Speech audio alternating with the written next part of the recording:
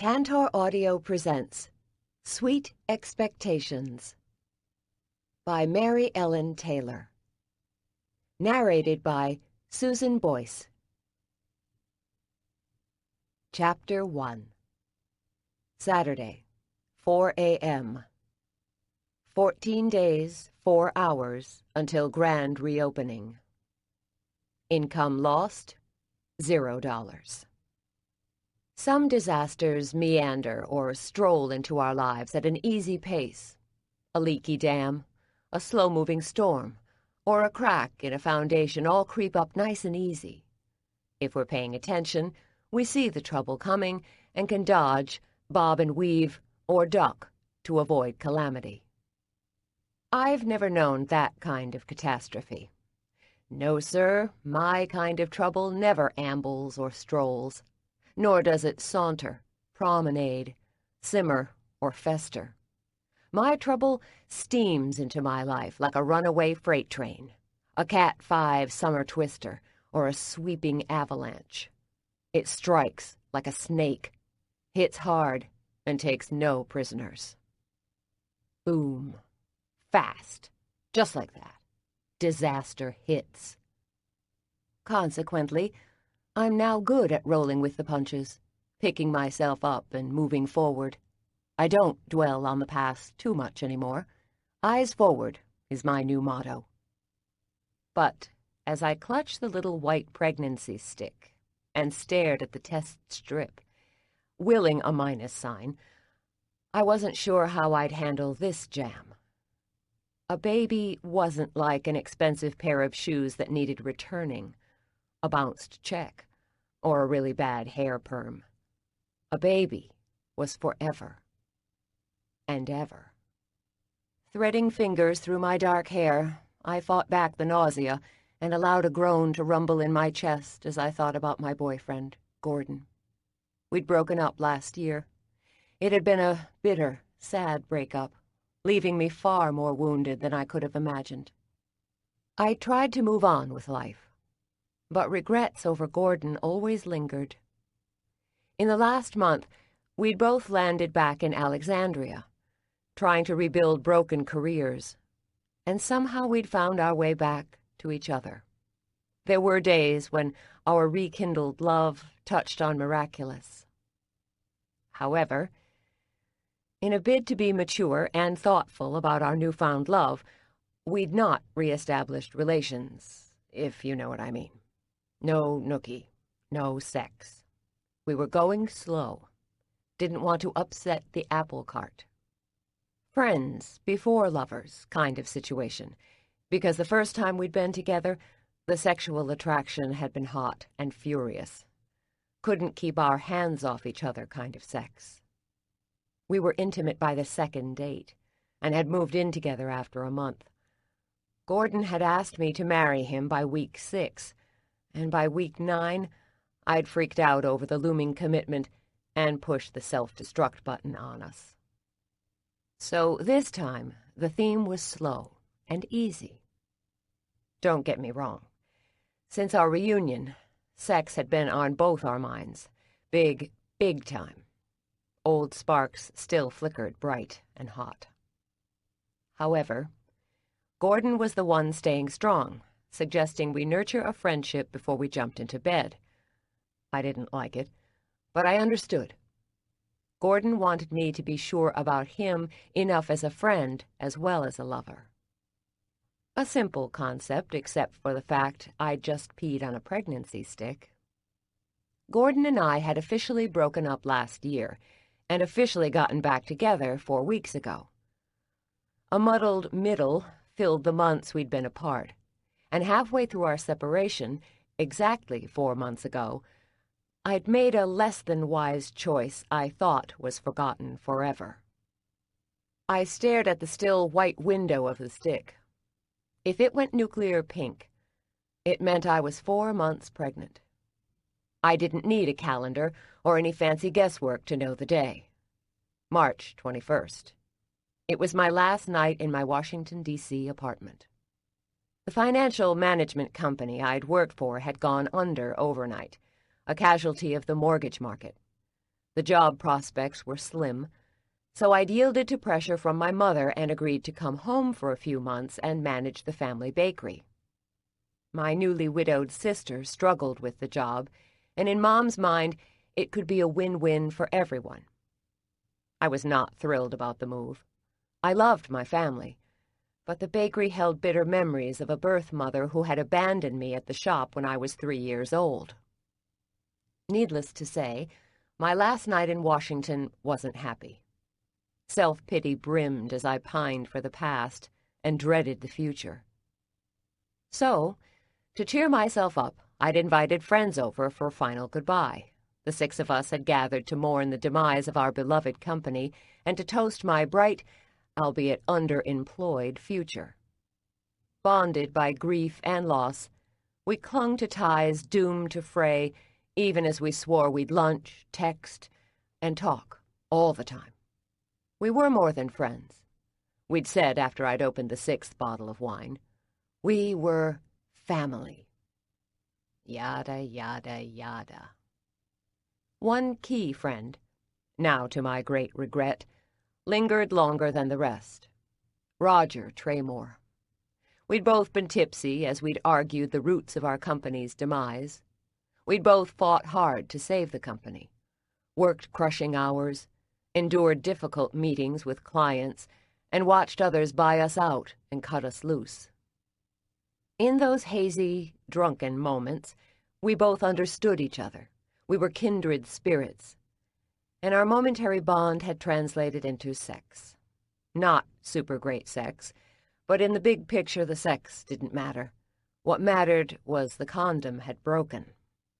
I'd been too drunk to worry, but when the sun rose, we'd sobered enough to realize the gravity of it all.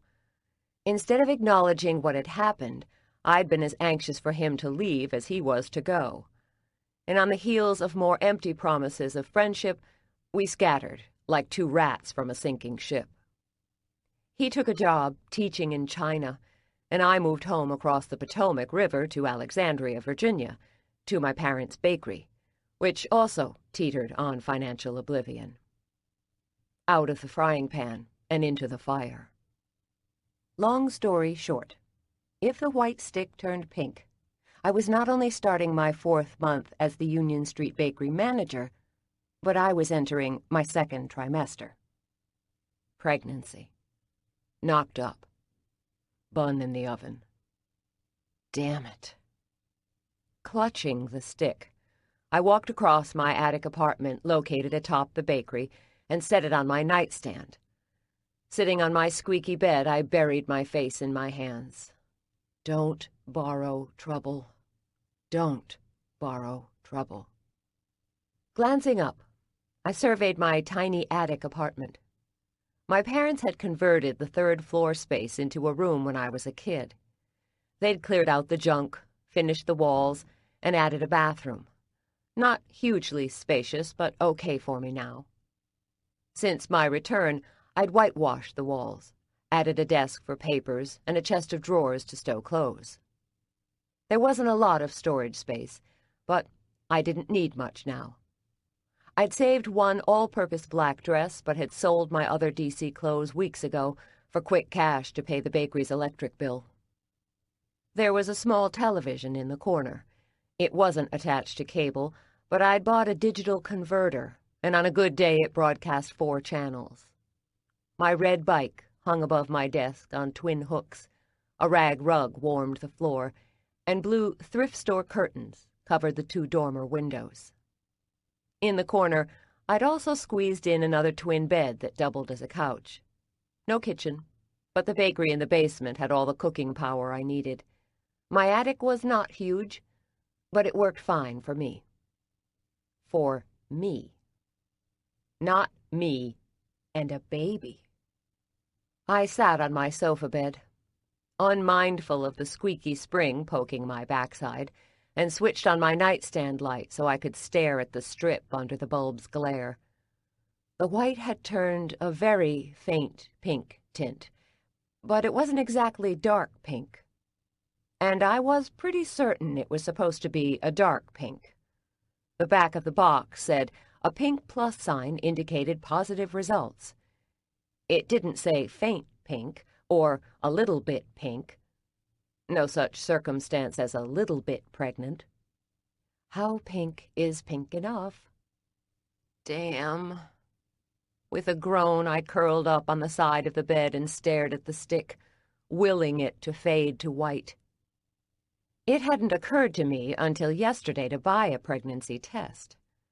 I'd been walking by the Potomac River on the trail, trying to settle my stomach and doing my best to figure out when I'd had my last menstrual cycle. I'd missed last month and the month before, but with the job loss and the transition, I chalked the delay up to stress.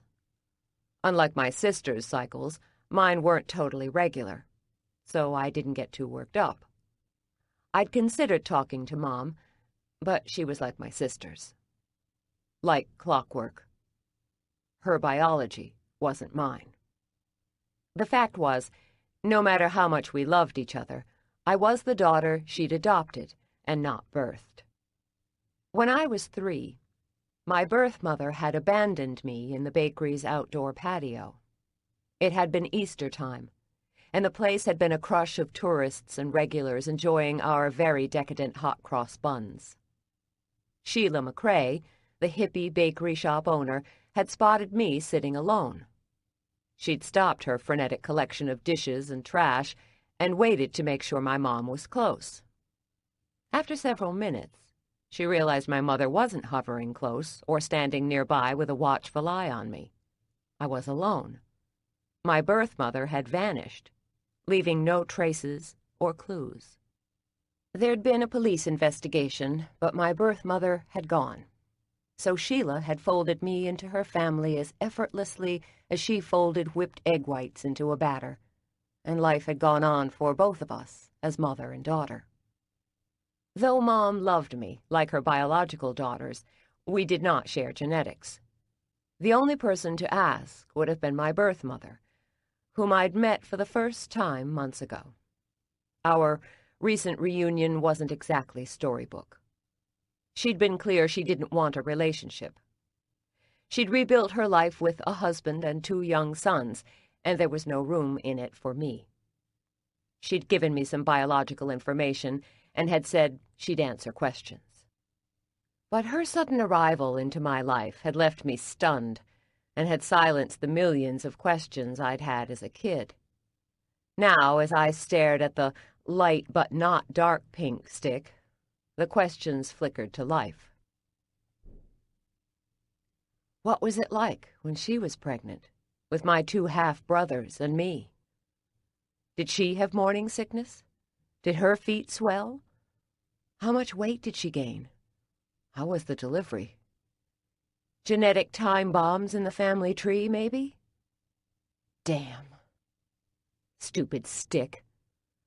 It had stirred up more questions for my birth mother, Terry, and more of my own unresolved emotions.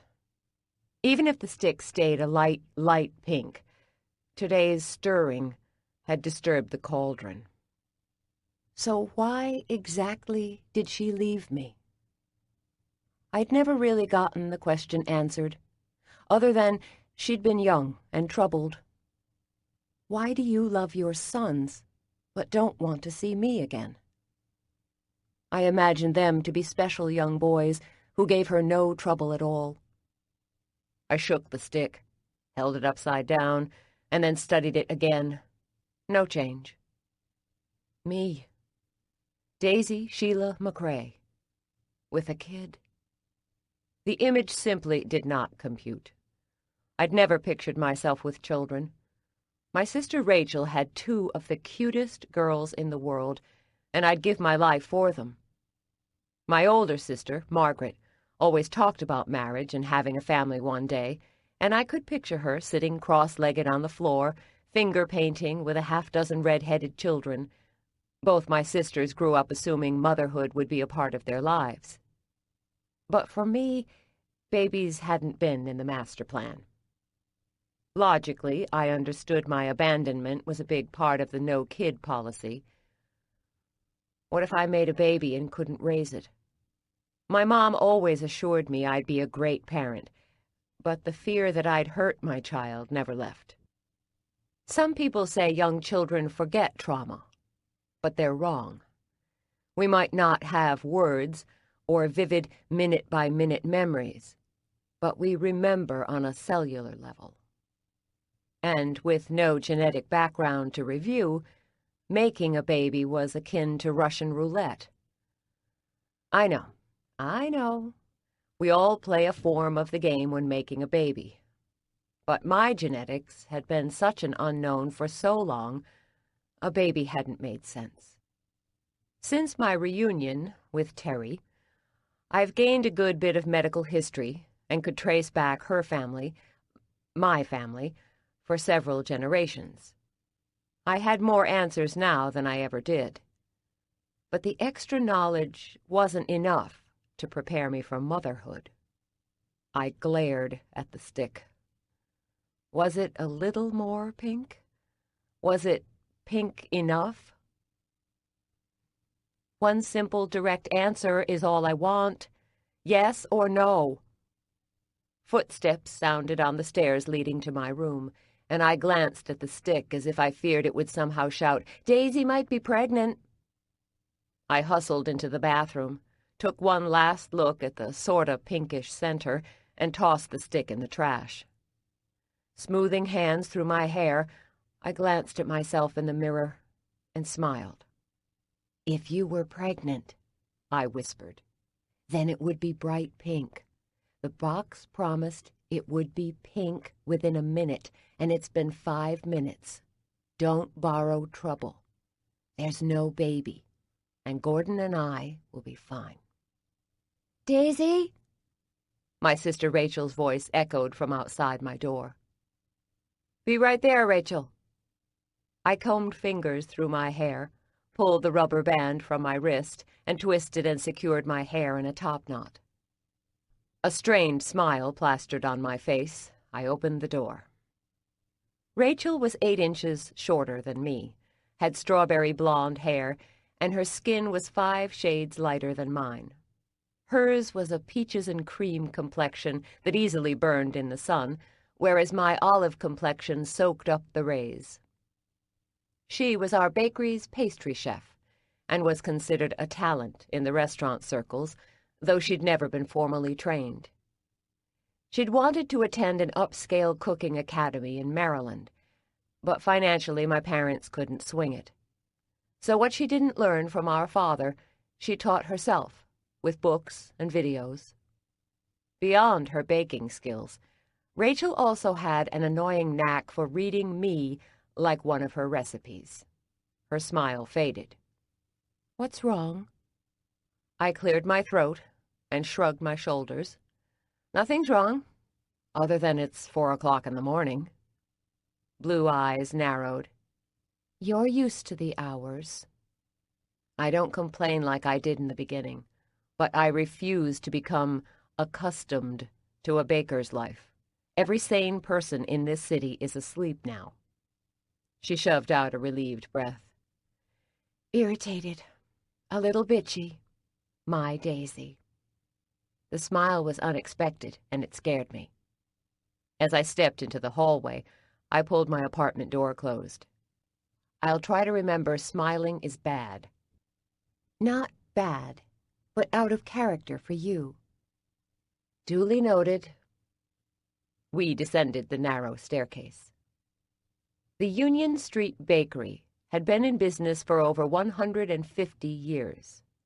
The original building had been located on Alexandria's shoreline, along the large wharfs, but had burned in a fire in the 1880s. Our great-great-grandfather, Sean McCrae, and his wife, Sally, had rebuilt the business and moved it to the current location on Union Street. They raised 5 children here, and there'd been a McCrae in this locale ever since. Whereas 50 years ago, a bakery had been a daily stop for most, that wasn't the case anymore.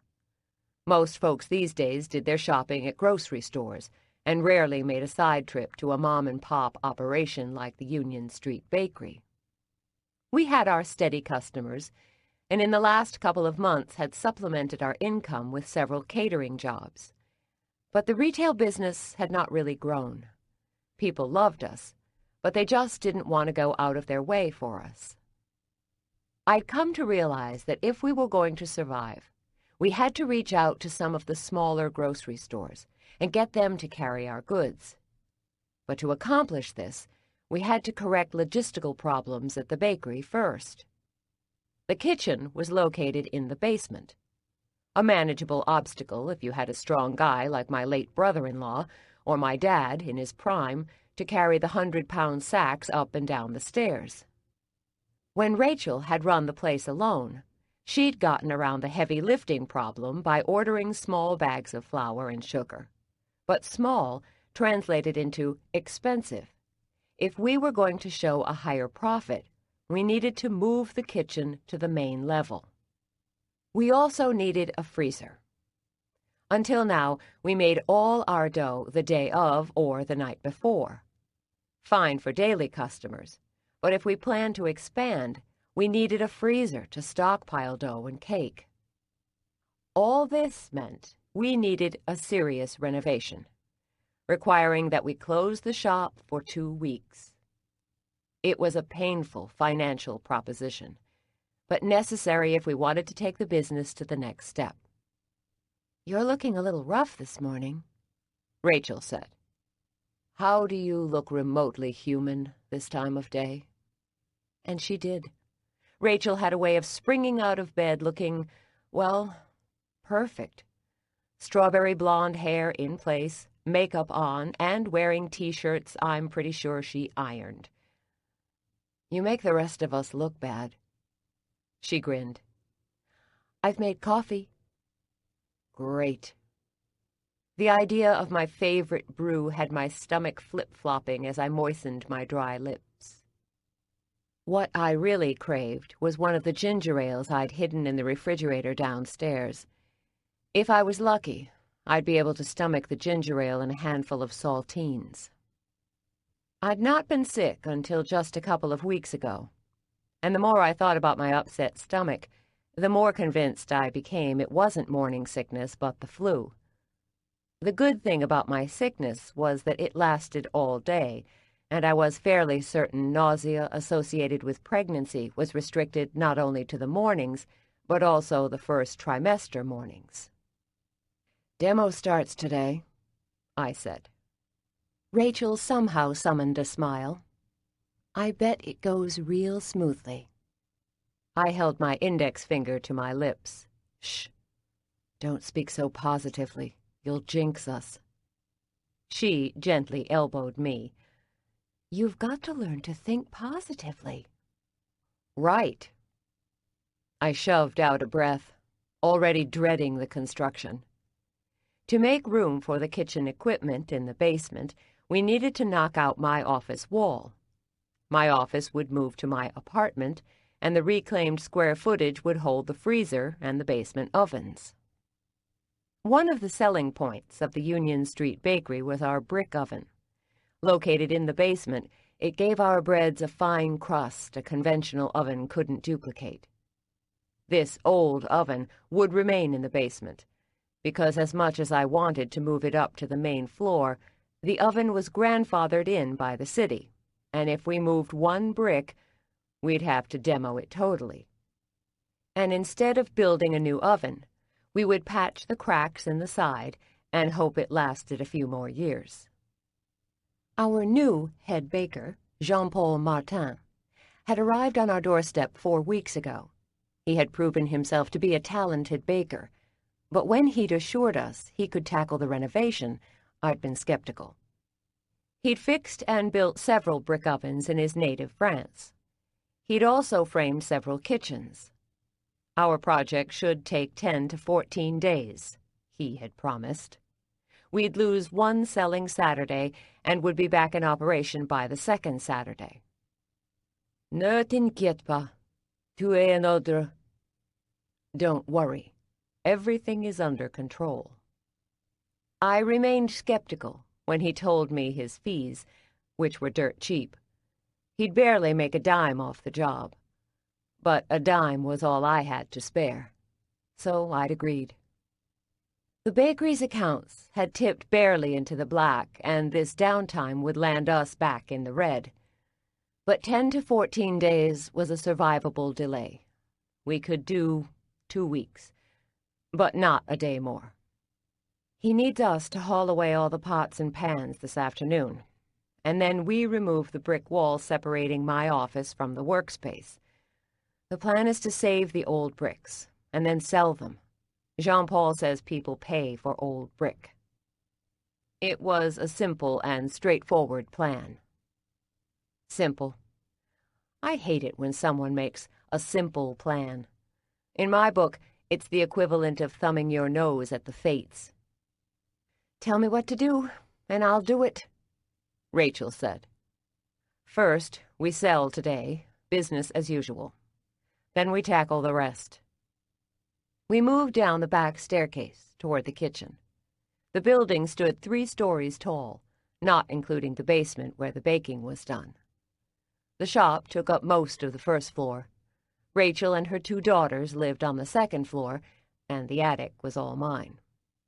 There were times when the girls were running and playing on the stairs so that the noise grew annoying, but I reminded myself this was how people lived 100 years ago, several generations under one roof. My dad had bought the building next door 30 years ago, when the city had fallen by the wayside and land was cheap. His friends thought he was crazy. They had been encouraging him to leave Alexandria, and he'd invested in more property. But Dad wasn't a quitter. And about that time, he and a handful of folks pushed for a new plan for Alexandria. It didn't happen overnight, but these days the city enjoyed a steady stream of tourism. More for sale signs had popped up on some of the retail shops, and last week there'd been a bankruptcy sale. But the city seemed to be holding its own. And if the bakery could get back up and running, we'd do the same. The sound of Jean-Paul's hammer striking brick reverberated up from the basement. Rachel cringed. "He said he'd wait until we closed at noon." Hammer hit brick. I winced. Maybe he's testing the wall. Preliminary wax. Her lips flattening. She shook her head. "He drives me crazy." My stomach tightened. The man is a master. He could bake wonderful bread out of the flour he sweeps up off the floor. But he doesn't stick to bread. He is telling me what pastries I should bake. Rachel had had issues with him last week over the menu. She'd wanted to keep several items her late husband had put in place, and Jean-Paul wanted them gone. I agreed with Jean-Paul, but had yet to tackle the menu with Rachel. The renovation had bought me some time, but the battle would tee up again when we reopened. We found Jean-Paul, a tall, wiry man with slicked-back dark hair, cigarette dangling from his mouth, poised over the basement brick oven. He had a chisel and hammer in hand, and he seemed to be studying the best angle of attack. "Jean-Paul, the city inspector will not let us alter the oven. If we do, then he will make us remove it." Jean-Paul's gaze remained on the oven. "I am taking out a brick or 2. The deal was no bricks. That is why I started early. I have never known an inspector to rise early, and by the time ours does, the repairs will be made, and no one will be the wiser." The smell of cigarette smoke and the coffee sent my stomach into somersaults, forcing me to brace. "Jean-Paul, no cigarettes in the kitchen." He raised his gaze, one eye squinting as the smoke trailed past. "It's not a kitchen today." "It's still a kitchen for a few more hours. Put it out." My stomach tumbled as I moved to the large stainless steel refrigerator and pulled an ice-cold ginger ale from the back. I popped the top and sipped carefully. The cool liquid soothed my throat, and for the moment my stomach handled it. Yesterday, I drunk the soda too fast, and it had come up within a matter of minutes. My stomach didn't love the first tentative sips, but had also not rejected them. Maybe my stomach's acceptance of the ginger ale was a sign. Maybe this was indeed the flu, and my panicked trip to the drugstore last night was all for nothing. Please, oh please, oh please. Rachel poured herself a cup of coffee and eyed me over the rim. So what is going on with you? You have too much to drink last night? I pressed the cold can to my head. Yeah, too much to drink. I'll be fine. She sipped, studied, and looked ready to comment when Jean-Paul struck his hammer into the mortar. The strike was hard and loud and made us both jump. How many more bricks? I shouted. 6, maybe 10. No more than 20. 20 bricks. I pressed the cold can to my cheek. That will ruin the oven. He shook his head. This is for me to worry about. You two must get ready for the day. A heavy weight pressed on me, and for a moment, unbearable worry tightened around me. The old oven had served this bakery so well for 60 years, and he was dismantling it bit by bit. Don't screw up my oven. He grunted, raised his hammer to a stone, and then seemed to think better of it before moving to another section. Since the spring, I'd had a lifetime worth of change. This might not be my dream life, but it was my life. I wanted this renovation done as fast as possible so that everything would settle. I wanted the bakery to keep growing and improving. I wanted numbers, once red, to stay black, and pink to remain white. Gordon to keep on loving me. I didn't want more change.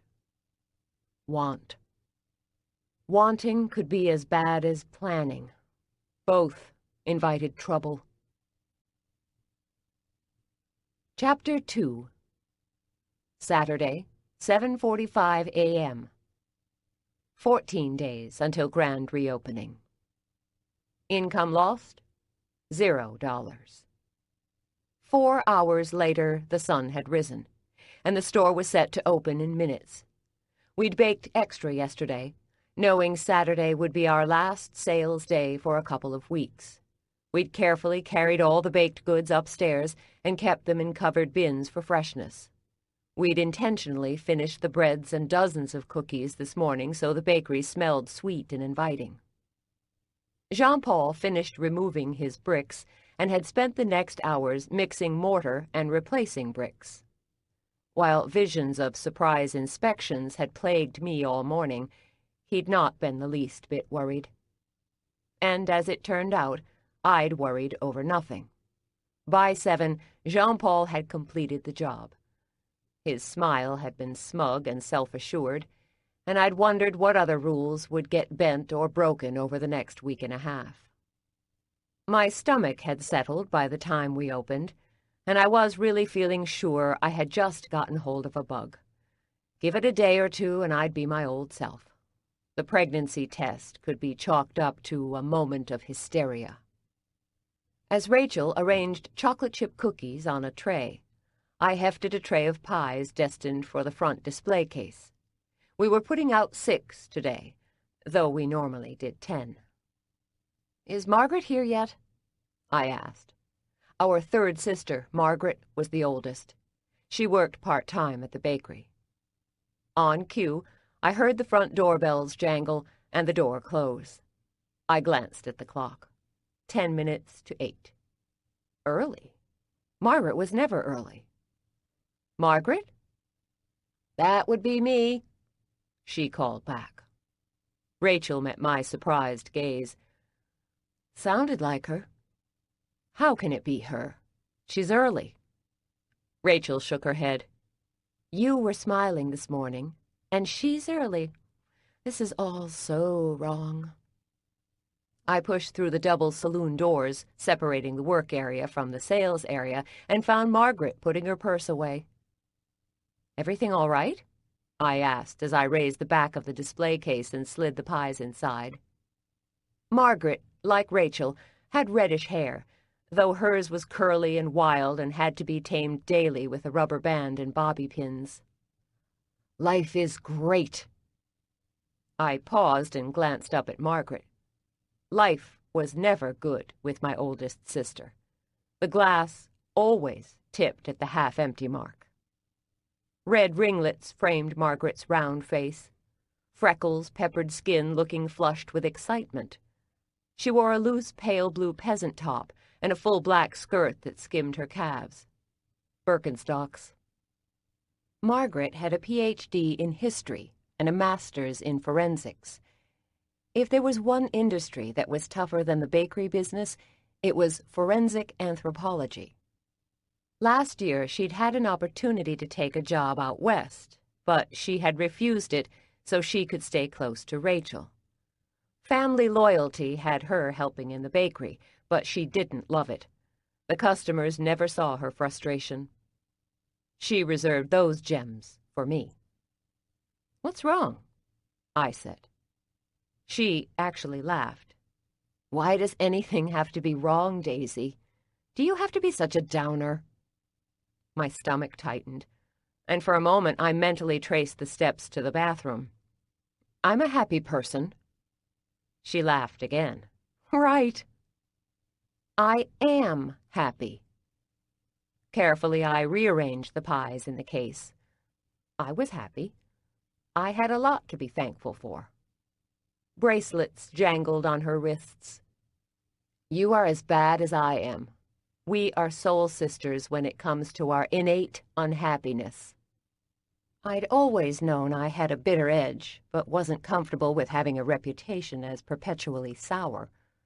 Suddenly, unsettling images of me as an old, wizened bakery woman flashed. "So why are you in such a good mood today?"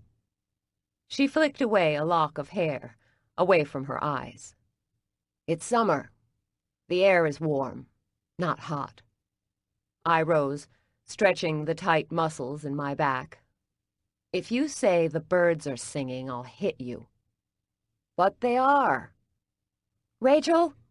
I shouted. "Come here, quick!" Rachel quickly appeared above the saloon doors, a look of alarm on her face. "What's wrong?" I jabbed my thumb toward Margaret. "Margaret has been kidnapped. I don't know who this is, but it's not Margaret. She says the birds are freaking singing." Rachel's confused gaze danced between Margaret's smiling face and mine. "She looks like Margaret." I shook my head. "Look closer. There's a twinkle in her eye, and there's a grin on her face." Rachel's brow knotted. "You were smiling when I first saw you this morning." I shook my head. "Mine was fake. Hers is real." Rachel studied Margaret's face, and when our sister grinned, retreated a step. "Should I call the cops?" Margaret laughed and shook her head. "You too. You act like I'm never happy." "You aren't," Rachel said. "I can't argue," I said. "We match each other, foul mood for foul mood." I folded my arms over my chest. "What gives? You meet a guy. This some kind of sexual euphoria?" "No," Margaret said. She didn't laugh again, but her eyes still danced. "Really, Margaret," Rachel said, all humor gone. "What gives?" Rachel, our cheerleader, could find a rainbow in a room full of manure. But since Jean-Paul's arrival, her temper had shortened, and her smile had grown a tad brittle. Margaret reached for her green Union Street Bakery apron and carefully pulled it over her head. We both watched and waited as she crisscrossed the apron strings in the back and tied them in a bow in the front. "I've kinda been offered a dream job." My heart slowed a beat. With the three of us, the bakery had run well. Rachel baked, I managed the money, and Margaret handled customers. We were a three-legged stool. I summoned a smile, swearing I'd not let my mind go to the disaster place it liked to scurry when change occurred. So where is the job? Her eyes brightened. It's an archaeology dig up on the Chesapeake Bay, in St. Mary's County, Maryland. That's about an hour north of here. I calculated the miles, the traffic, and the lost hours behind the counter. An hour away wasn't the end of the earth, and I was thinking this gig, like many of the other history jobs, would be part-time. Good history positions were so rare. Basically, someone had to die for a slot to open. So what would you do? Rachel asked. Margaret rubbed nervous hands over her apron. An old pre-Revolutionary War community has been discovered. The dig has already started, but they need extra hands. So is this a volunteer job? I said. Not exactly. The gal heading it up has to take a leave. She's pregnant and has to go on bed rest. She shook her head. Who in their right mind would get pregnant during the dig season? God, contraception, anyone? I folded my arms over my chest. So you'd be there for the dig season? Or maybe longer. I knew enough about archaeology digs to know the season had started in March and would extend to early December. So you would leave when? Today would be my last day. A rush of air escaped from Rachel's lips. I know this is very short notice. Doubt mingled with Margaret's euphoria. I know I'm leaving you in the lurch. I know that. But I swear this is the best job ever. I shoved back a pang of jealousy. I'd had a great job until the financial company I'd worked for had blown up. I'd made great money, wore designer suits. People sat a little straighter when I entered a room. Now I worked 80-hour weeks, either in hot kitchens covered in flour and icing, ringing a register, or balancing a lopsided budget. Sarcastic comments danced in my head, but I refused to unleash them. As much as I wanted to bust Margaret for her lack of notice, I didn't. Couldn't. This was a dream for her. So can we at least throw you a going-away party tomorrow? Relief rushed past Margaret's lips in a rush. I have to be on site Monday morning. Then it will be tomorrow afternoon. I faced Rachel. We can do a little something tomorrow afternoon, right? Unshed tears glistened in Rachel's eyes. Her bottom lip quivered, but still she nodded and smiled. Great. Margaret pursed her lips. I wouldn't have taken this, Rachel, if Daisy wasn't here. I know the two of you can manage. Rachel cleared her throat. Of course. She turned and vanished into the kitchen. Margaret moved to follow. I blocked her path. It's okay. Let her go. She's been wound tight lately. Worry erased her happiness. What's going on with her? Jean-Paul is insisting on changes, and it's upsetting her, and the renovation is not helping. Silver bracelets jangled from Margaret's wrist as she tugged at a key-shaped earring. She's the boss. If she doesn't like it, then she should tell him so. That's not her style. Maybe it should be. I know. You know. But this is about more than changing menu items. The latest menu was Mike's. Margaret rolled her eyes. Doesn't mean it was great. I mean, Mike could bake, but he wasn't the expert. I didn't like all his choices. Mike had been a talented baker and seemed to be the perfect fit for Rachel. He liked to make decisions, and she was happy to let him. Their relationship wouldn't have worked for me or for Margaret, but it worked for them. Since his death, Rachel had been hurled out of her comfort zone and forced to make tougher choices. So far, she'd not done so well. Don't worry about it. I'm here, and Rachel and I will figure this all out. I'm leaving you in a terrible spot. Not really. You've done a lot to keep the bakery going, carried the load when I didn't. Let me worry about it for a while. Margaret tugged at the apron strings. I didn't think I'd feel this guilty about leaving. The place has a way of sucking you in. So what are you going to do? This isn't your forever kind of place. I figured sooner or later you'd job hunt in New York or on the West Coast. I'm going to give the bakery a full year. See it through the renovation and the wholesale transition. When did you decide this? I glanced around the shop at the cookies in the display, the cupcake clock on the wall, the blue trim needing fresh paint. When we committed to the renovation. So you're going to stop looking for another job? Surprise and doubt wrapped each word. My defenses rose. A year isn't forever, Margaret. And if the right job came along, I'd sure look at it. You mean like opportunity knocking on the door? Something like that.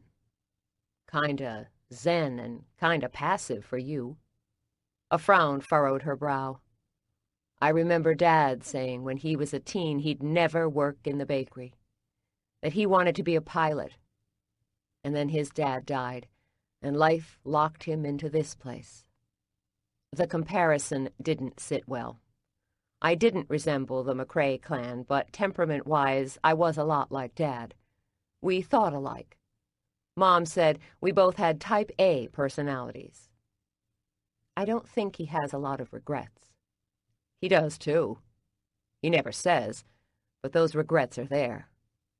I don't want you to end up with regrets, Daisy. Dad said he was happy with his choices. Had he simply fooled himself like I was trying to now? My stomach gurgled. Right now, I could not think that far ahead. Let me get through the next 2 weeks, and then I'll worry about the rest of my life. You take this job. In fact, consider yourself fired as of noon today. Margaret laughed. Fired? That's right. We want you out. I wagged my finger at the front door. Don't ever darken our doorstep again. Margaret tapped a ringed finger against her thigh. And if it doesn't work out or last? It will. Better she think of this as a one-way ticket. Trapdoors, outs, and nets had a way of making us not try as hard. Now, would you flip the sign to open? Customers should be here soon. She moved toward the door and spun the sign around. I thought I was fired. Like I said, you are fired at noon. Margaret stopped and stared at me for a long moment. What? I grumbled. Thanks. This time, my smile was real. You're welcome. I'd barely slipped on my apron before the first throng of customers arrived. Saturday was our busiest retail day. Folks who'd denied themselves sweets all week arrived ready to sin and enjoy. Some planned ahead for Sunday after church meals, and others were the random tourists who'd found us. Weeks ago, Rachel and I had visited all the area hotels within walking distance and handed out samples and offered a 10% discount to hotel guests. The ploy seemed to be working, which made me all the more frustrated by this much-needed closing. I'd planned to renovate and move the kitchen in September or October, but when the wholesalers agreed to give us a try, I knew I needed to have the new operation in full swing by fall. Again, plans and me, we didn't fare so well. As Margaret welcomed a customer, I turned toward the saloon doors leading to the back. As I took a step, an odd wave of energy passed over me. Cold, frigid. It took my breath away, and for a moment I froze, not sure what was happening. Maybe more flu-like symptoms, but this didn't feel so physical. The sensation was dread, mixed with a jolt of energy. As my head spun, I imagined the floor under me shifting. The sounds of Margaret and the customer faded, and the loneliness enveloped me. Instinctively, my hand slid to my unsteady belly. I was going to be sick. Stumbling forward, I pushed through the saloon doors and hurried up the back staircase to my room. I made it to my bathroom seconds before I threw up. After the nausea had passed, I sat on the bathroom floor, my eyes watering and my head aching. I leaned my head back against the tiled wall. This is such bullshit. Such bullshit. Whatever was going on with me needed to stop. I did not have time to be sick. And I sure as hell did not have time to be pregnant. I'm not sure what drew my gaze to the trash can, but there it was, catching the edge of the pregnancy test strip. Absently, I reached for it so I could stare at the light pinkish window, which had refused to confirm a pregnancy this morning. When I looked at the strip, the color was no longer a light pink. It was dark pink, plus sign. A really dark pink plus sign. I blinked, shook the test strip as if a hard jolt would dilute the color, and then looked at it again. The plus remained as bright and pink as before. Weren't these tests no longer valid after 20 or 30 minutes? I fished out the box and read the back instructions, thinking maybe, just maybe, the plus meant something other than pregnant. Quickly I scanned the tiny type. I found in bolded letters, results. A negative sign meant no pregnancy. A plus indicated pregnancy. The instructions had the good sense to remain neutral and oddly calm, though it could have said, "Daisy, you dumbass, you are 34 years old, and you are by no stretch a virgin. So how the hell did you get pregnant? You know better." Clutching the strip in my hand, I leaned back against the wall and closed my eyes. Tests like this weren't perfect. There was at least a 10% margin of error. I was fairly certain. The definitive test, according to Rachel, was a blood test. Clutching the strip, I swore. Why couldn't you have given me a straight answer in the time listed on the back of the box? Then I'd have a real answer. Not a maybe yes. Maybe this is a bad test, yes. Shit. I thought about another drugstore test, but I couldn't imagine doing this all over again tomorrow morning. No more dime store tests, which could have been left in the rain, heat, or cold by a hapless delivery truck driver. Yeah, the test was faulty. Yeah, faulty. The blood test would prove once and for all that I was not pregnant. Rachel's smile was as brittle and fragile as spun sugar, which was as easily admired as shattered. As she boxed up assorted cookies for a mother with 2 toddlers screaming to be let out of their double stroller, she tried to imagine herself at a beach. Soft sand, cool breeze, the sun on her skin. But as hard as she tried to summon the image, she could not. She'd not been to the beach since high school, and when she'd been there, it had been with Mike. They had barely started dating. She'd been a cheerleader. He'd been on the football team.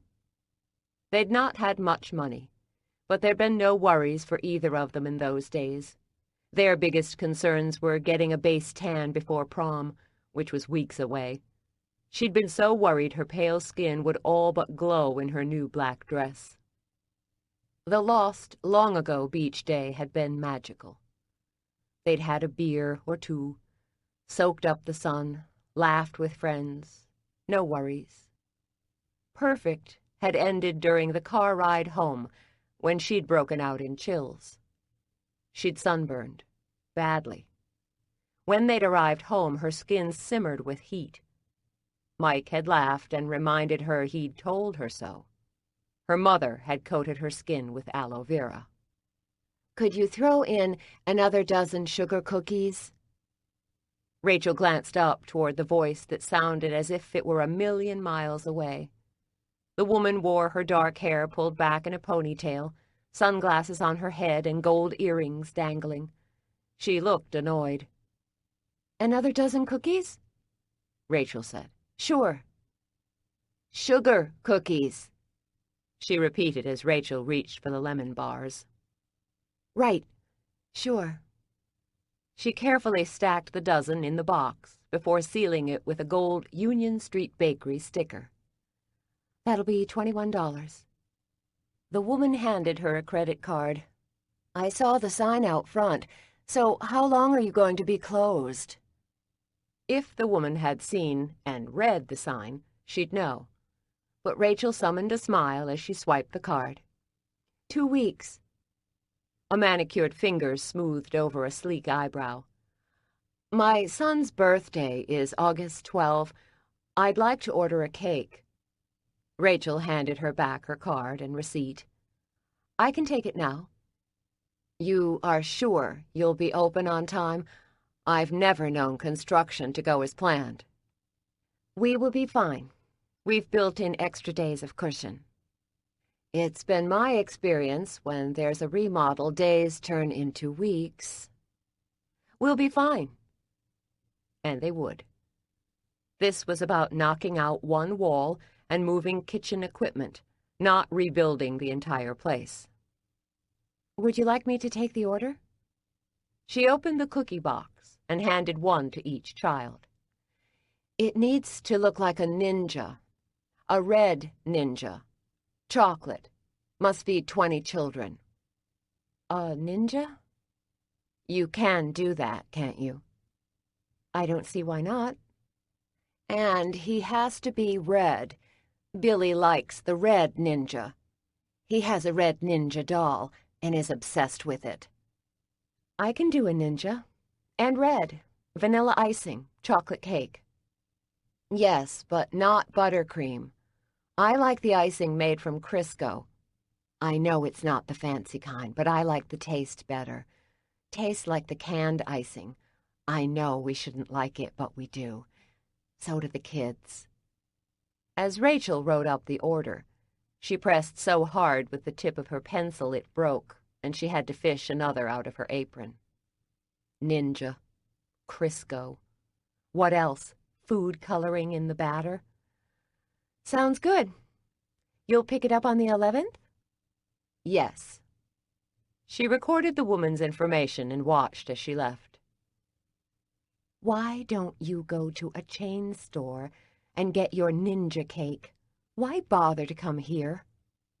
Margaret glanced up from the register. What are you mumbling about? People who come to a specialty bakery wanting their cake to taste like the ones in the grocery store. Margaret looked unworried. Money is money. Does it matter as long as they pay? Rachel glared at Margaret. I feel like a cake whore who mixes up whatever to keep the customer happy. Cake whore? Margaret cocked her head. That doesn't sound like you. Rachel could see the surprise in her sister's gaze, but didn't really care. What am I supposed to sound like? I don't know. Happy, I suppose? Daisy and I are the bitter, grumbly ones, remember? You are supposed to be the happy one. Maybe I don't feel like happy.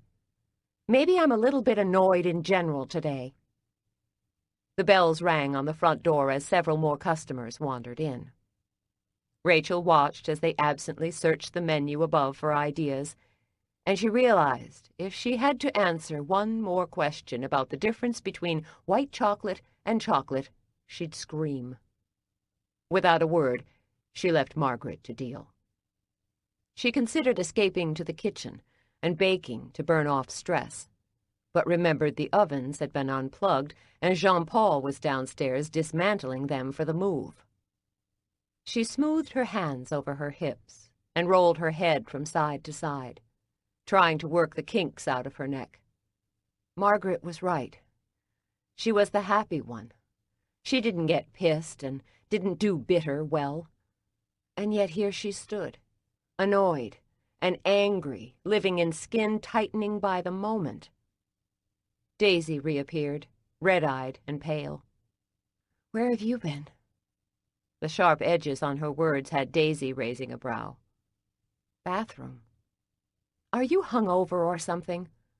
Gordon's been gone since Thursday night on his bike trip, and you're not the type to sit in your room and drink alone." Daisy moistened her lips. "It's less like a hangover and more like something. A bit of a bug, I think." Immediately contrite, Rachel struggled with her anger as if she didn't have the right to express negative emotion with anyone, especially Daisy, who had damn near ridden to her rescue months ago. "You need to hang back when we pack and move equipment." "No, I'm good. I already feel like I'm on the mend." Daisy glanced at the clock on the wall. T-minus 15 minutes. And the bakery closes for 14 days. Margaret out front?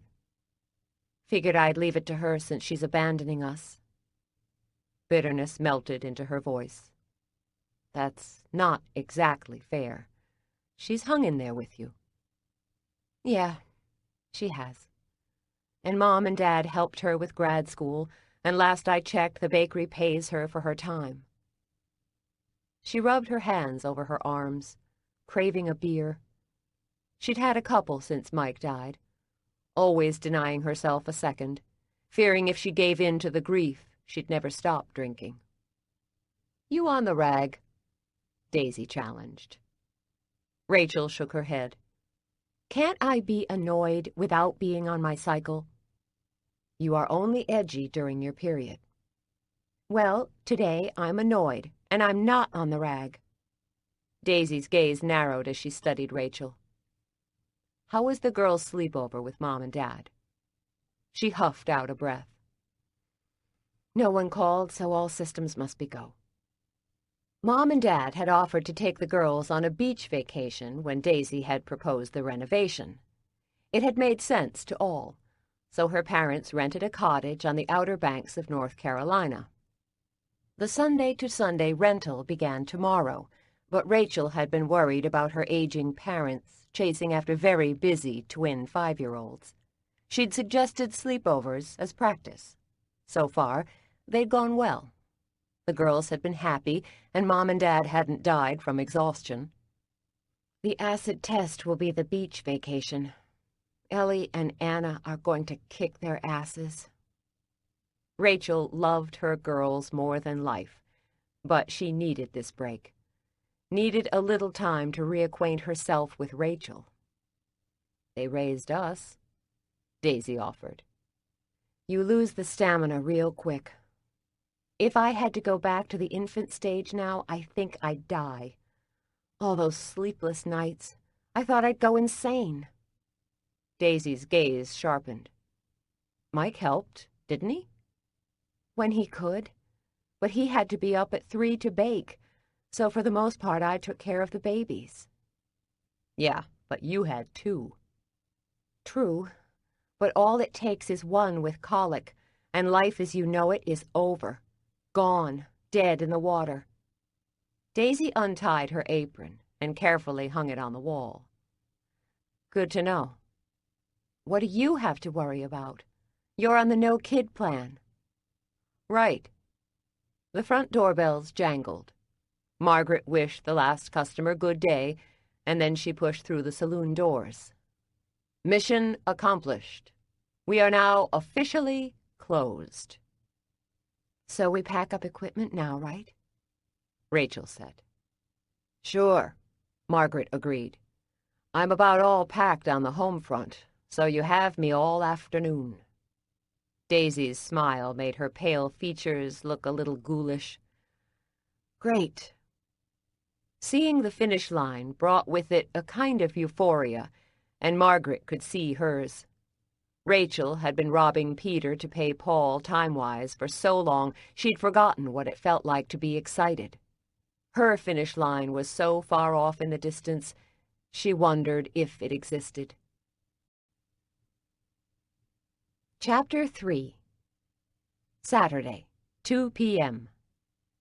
13 days, 22 hours until grand reopening.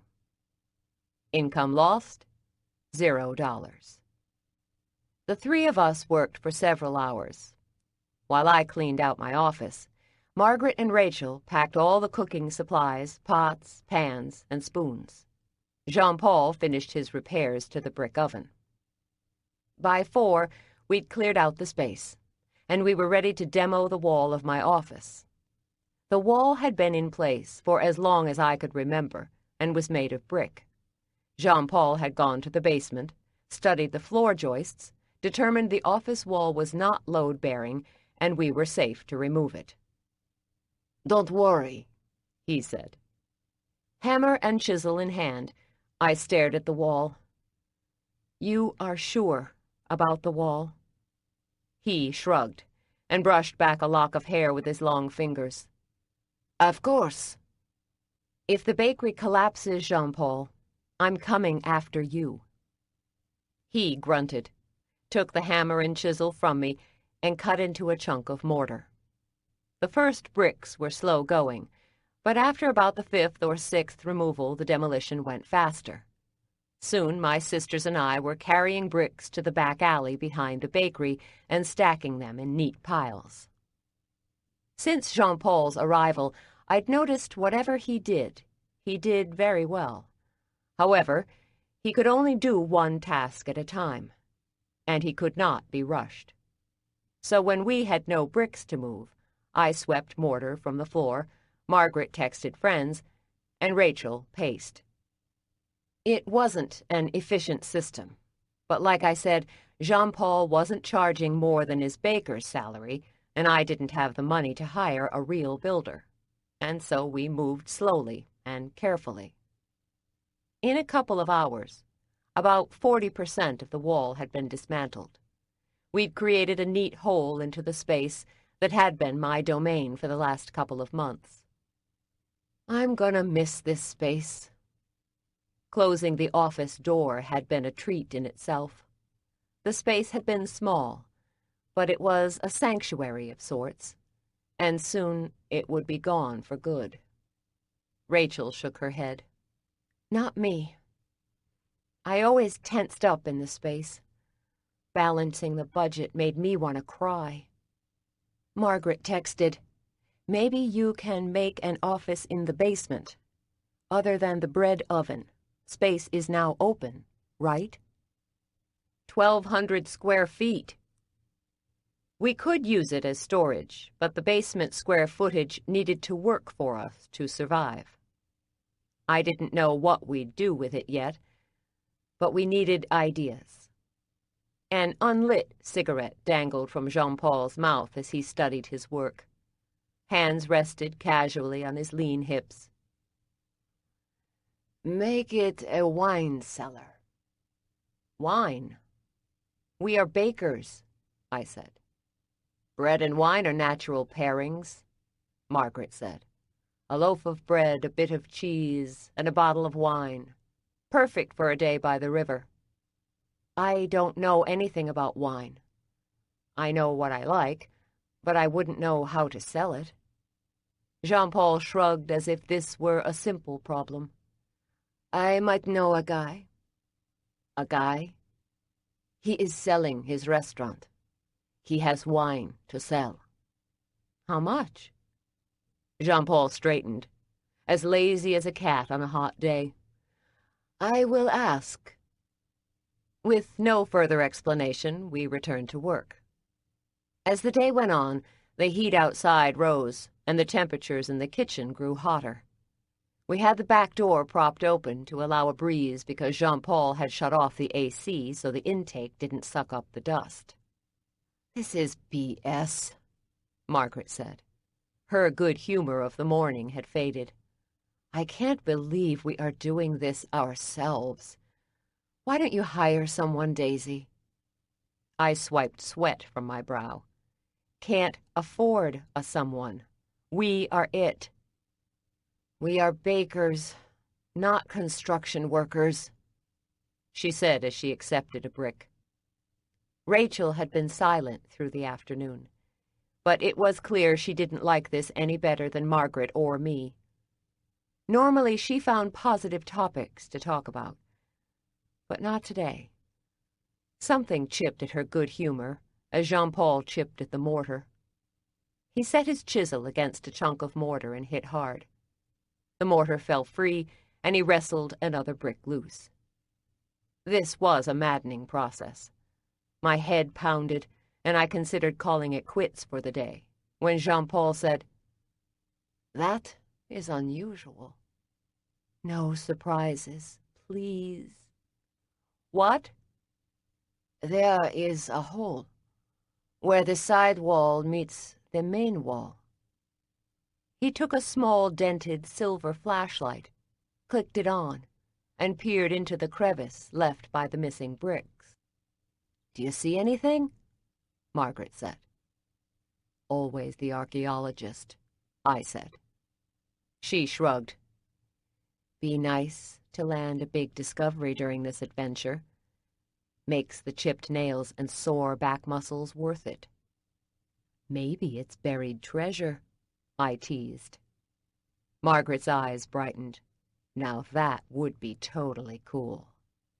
"I hope whatever it is," Rachel said, "it's worth a ton of money. Then we can hire someone else to do this, and we can go on vacation with Mom, Dad, and the girls." "Poverty is a drag," I said. When I'd first rejoined the bakery, I'd seen the income issues as an exciting challenge. I was sure I could come up with a scheme to turn this place around and make real money. I'd slashed costs and turned a very marginal profit, which was enough to pay the quarterly taxes and cushion us for 14 days of downtime, hardly setting the world on fire. When I'd been in finance, the money had been great, and I'd spent it freely, enjoying all the fruits of my labors. I'd assumed the job would always be there, and the money would keep rolling into my bank account. I cringe now when I think about how much I'd spent on shoes and eating out and trips. If I'd saved 20%, I'd have no worries now. But I'd pissed it all away on crap. And now the job had vanished, and I was here, schlepping bricks in the heat. Jean-Paul ignored us, as he always did, peering inside the hole.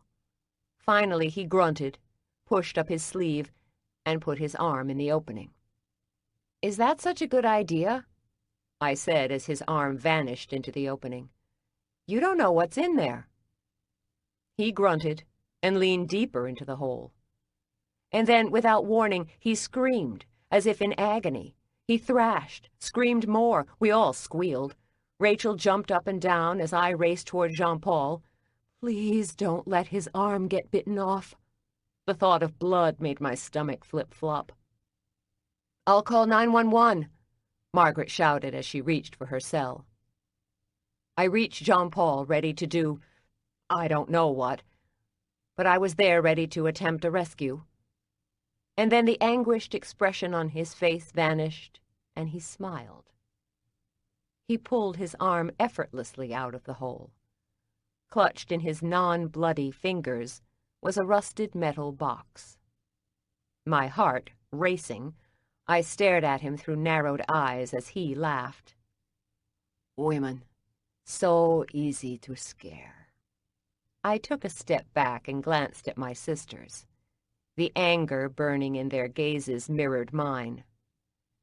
"Should we kill him fast or slow, ladies?" "Definitely slow," Rachel said. Her cheeks remained flushed, and her eyes were wide with lingering worry. "Super slow." Margaret tucked her phone back in her rear pocket. Chuckling, Jean-Paul handed me the box and then glanced up at the clock on the wall. "It's 5. Time to stop." Thank God. I can now crawl into bed and focus on not throwing up. However, despite my first reaction, I said, "What do you mean, stop? We have hours of daylight." One of his thick brows arched. It's a beautiful day, and I've plans with friends. Friends? You moved here a month ago. I'd lived here my whole life and had, well, no friends other than my sisters and Gordon. I wasn't sure if my current circumstance was my fault or the bakery's. Another casual shrug lifted his shoulders. It is not so hard to make friends. Instead of summoning a rebuttal, I glanced at the box. What is it? A box, Jean-Paul said. Thanks. I did figure that much out. He reached in his pocket for his rumpled pack of cigarettes and headed toward the back door. Until tomorrow. As he vanished out the door, Margaret peered over my shoulder. Open it. Rachel pushed her hand through her hair. If we're knocking off, I'm headed upstairs. I want to make sure Mom packed everything the girls need. Don't you want to see what's in the box? Margaret said. Rachel waved a tired hand. Pass. Suit yourself, she said. As I went to the refrigerator, peeled back the plastic now covering it, and pulled out a ginger ale, she opened the box. Rusted hinges squeaked and groaned. I popped the top and savored several small sips. What's inside? Looks like recipes. Recipes? As the liquid hit my stomach, it lurched. I refused to get sick again today. No gold? She shook her head. No gold, silver, or precious gems. Old recipes and... She fished her fingers into the box. A set of dog tags. Dog tags? For who? Margaret squinted and studied the embossed lettering. For, Walter F. Jacob. Who would put a box of recipes in a wall with a set of dog tags? This wall must have been installed in the early 1940s, so this must have been put in as it was being built. Yeah, but why? A mystery. Margaret handed the box to me, which I do not have time to consider. I've friends to meet for drinks at 7, and it would be nice to take a shower before I meet up with them. I traced my fingers over the dust coating the top of the box. Sure, fine. Leave me alone. Margaret arched a brow. Is self-pity lingering under those words? Really, Daisy, that's beneath you. Wallowing wasn't my usual way, which meant I should be entitled to it once in a while. What if it is? Margaret rolled her eyes. Whining does not become you, Daisy. You love solitude. Not always. Where's Gordon? I traced my finger through the dust on the box. On a 100-mile bike ride in the Shenandoah Valley with a group of tourists from Japan. 100 miles? I know, crazy. But he loves to ride, and his adventure extreme tours are becoming popular. Margaret scrunched up her face as if she'd bitten into a lemon. Popular with who? Masochists? That's not exercise, it's torture. You're preaching to the choir. She shrugged off her apron and hung it on a peg by the door. So are you two getting kind of serious? My smile masked my panic. We're trying to be friends. A new and different approach for us. I mean, I have guy friends, and I know you've had one or two, but you were going to marry Gordon at one point. Yeah, but the engagement was rushed. We moved too fast. Gordon had never considered our pace fast. The speed had been my complaint. He is cute. I smiled as I sipped more ginger ale. Yes, he is. Better grab Gordon, Daisy. He strikes me as a keeper. Yeah. I thought about the dark pink plus sign on the pregnancy test buried deep in my bathroom trash can. How would I explain this to him? How could I tell a guy I really loved I was pregnant with another man's baby? He is. When will he be back? Monday. When he'd left a couple of days ago, I'd been sorry to see him go. Now I was glad for the break. I had to find a doctor and get a blood test, so by the time he returned, I knew one way or the other about the pregnancy. I tried to think good thoughts about flu and food poisoning. Well, if you two decide to take your relationship up a notch and tie the knot, call me. You getting hitched is an event I'd like to see. I imagined us standing by the Potomac, saying our vows. No one is getting hitched anytime soon. Never know. She gave me a quick salute. So, are we doing the going-away party tomorrow? We are. Mom and Dad shove off with the girls in the morning, so let's shoot for 5. You, me, and Rachel. We'll walk to a pub and drink like we did when we were teenagers. I offered a thumbs up, already knowing if I drank a drop of wine, I'd throw up. Right. See ya. Alone in the dusty kitchen, I stared at the hole and thought about the wall that had stood guard here all my life and provided a refuge office for my grandfather, my dad, and me. And now it was gone. The front doorbells of the bakery chimed, and I cursed Margaret for not locking the door. One fact I discovered about retail was that no matter what time of day or year, if the front door was unlocked, someone assumed we were open. I pushed through the saloon doors to find an attractive man dressed in dark pleated pants, an ironed monogrammed white shirt, and expensive tasseled loafers. I recognized him from my financial days and the 5 or 6 custom orders he'd placed with the bakery. Chocolate espresso cake. Simon Davenport. He was on the verge of launching a new development near the river, and the Union Street Bakery had done some catering for him in the last weeks. Nothing large yet, but the stream of business had been steady. And best of all, he paid on time, and his checks always cleared. Reaching for a towel behind the counter, I wiped my hands.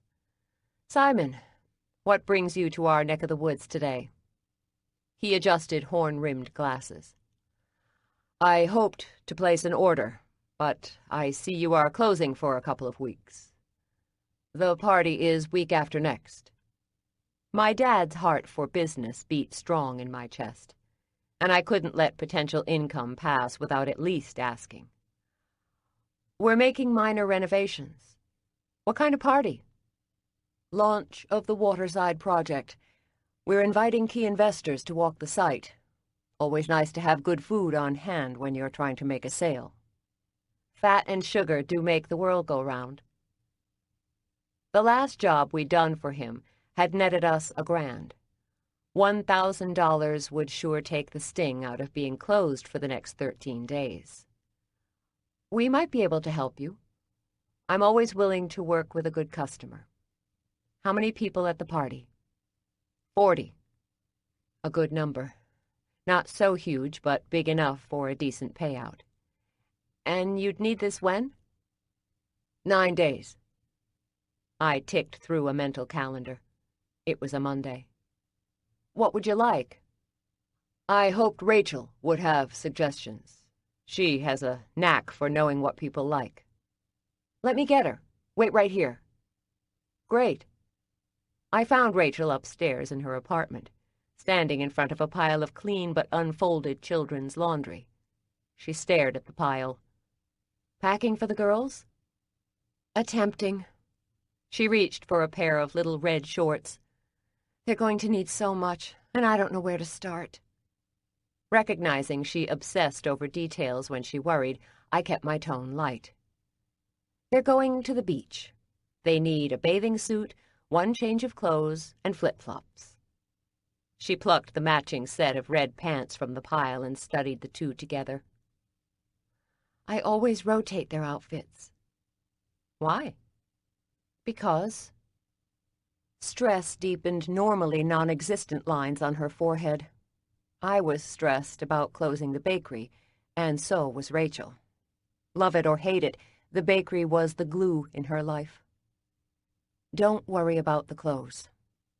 Keep it simple. You know, Mom. The girls will likely wear the same clothes the whole time. Like when we were kids. She'd wash our clothes at night and have them ready for us in the morning. A grim smile tugged the edge of her mouth. We looked like urchins half the time. We were well fed, and the clothes, though they might not have matched, were clean. And we survived, like the girls will survive a less-than-perfect fashionable week. I jabbed my thumb toward the door. Simon is downstairs, and he wants to place an order. We are closed. Not for a good client. He wants to talk to you. She clutched the red pants close to her chest. Where will I bake? Find out what he wants, and we'll take it from there. We can always bake in your apartment or Mom's kitchen. That's not right. Rachel, he's waiting. Let's go, now. She looked up at me, her expression so glum it took me aback.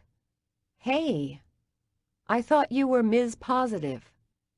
I'm out of positive vibes right now. I raised my hand in a mock cheer pose, hoping to coax a smile. You can do it. Let's go see Simon. Without smiling, she nodded. I can do it. I didn't hear you. I can do it. Pitiful. I lowered my arms, wondering how the hell I ended up with the cheerleader job. He's out front. He wants your ideas. That bit of news had her lifting her gaze. Out front now? In the front of the store, as we speak. She tucked a stray curl behind her ear. A warm blush colored her cheeks. For a very split second, I considered teasing her about her reaction. She acted as if she liked the guy. But if I hinted about a sexual attraction, she'd retreat. Rachel had been a near saint since Mike's death, and the idea she might harbor an attraction for another male in her mind would be akin to a betrayal. You need to talk cookies with the man. Now, before he thinks we ran off or died. Okay, sure. She tossed the pants aside and followed me down the stairs. When she pushed through the saloon doors, he nodded when he saw her and then adjusted his glasses. Rachel, good to see you. She offered a shy smile. Simon, it's good to see you. I hope those eclairs worked out for your last gathering. They were perfect. I told your sister you seem to know what people like. I puttered behind the counter, pretending to straighten as they talked cookies, pies, and cream puffs. After 15 minutes, they came up with a menu of assorted cookies. Simon, his gaze still on Rachel, said, Daisy, you'll work up a price. I'll have it on your desk in the morning. And the construction won't be a problem? Piece of cake. As I headed in the back, my phone chirped, and I glanced at the text. Miss you. It was from Gordon. My fingers teetered over the keys. I missed him. My hand slid to my stomach. I prayed I'd not screwed it all up. Chapter 4. Sunday, 7:35 a.m. 13 days until grand reopening. Income lost? $0. 5-year-old twins Ellie and Anna, dressed in matching pink polka-dotted bikini bathing suits, squealed as they ran around Rachel's apartment. Anna was the fair-skinned child with a full blonde ponytail and peaches and cream complexion, whereas Ellie had olive skin and her ponytail was a deep, rich brown. Both wore blue sunglasses and flip-flops. Rachel's artist's eye allowed her to coordinate the colors of a cake as easily as her girls' swim apparel. As I leaned against the door jamb of their apartment, cradling another ginger ale, I watched the girls chanting, "Going to the beach," as they ran around the overstuffed sofa.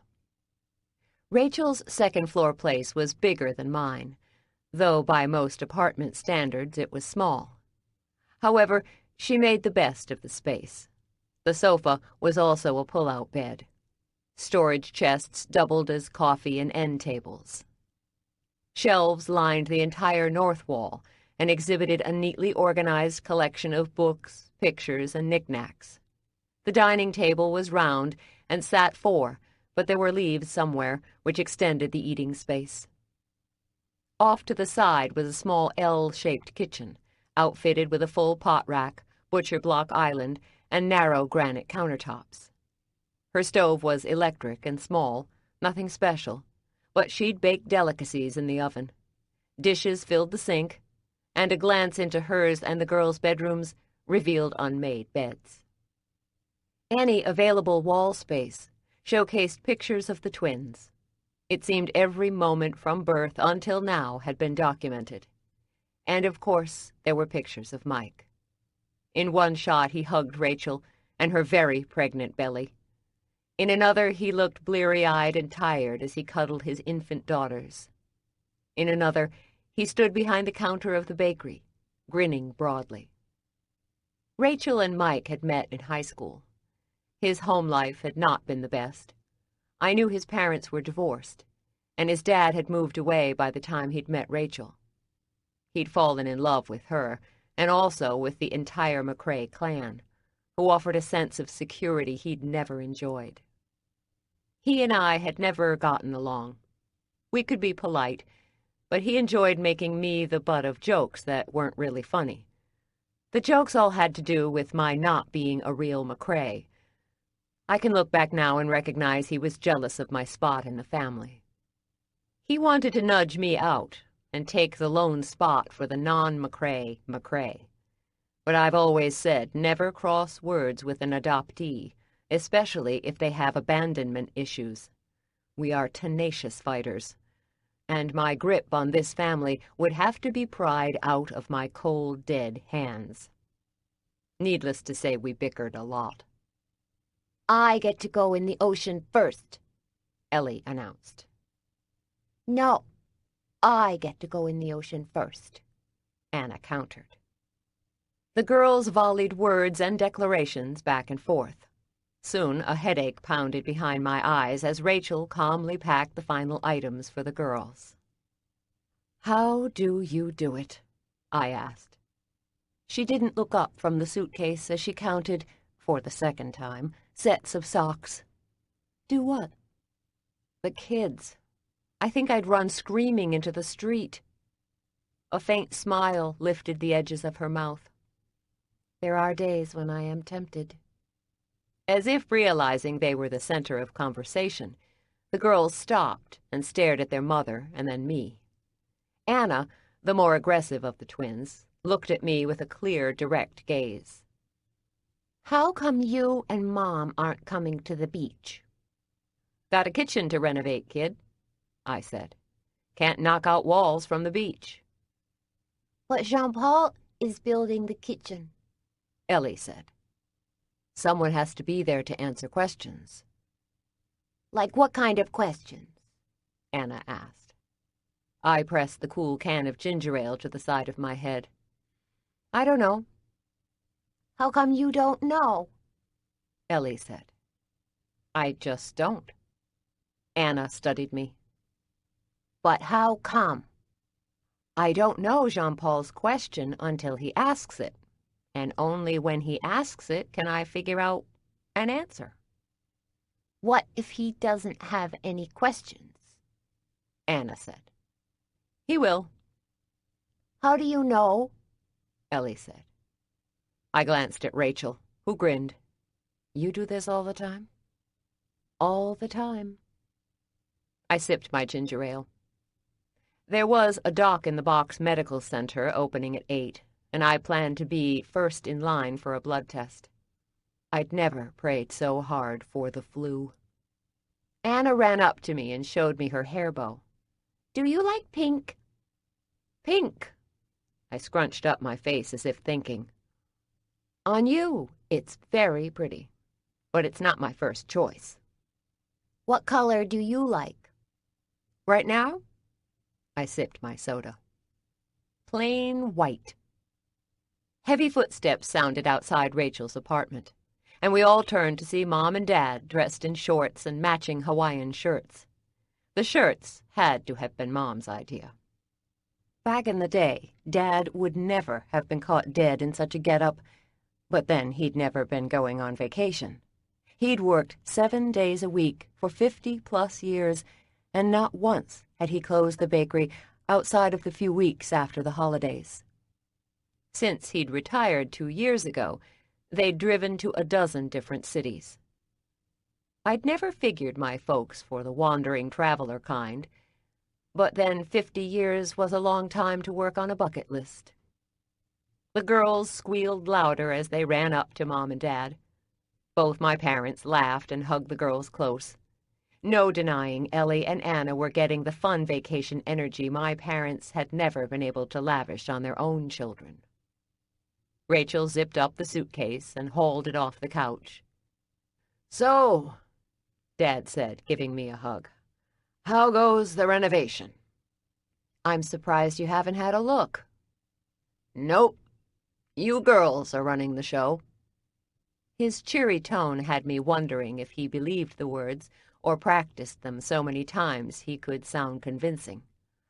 "I'm a bystander." Mom laughed. I threatened to break his feet if he looked. Dad shrugged. "I wasn't going to look." "Yes, you were," Mom said. I'd been careful since taking over the bakery to minimize how much I told Dad about business problems. He'd carried the load of working and raising a family for a long time, and those old work habits, so deeply ingrained, could make tugging him back into the fray easy. After all he'd done for us, it would break my heart to see him working again. He and Mom really did deserve to savor their golden years. "It's good. We packed up all the equipment yesterday and demoed the office wall. A little slow going because we want to reuse the brick." His gaze grew wistful. "Spent many an hour in that office. Like an old friend, as far as I'm concerned." "Yeah, I'll miss her too. But she had to take one for the team. We need the space for the freezer. But no worries. We've talked about building a new office in the basement." Old Spice aftershave wafted around as he gave me a hug and kissed me on the cheek. "That's my girl. And you have Rachel and Margaret to help." "I'll have Rachel," I said. "Margaret has a great job up in St. Mary's County. A big dig." He frowned. "She didn't tell me." "Thanks, Margaret, you coward." "She's excited and rushed, and with the shop closed, there really isn't much for her to do." He nodded. "When she's not busy, she grumbles and complains." "You've noticed." He chuckled. "I have." "Frank," Mom said. "if we don't get on the road now, we're going to hit traffic. It'll take every bit of 6 hours to get to Nag's Head, and I don't want to waste a minute of beach time." The girls squealed.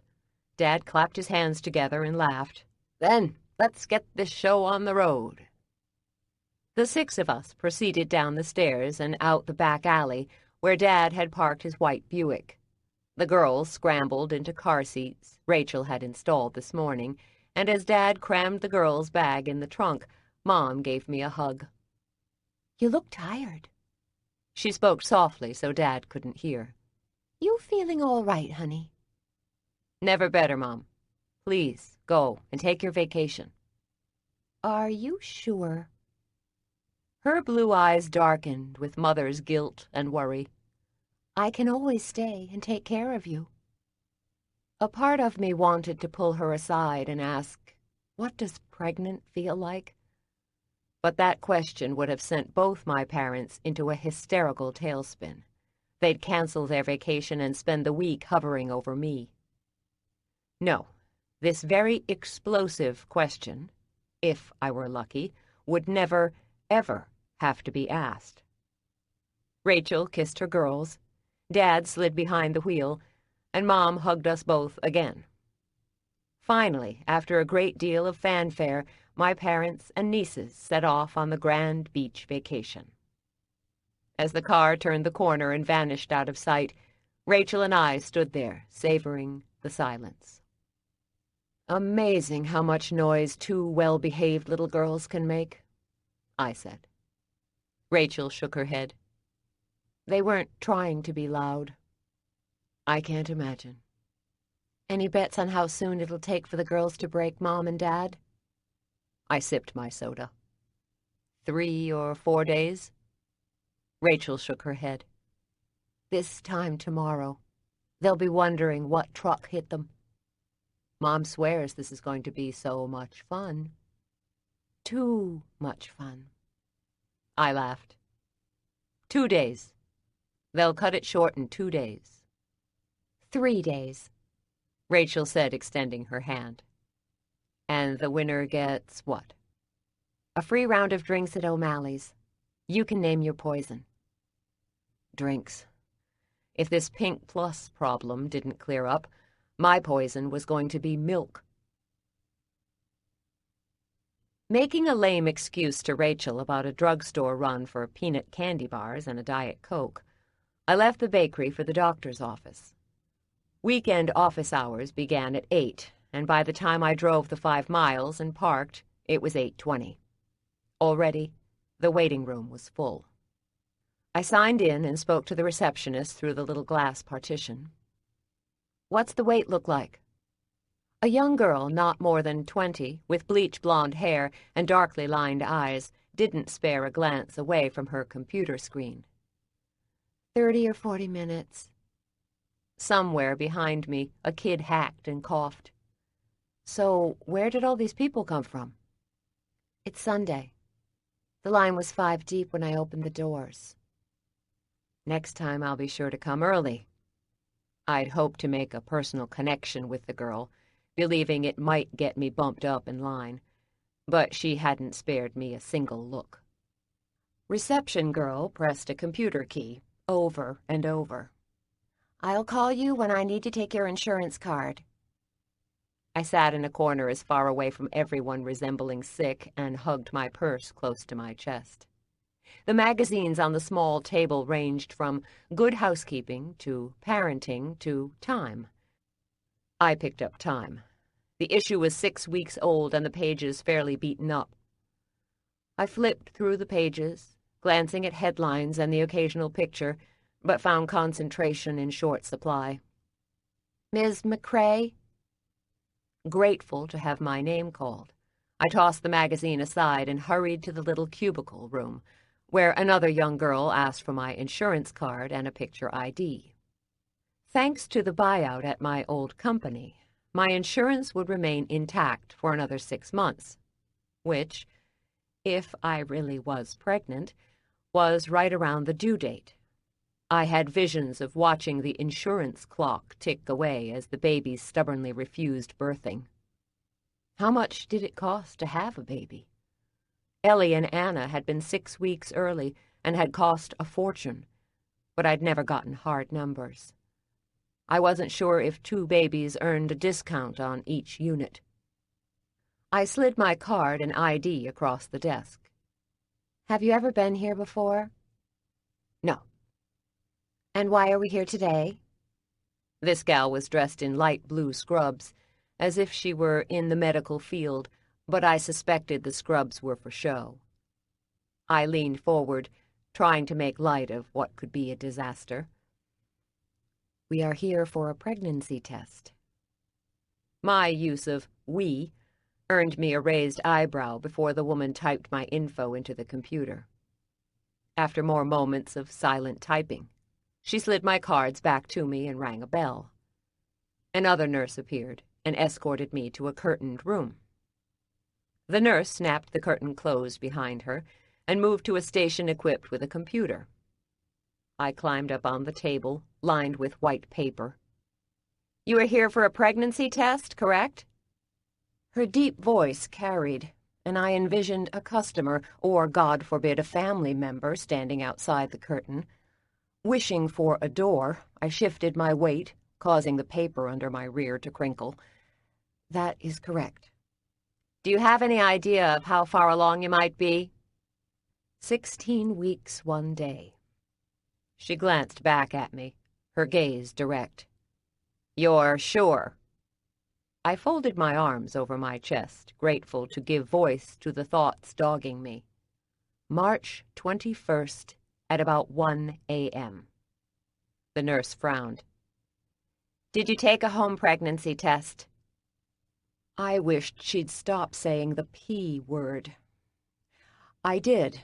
The pink plus didn't show up right away. Took a couple of hours. I have it in my purse in a Ziploc if you'd like to see it. I'd considered throwing it away, but had visions of Rachel finding it.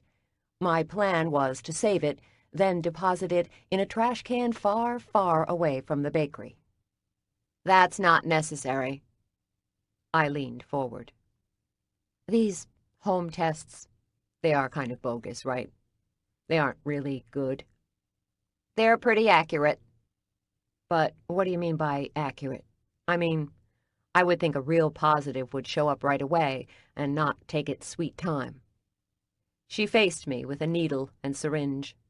Let's get some blood. I rolled up my sleeve and looked away. After a small pinch, seconds passed, and she stuck a Band-Aid on my arm. Test results will be in this time tomorrow. You can't tell me now?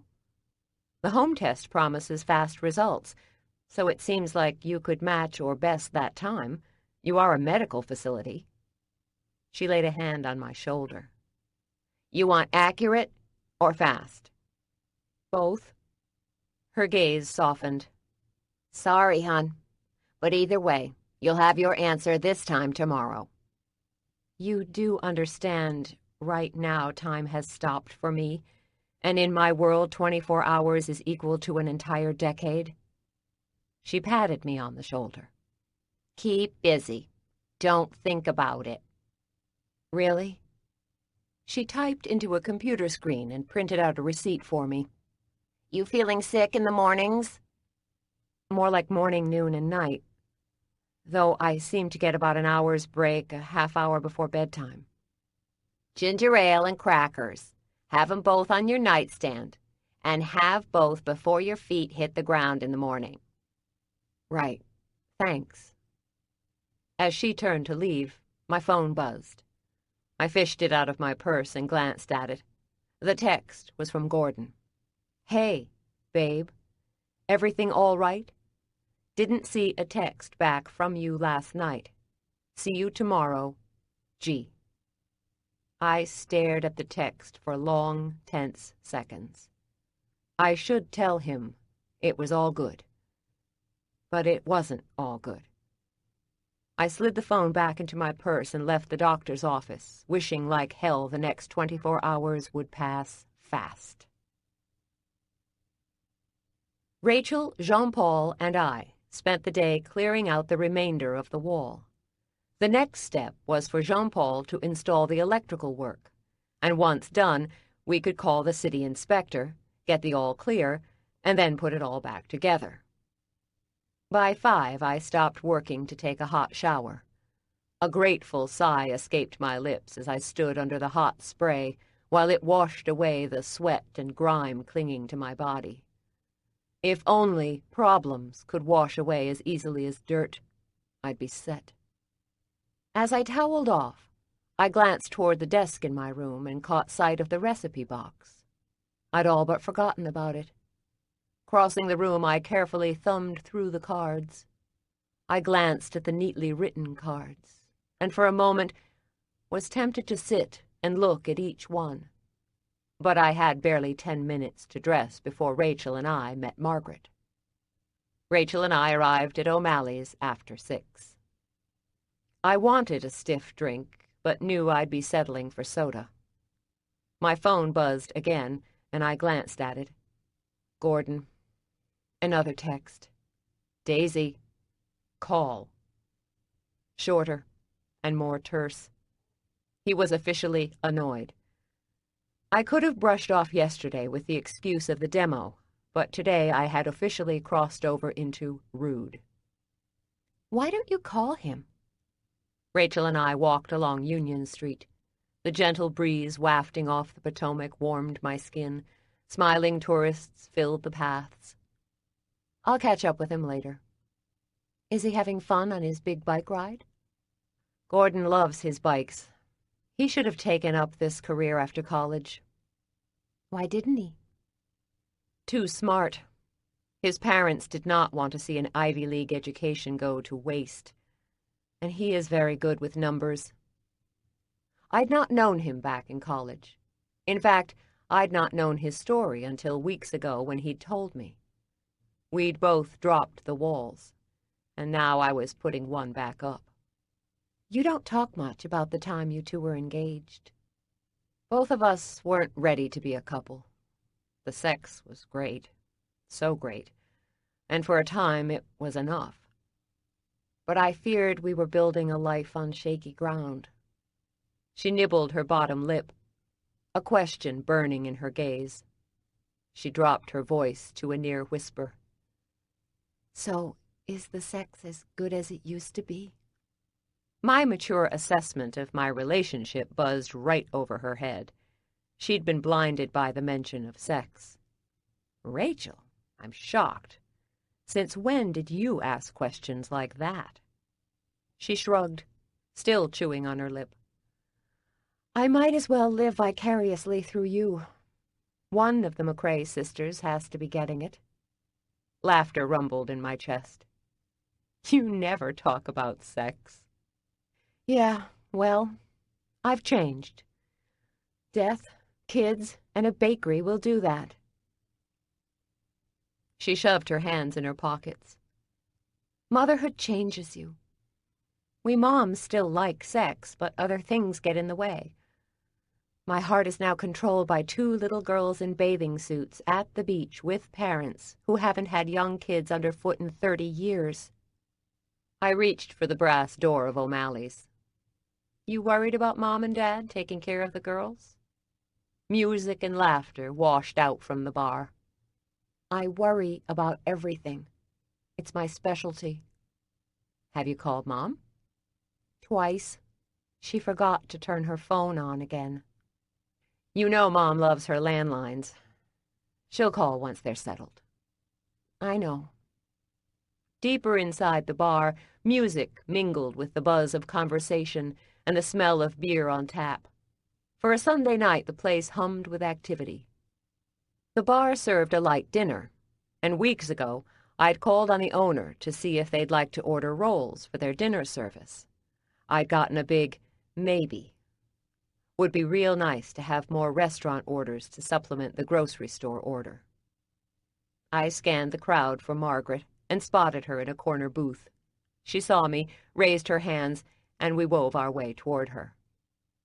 Rachel slid into the booth next to Margaret, and I sat on the other side. As we settled, a waitress appeared with 3 beers and set them on our table. I went ahead and ordered, Margaret said. Figured you could use a cold one after your day. A grateful Rachel picked up her cold glass and took a long, liberal sip.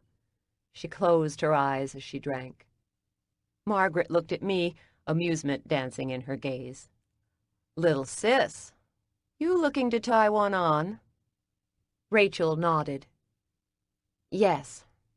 It's been years since I had a full beer without worrying about the girls. I figure I've a day or 2 maximum before the girls break Mom and Dad and they all come rushing home. I need to make hay while the sun shines. Margaret chuckled as she raised her glass. Well, drinks are on me, babe. So as long as you can slam 'em down, I'll buy 'em. I raised my glass. A toast to Margaret, super history sleuth who loves to dig in the dirt and play with old bones. Margaret nodded. Amen.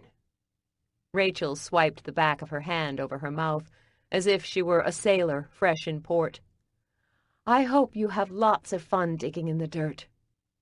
As I pretended to sip, Margaret took a long drink. I am going to make a huge discovery. I can feel it in my bones. I am going to be an archaeological rock star. Grinning, I couldn't help but enjoy her enthusiasm. And we will say we knew you when.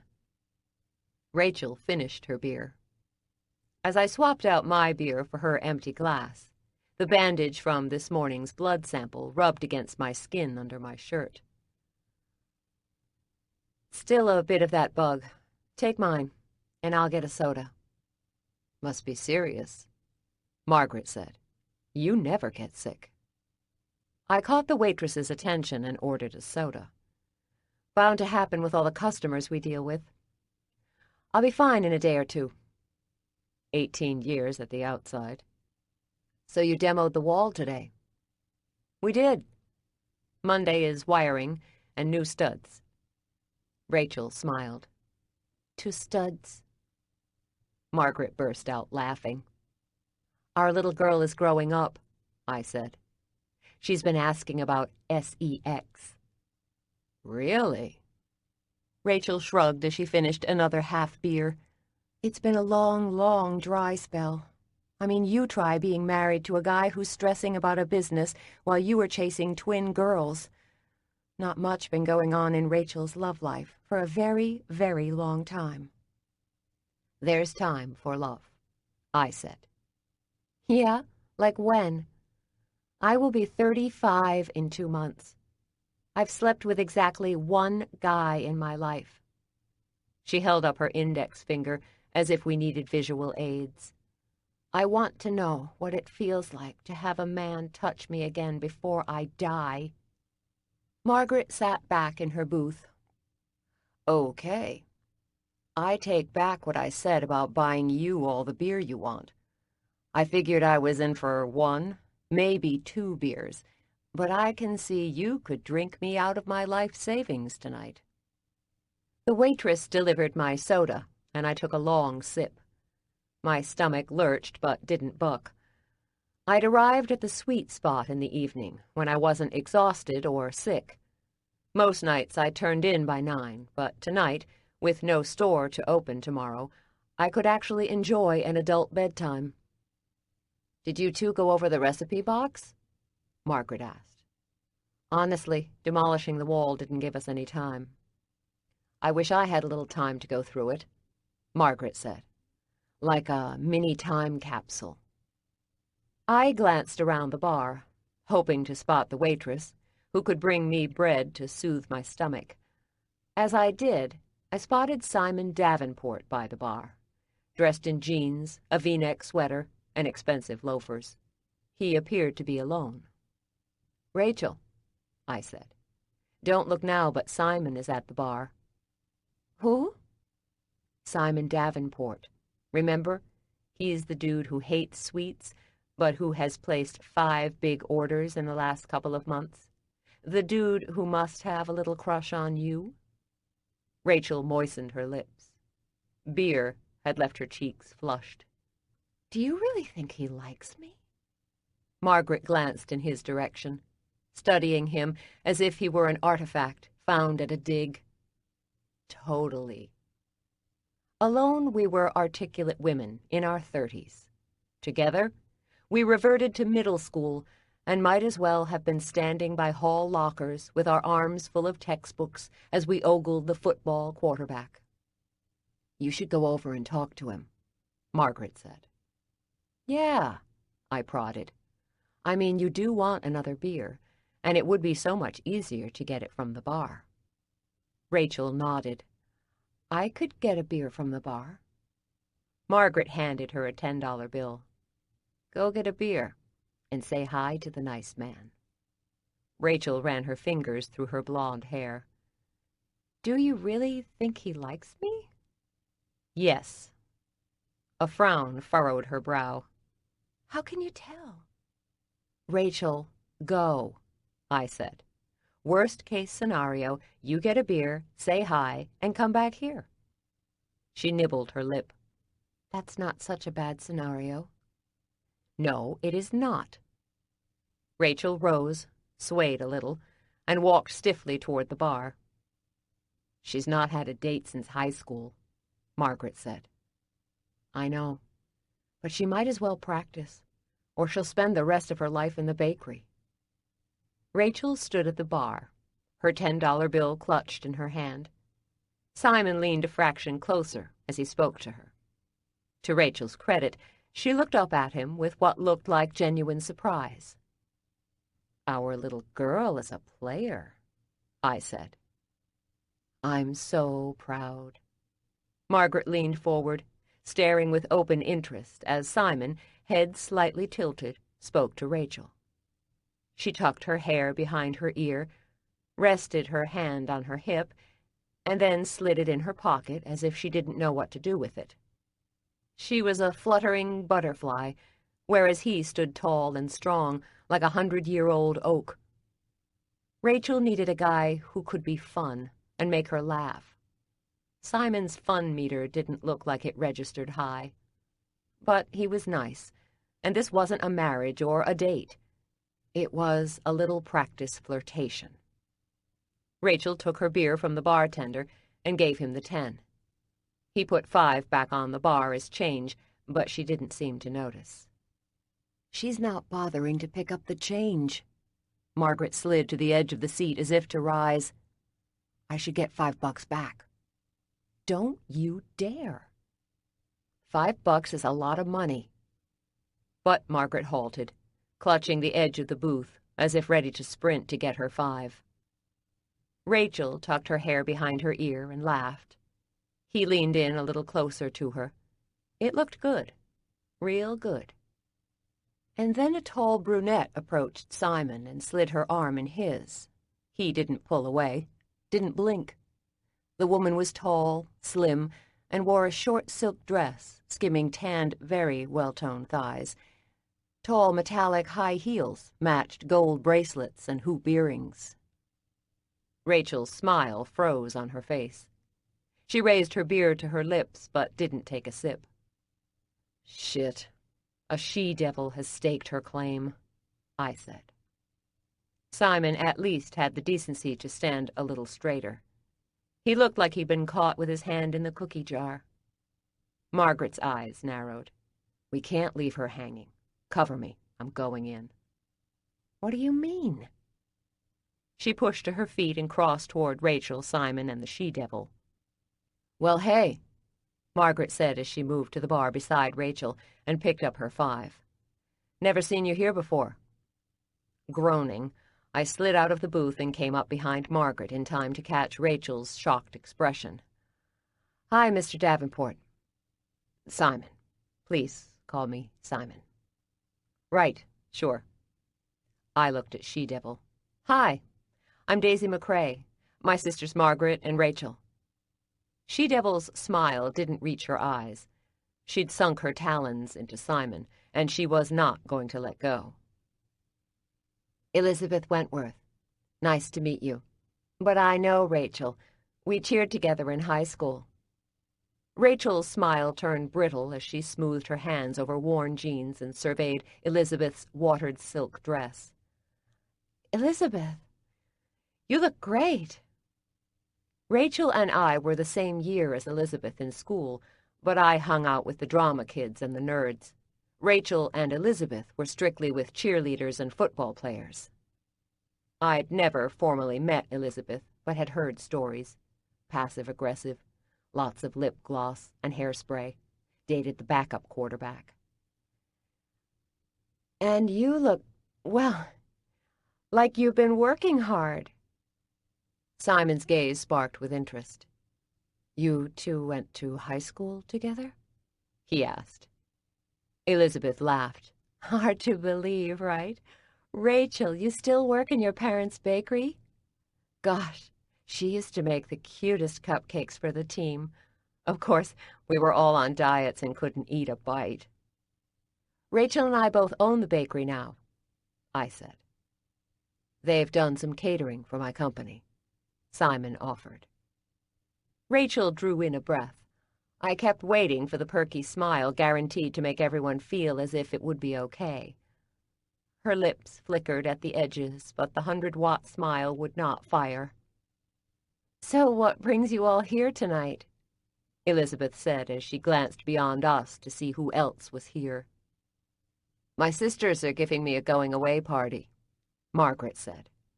"I've a job working on an archaeological dig." Elizabeth looked bored. "Awesome." Simon, to his credit, raised a brow. "Where?" "St. Mary's Church up in Maryland, on the bay, leaving tomorrow." Her grin broadened. "Old bones rock my world." "Sounds like a great challenge," Simon said. "I'm working for Simon's company," Elizabeth offered. She smoothed a manicured hand over perfect hair. "Vice President of Sales. So far, breaking all quotas." "Super." Margaret glanced at Rachel. We'd made fun of Elizabeth when we were in high school. If one of us were having a petulant moment, we were pulling an Elizabeth. Rachel seemed to have forgotten. Whatever had fired when she'd first spoken to Simon was extinguished, and now she had a hurt puppy vibe. As I scrambled for reasons to drag Rachel away, Margaret turned and wobbled, and her beer sloshed wildly in her hands. The beer splashed up all over her, Simon, and She-Devil. She-Devil arched back as if she'd been splashed with acid, but Simon remained calm. He reached for a napkin. She-Devil squawked, and Margaret apologized. "I can be such a klutz," Margaret said. "Gosh, I'm sorry." Gosh, I'm sorry? Margaret hadn't said gosh or sorry in a sentence, well, ever. She'd basically told Rachel and I in secret sister code, "I wish I'd drenched She-Devil." "Hey, good seeing you two." I hooked my arms into Rachel's and Margaret's.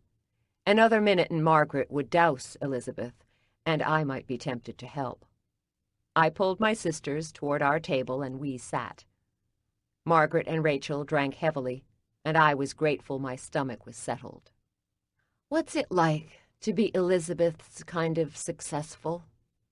Rachel said to me. "When you were in D.C., you had her kind of vibe." "It was great. To know you were in a groove. Yeah, great." "And life sucks for you now?" Rachel said. "Not exactly sucks. It's different." Margaret studied me. "Would you go back if you could?" In a heartbeat. "I don't know." Margaret's gaze narrowed. "Of course you know. You aren't saying." "I'd go back in a snap," Rachel said. "I wasn't Elizabeth, but I was in a great place. Hard work and crazy hours, but I really did love my life when Mike was alive." Margaret sipped her beer. "I've lots of education and dozens of part-time jobs to look back on.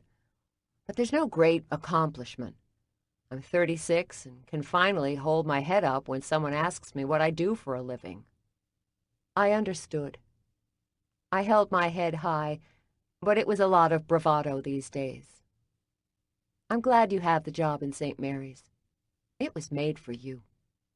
"Enjoy it," Rachel said.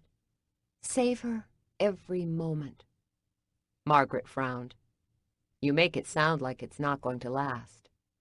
I wished I could have said otherwise, but having a company shot out from under me had changed my worldview. "I hope it lasts forever." Margaret held up her half-full beer mug, a statement loaded with enthusiasm. Rachel shook her head. "The fact is, Margaret, it doesn't matter how hard you love your work. Sometimes life dumps on you. You can fight, scream, scrap, or beg, but life doesn't give a shit, and it takes what it wants." Jobs came and went, and some really were terrific, really terrific. But losing family was a game changer. Adding family also changed the game. What had Mom always said in high school? "For God's sake, whatever you do, don't get pregnant." Damn. "I don't want you to leave. Crap, Margaret. We were getting into a groove. Rachel mumbled. I know you have to go, but I'm not going to like it. Margaret was silent, and I could see leaving wasn't going to be easy. When I'd left the bakery at 18, I'd been full of steam and had no intentions of looking back. But Margaret had stayed in Alexandria and had tried to help when she could. Yeah, she could be bitchy and grumpy, but she was loyal to the bone. I swear on Mom and Dad's lives, if you stay, I will kill you, I said. Rachel finished her beer. Ditto. Chapter 5. Sunday, 9 p.m. 12 days, 10 hours until grand reopening. Income lost, $0. By the time I climbed the stairs to my room, my limbs drooped as if each weighed thousands of pounds. My stomach was settled, but my head pounded. It had always seemed, if you were carrying life inside you, you'd feel good and full of energy. It never occurred to me you'd feel as if a truck had slammed into you. Mom and Rachel both had had great pregnancies, tons of energy and no morning sickness. But I didn't share their genetics. I shared my birth mother Terry's DNA. Terry and I had reunited a couple of months ago. It had not been a greeting card moment, but rather a tense and very trying meeting. She'd been more nervous than me, and she'd also feared I'd tell her husband and sons I existed. Hard learning you were someone's dirty little secret. While we'd sat in the upscale Alexandria hotel lobby, she'd tried to explain the reasons behind my abandonment. I had been a good kid, she'd said. It wasn't my fault. She'd been a young mother, she'd explained. It wasn't personal. Intellectually, I understood what she was saying, but my brain and emotions didn't always communicate so well. If I'd been such a great kid, then why not tell the world about me? Why did I need to be a secret? I pushed through my bedroom door, flipped on a light, and sat on my bed. The springs groaned and squeaked as I pulled off my shoes. My phone rang, and I glanced at it. Gordon. Drawing in a breath, I hit send. Hey. Hey, yourself. He sounded surprised to hear my voice. Did you get my texts? Yeah, and I'm sorry. I pinched the bridge of my nose with my fingertips. Demoing the wall was a mess, and then Margaret said she's quitting. Why is Margaret leaving? The tangible reasons seemed to ease the edge from his voice. She's gotten a great job. Long story. I'll tell you when you get back. You doing okay? You sound tired. Morning memories of my doctor's visit flashed. I wanted so much to tell Gordon. He was my friend. I wanted him to be my lover again. I wanted a life with him. But the words wouldn't come. Instead, sudden tears filled my eyes, and as I glanced toward the ceiling, they trickled down my face. I am tired. It's been a long day. Clearing my throat, I said, How did the bike ride go? You didn't lose anyone, did you? Nearly lost 1 or 2, but we had a head count of 12 when we reached the inn. Same 12? He chuckled. More or less. When do you get back? Tomorrow afternoon. Well, I'll be here protecting the home front as Jean-Paul rewires electrical outlets. I'll come by. I'd have the results by 10 tomorrow. I'll come by your place. It's insane here. I love you. I drew in a deep breath. I love you too. When I ended the call, I held the phone to my chest. Tears dampened my cheeks. I had been nudging my life back to a new sense of normal, and now it teetered on the edge. Setting the phone down, I rose and moved toward a small desk in the corner. I wanted to call Mom. I wanted her to take me in her arms and tell me I would be okay. But she was somewhere on a beach in North Carolina, likely exhausted after chasing 2 5-year-olds around all day. And right now, what did I have to tell her? I was afraid. I might have messed up. I slipped the phone on the charger and stripped off my clothes, letting them remain where they hit the ground. The air cooled my skin as I grabbed an extra large t-shirt hanging on the back of the door and slipped it on. I pulled my hair from a ponytail and ran my fingers over my scalp, letting my gaze land on the recipe box. I flipped open the lid and glanced at the browning, brittle cards. Gently, I thumbed through the cards. Moving back to my bed, I sat, pressed my back to the wall, and cradled the box in my lap. I chose a card from the center because it appeared more worn and tattered than the others. It was a recipe for pumpkin bread. Judging by the subtle stains and the frayed edges, it had been a favorite. The handwriting was delicate and precise. Clearly, whoever had copied the recipe had taken great care.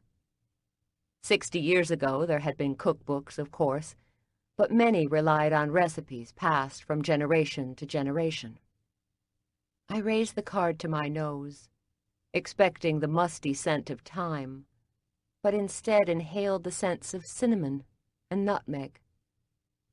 Closing my eyes, I tried to imagine the bakery 70 years ago. America would have been at war with Germany and Japan. There'd have been rations. Alexandria, a port city so close to Washington, D.C., would have been awash in soldiers. The art center on the waterfront, now called the Torpedo Factory, was really a torpedo factory. No internet, no cell phones or laptops. The idea of traveling back 70 years did not appeal. And yet, people then had lived their lives as we do today. They'd loved, married, and had children. Every emotion lived before by another. The cadence of life had been slower before technology, but the experiences were the same. So why did you hide this box in the wall? What was so precious in this box? Flipping through the cards, I saw more entries written as neatly and carefully as the first. Pies, cakes, and cookies. All had been used, but not so worn as the pumpkin bread. Behind all the cards was a small photo featuring 3 people. A 20-something young woman dressed in a white bakery uniform stood in the center of 2 men, both dressed in military uniforms. The woman pinned her dark hair back in a bun, and though she wore no makeup, her vibrant smile made her beautiful. The men appeared to be a bit older. The one on the left was shorter and broader, and wore his cap cocked to the left. The other man was tall and lean, with fair hair, had set his cap straight, and though he also smiled, he seemed a bit more serious. Each wrapped their arms around the woman, but she leaned a little closer to the man on her right. The trio stood in front of a sandwich board reading Union Street Bakery. Smiling, I leaned in and studied the building behind her. I recognized the bakery's front door. I knew the door had been changed out several times, but the style remained the same. I flipped over the picture and saw written on the back, Jenna, 1944. So who were you, Jenna? I fished the dog tags out of the box and ran my fingers over Sergeant Walter Franklin Jacobs' name. I'm guessing the tall, serious one is Walter. But I could have been wrong. Dad had said once he'd stowed the bakery archives in his attic. In 1944, Dad would have been 2. So if he had crossed paths with Jenna, he wouldn't have remembered. I studied Jenna's profile and looked closer. Her smile, her brightness, and her zest captured my imagination. Gently, I traced her profile. I'd never thought much about the archives, but now I was curious about Jenna. She'd been young. She was clearly close to two different men, and she'd taken the time to hide a recipe collection in the walls of the bakery with Walter's dog tags. I searched the box for any other photos, but found none. I closed the lid, and then my eyes. Worries quickly crowded out Jenna's questions. In the morning, the doctor is going to tell me I have no worries. Gordon is going to come home, and I am going to tell him how much I love him, and this will all be forgotten. Chapter 6. Monday, 7:55 a.m. 12 days until grand reopening. Income lost, $300. The morning weatherman had rambled about temperatures reaching the upper 90s, but I wasn't feeling the heat. The clinic was scheduled to open at 8, and I'd arrived 10 minutes early, hoping to be first in line and avoiding any kind of wait. I'd hoped the receptionist would look through the glass doors, take pity on me, and let me in early. But the lady at reception did a fine job of avoiding eye contact with me. A car pulled up behind me, and a coughing woman got out. I nudged a little closer to the door, not wanting to lose my first-place slot or to catch her cold. She came to stand behind me and sneezed. "Geez, you'd think they could open. It's 1 minute to 8. I folded my arms over my chest. The minute didn't mean much to the folks inside the building, but it was a lifetime to me. "Yeah." The woman sneezed again. "I got a cold." "Rough." "What's going on with you?" "Flu." "You look like you're holding up well." I stared through the glass doors at the receptionist, willing her to rise and unlock the door. "It's a front. I'm a mess." At exactly 8 o'clock, the receptionist did stand, cross to the door, and unlock it. She wasn't smiling, and her slumped shoulders suggested this was the last place she wanted to be. "Back at you, sister." Managing a smile, I moved toward the front desk sign-in sheet. Carefully, I signed Daisy McCrae and took a seat, not bothering with a magazine. Tapping my foot, I folded my arms over my chest. Don't borrow trouble. Mom had said it to me 1,000,000 times. I was the kid always ready with a detailed worst-case scenario in no time flat. Once, Mom was driving Rachel and me to a classmate's 6-year-old birthday party. She'd been running late because of work at the bakery, and so she'd been driving fast. Long story short, she'd gotten a speeding ticket. Rachel had been devilishly curious and calm when the officer had walked off with Mom's driver's license, because in Rachel's young world, life always worked out. I, however, did not know that. I'd been abandoned at age 3, and I understood on a cellular level the world could indeed crumble. "Mama, if you go to jail," I asked, "who will take care of me?" Mom glanced in the rearview mirror, her eyes sparking with annoyance. "I'm not going to jail, Daisy." My fingers drew into tight fists. "Yeah, but what if you do? Who is going to take care of me?" She'd squeezed her fingers on the steering wheel and studied the officer in her side mirror. "Dad would take care of you." I'd clung to the strap of my seatbelt. "What if Dad can't come?" Mom huffed out a breath as she watched the officer. "Dad will come." "But what if he can't?" One backup had not been enough. "Then I'll call Mrs. G from next door, or I will call your grandmother. There will be someone." My churning stomach had eased, and I'd settled back, accepting that the bench of potential rescuers was indeed deep enough to keep me safe. "Daisy McCrae." I glanced up to find a gray-haired woman dressed in scrubs looking to the woman with the cough. I rose. I'm Daisy. Come on back. I followed her to a curtained room where I sat on a gurney as the nurse read my chart. Can you tell me if it's a yes or a no? I said. The nurse punched keys on the exam room computer and pulled up my name. The doctor will be right in to see you. I lowered my voice. Blink once for yes and twice for no. She smiled. He'll be right in.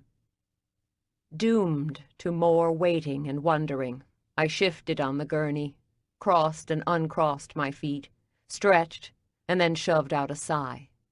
Finally, the curtain snapped back to reveal a tall, slim man of Indian descent. His rich dark hair was neatly combed back, and his white starched jacket covered khakis, white button-down, and tie. Mrs. McCrae, he said. I didn't quibble with the mistake. Sitting straighter, I fisted handfuls of the gurney paper sheet in my hands. Hey, Mrs. McCrae. He glanced at my chart as if to double-check. You are indeed pregnant. For a moment, time stopped. The sounds of the nurses and patients outside my room faded.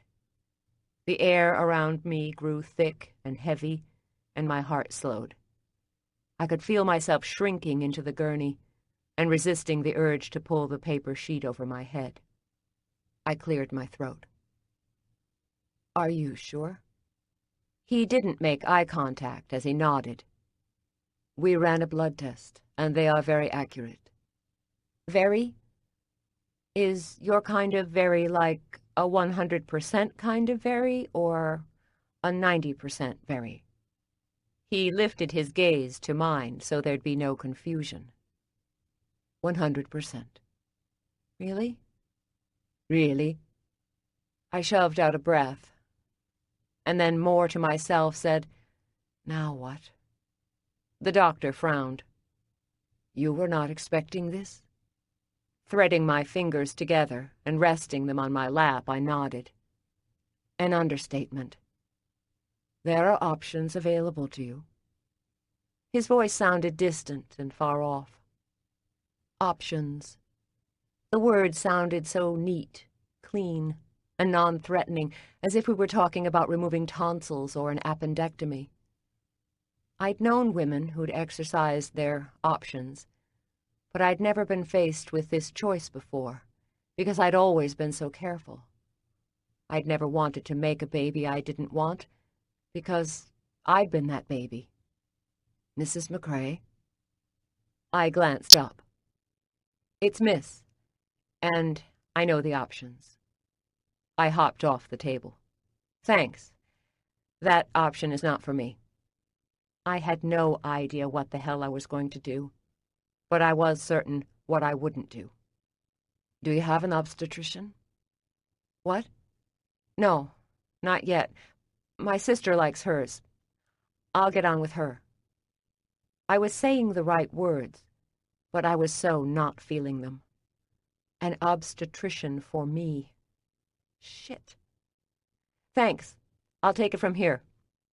As I reached for the curtain, he said, Are you going to be okay? A 10-ton weight had settled on my shoulders, and he was asking me if I was going to be fine. I had no idea.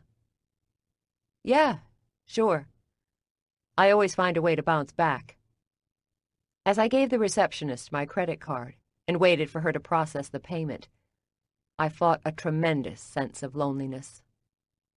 My support bench, the one Mom had relied on all those years ago when she'd gotten her speeding ticket, had thinned. Mrs. G and Grandma were dead. Mom and Dad were on vacation. Margaret had left. Rachel was struggling. And Gordon. Well, there was the minor detail that the baby was not his. There wasn't much I could do to help Jean-Paul with the electrical work, so Rachel and I focused on the front of the store, which needed a new coat of paint. My life was out of control, and I was so grateful for any basic task able to fill my day and occupy my mind. And so instead of thinking about the kid, Gordon, and the next 18 years of my life, I fixated on paint samples.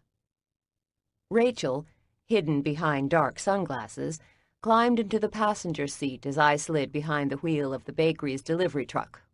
Balancing my can of ginger ale, I clicked my seatbelt. My sister's hair was pulled back into a ponytail, but the style wasn't smooth.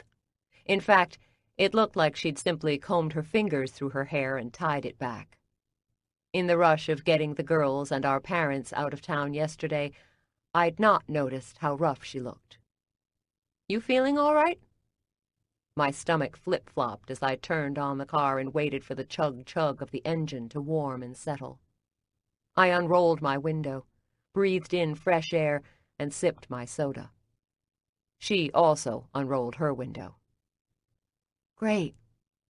A sideways glance in her direction didn't jive with the adjective. "You look a little upset. You can't be missing the girls already." She straightened and brushed a lock of blonde hair off her forehead with the back of her hand. "I'm not missing them yet."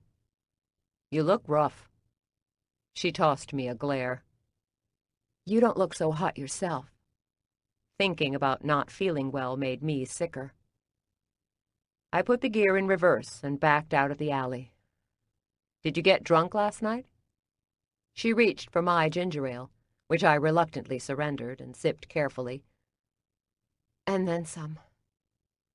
I had a couple of bottles of champagne I found in the cabinet in my apartment. They were left over from a New Year's Eve party Mike and I had a couple of years ago. I polished them both off." "Warm champagne?" "I added ice." "You're kidding." She shook her head, wincing as if it hurt, and handed the soda can back to me. "I wish. Note to self. Ice and champagne are okay, but consuming 2 bottles of iced anything is begging for trouble."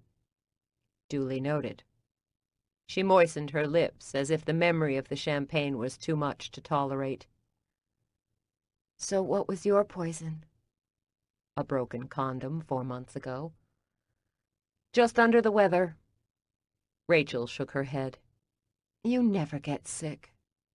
Tipping my head back, I commanded my stomach to calm as I turned onto King Street and headed west. My gut responded by constricting with nausea and then finally relaxing. "Never say never." Rachel rubbed the back of her neck with her hand. "I haven't gotten hammered since high school. After Mike died, there were many reasons to drink then, but I didn't. But I sure made up for lost time last night." "Why?" "If the girls had been at home, I wouldn't have. But they were gone and the house was so quiet. And then I thought about Margaret leaving and her life taking such a great turn." A half smile tugged at the edge of her lips. "I felt sorry for myself." "You are entitled." As I slowed for a yellow light, I offered her more ginger ale. She accepted it. "When I popped the first champagne bottle last night, I said to myself, you deserve this. After a glass, I was all warm and tingly, so I had another. Now I feel like an idiot. Life hasn't changed a bit, and my head throbs as if a Mack truck flattened it." I gripped the steering wheel, trying to minimize the movement of the car jostling my stomach. Gaze trained straight ahead, I took deep, even breaths. "Been there, done that. It will pass." "From your lips to God's ears." She sipped slowly, as if expecting her stomach to revolt. "So, do you have the flu? You've been drinking these for a couple of weeks."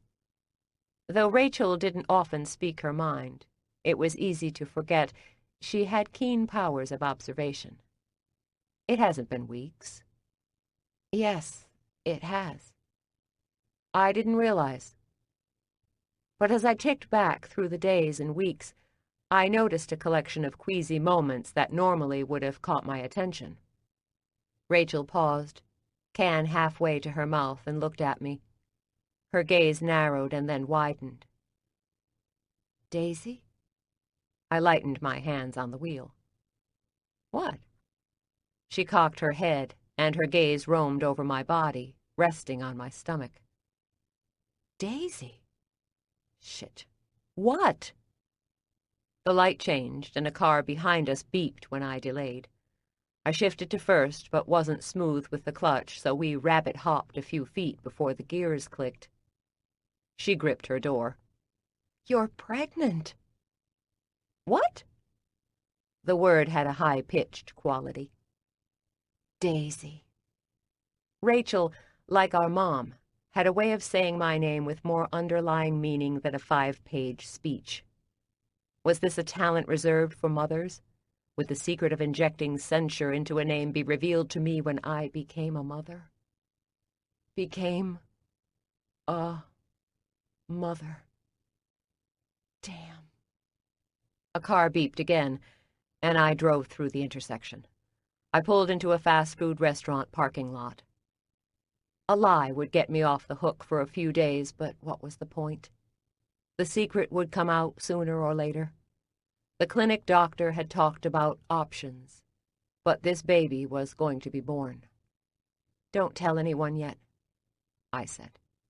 I've a lot of thinking to do. She yanked off her sunglasses and studied me with bloodshot eyes. You really are pregnant? Yup. Tension rippled through my muscles as I braced for her reaction. I wasn't used to the idea of a baby. Rachel pushed her sunglasses up on her head, grinned, and her wan face brightened as if she'd won $1 million. She hugged me, and though I'm not a hugger by nature, I hugged back, suddenly very grateful to feel as if I wasn't alone. Tears welled in my eyes, and one spilled free. I thought your breasts were getting bigger, she said as she drew back. I was a double D by the time the girls were born. I glanced at my slightly fuller breasts. I can't imagine these puppies making it past B. Boobs are definitely a McCrae trait. They are a pregnant woman's trait. And you've always wished for boobs. Yeah, well, Mom always said be careful what you wish for. Have you told Gordon? I received the confirmation this morning. A brow arching, a conspirator's smile curled the edges of her lips. The early morning appointment? Yeah. I had a blood test yesterday, and the results came in this morning. So you'll tell Gordon this afternoon when he gets back? Yeah. The smile faded, and blue eyes darkened. Where's the enthusiasm? Gordon seems like a nice guy. He is. My voice cracked a little. Her head cocked, and I could imagine her radar beeping. So he might be surprised, perhaps shocked, but he'll adapt. Maybe. She frowned. What do you mean, maybe? Why did life always have to be so complicated? I laid my head on the steering wheel, gripping it as if it were a life raft. What's wrong? Rachel rubbed her hand over my shoulder muscles, strung as tight as a bowstring. Is the baby all right? Yeah, sure. The baby seems fine. I eased my grip on the wheel. I'm 4 months pregnant, Rachel. The baby is not Gordon's. Her finger gripped my shoulder in a firm, gentle hold. Are you sure? We haven't done it since we got back together. It. By that, Miss McCrae, who sounds like she's in 7th grade, do you mean sex? Without Simon staring at her as if he were starving, she could be adult about sex. Correct. In the past, it complicated things between us and blurred our good judgment. This time we wanted to take it slow. Be friends first. Okay. She sat a little straighter, as if readying for trouble. Then who? You've never met him. His name is Roger Traymore. He worked at my D.C. firm. My last night in my apartment, I had a party. He showed up after everyone left and stayed a little longer. She raised a brow. So have you told him? He's in China. He landed a teaching job with a university in Beijing, I think. He left the day after the party. And even if he lived next door, he's not the daddy kind of guy. Doesn't matter what kind of guy he is. He's going to be a father. Resolve had pushed past the effects of her hangover. Daisy, you need to tell him. Yeah, I know. Maybe one day soon. One tsunami at a time. I'm still trying to wrap my own brain around this, and I do have to talk to Gordon today. She squeezed my shoulder a little tighter. One way or another, it's going to be okay, Daisy. Her grin wasn't exactly happy, but more the stiff upper lip kind. You are going to have a baby. And it's really scary now, but it's going to be a blessing. Unshed tears clogged my throat. Oddly, the lion's share of my worries weren't for myself, but for the kid. Was having me as a mom going to be good or bad? Is it? Of course it is. Once you cradle your child, all the worries will fade. This will work, and you will be a great mother. Dark fears clawed and howled like a caged animal. It didn't work out so well for my birth mother. She kept me for 3 years, and then she bailed on me. What if I can't hack it as a mother? You may look like Terry, but you are not Terry. She was 17 when you were born, and you are 34. You have a deep sense of responsibility, and though she may now, she didn't when she was with you. You cannot make a comparison. I thought back to our awkward meeting at the Alexandria Hotel last month.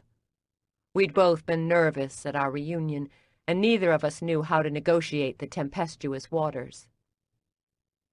When we met last month, she gave me a picture taken of us the day I was born. She held me close, my face touching hers. She was smiling, and she looked tired but happy. Later, I'd studied her face, searching for clues hinting of my eventual abandonment. There'd been none. Somewhere along the way, it went wrong. She was a single, isolated teenager. She didn't have family, and she had a drug problem. The choices she made had no bearing on you. Don't allow yourself to think like a lost child. You are a strong woman. I raised my chin. I'm not thinking like a lost child. I'm thinking like an expectant mother who fears she's going to screw up her kid if she bolts. You won't bolt. Steely certainty underscored the words. A sick feeling settled into the pit of my stomach. Terry did a number on me when she left. I know Mom and Dad are the best parents, but no amount of love will ever totally fix Terry's damage. I don't want to screw up the kid. Rachel shook her head. You can be odd, demanding, and a little bitchy at times, but I never thought of you as damaged. I arched a brow. Really? Remember all the meltdowns I had as a kid? Hide and go seek? Fine when I was hiding, but a mess when everyone hid from me. Or what about when we had to do the family tree in 6th grade? We had the same tree, but the teacher put an asterisk by my name and wrote, adopted. I didn't take the notation well. Rachel scrunched up her nose. That old biddy deserved it. And as I remember, Mom blew a fuse over that as well. I don't sweat my quirks and fears so much these days. Abandonment and rejection are kind of like my pals now. For the most part, they don't bother me. But I'd sure hate them to burden the kid. You won't. I'm not off to the best start, Rachel. I got knocked up during 20 minutes of Goodbye feeling sorry for myself sex to a guy now living in China who is not my boyfriend. How messed up is that? Rachel smiled. I don't care who the father is. All I care about is that you are going to have a baby, and I think you are going to be fine. Nodding, I swallowed. Keep saying that. One day, I might halfway believe it. I can't tell you how many times I worried about screwing up my kids. Hell, I still worry about it. You do a great job with Ellie and Anna. Genuine doubt radiated in her gaze. I work crazy hours. I'm always tired. And now Mike's gone and it's just me. I really have the potential to mess up 2 people. So, being a paranoid mess is normal? Totally. If you weren't worried, then you'd be in trouble. Really? Really? A bit of the stress knotting my back eased.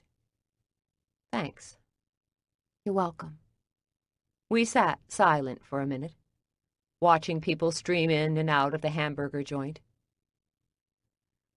Hang on to those single mother tips for me, because I'm going to need them.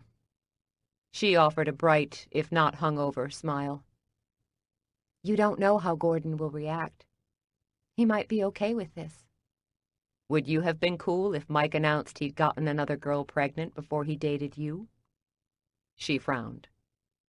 I might be okay with it. Nobody cheated on anybody. I shook my head.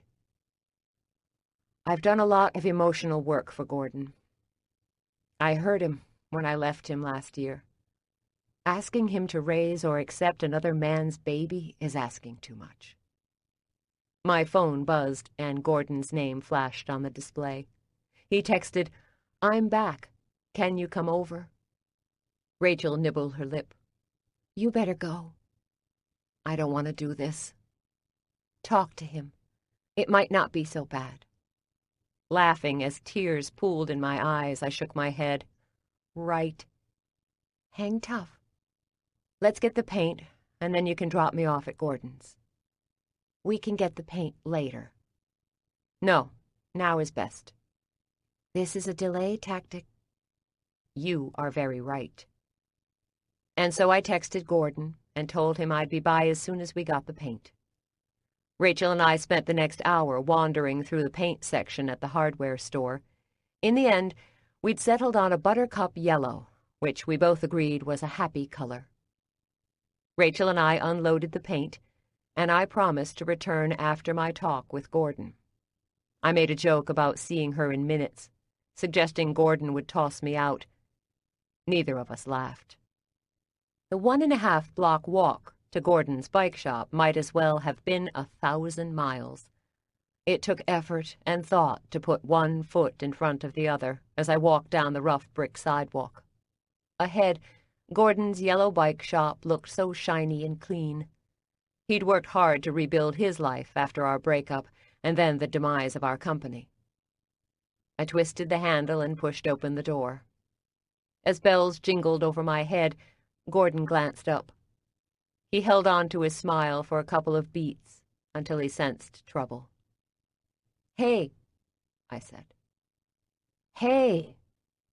He set down a bike part, which I now recognized as a derailleur, and stopped within inches of me. He didn't touch or hug me because he knew me well enough to know when I bore bad news. You're breaking up with me, aren't you? He shook his head. I've been getting a bad vibe off you for at least a week. I've been sick. His head cocked, asking, It's more than that, Daisy. I know you well enough to know when you're hiding. And you've been sinking deeper and deeper inside of yourself for at least a week. I'd not considered pregnancy until a couple of days ago. But on some level I must have known I carried a baby that was not Gordon's. I don't want to hurt you. I love you. His bitter, sad smile cut into me more than angry words. You didn't the last time, either. At least, I should be grateful you didn't write a note and run this time. When I'd left him last year, I'd scribbled a note. My hands had trembled, and I'd been crying when I'd been ready to tape it to the front door. He'd arrived home early and surprised me. He'd wanted to talk. But facing him had been too much. I'd simply run. I took several steps toward him. "I'm not running away from you." "You're not?" "No, not this time." Blue eyes narrowed. "Then what is it, Daisy?" And here it was. The moment I'd dreaded for days. The moment.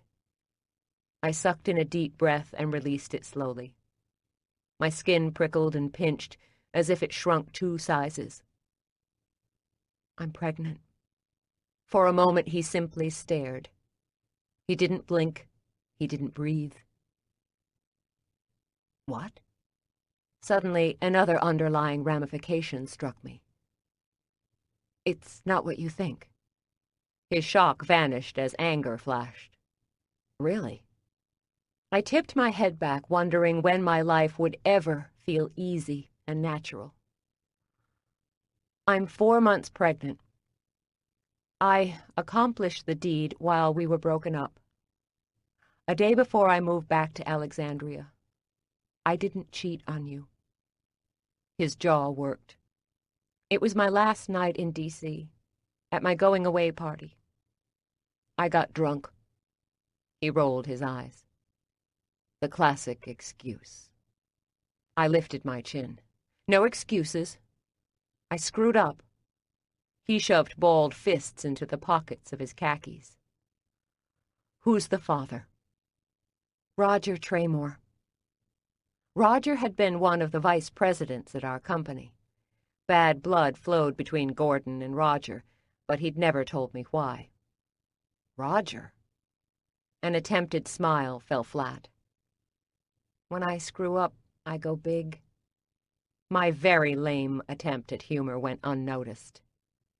"You're sure?" "Yeah, I'm sure." Cursing, he shook his head. "Roger is an ass." I agreed, but had to defend my kid's biological father. "I didn't come here to debate. I came here to tell you honestly what is going on. I owed you the truth." "Well, you've given it to me with both barrels." He shook his head and paced back and forth, before he stopped to face me again. "I can always count on you for the unexpected left hook."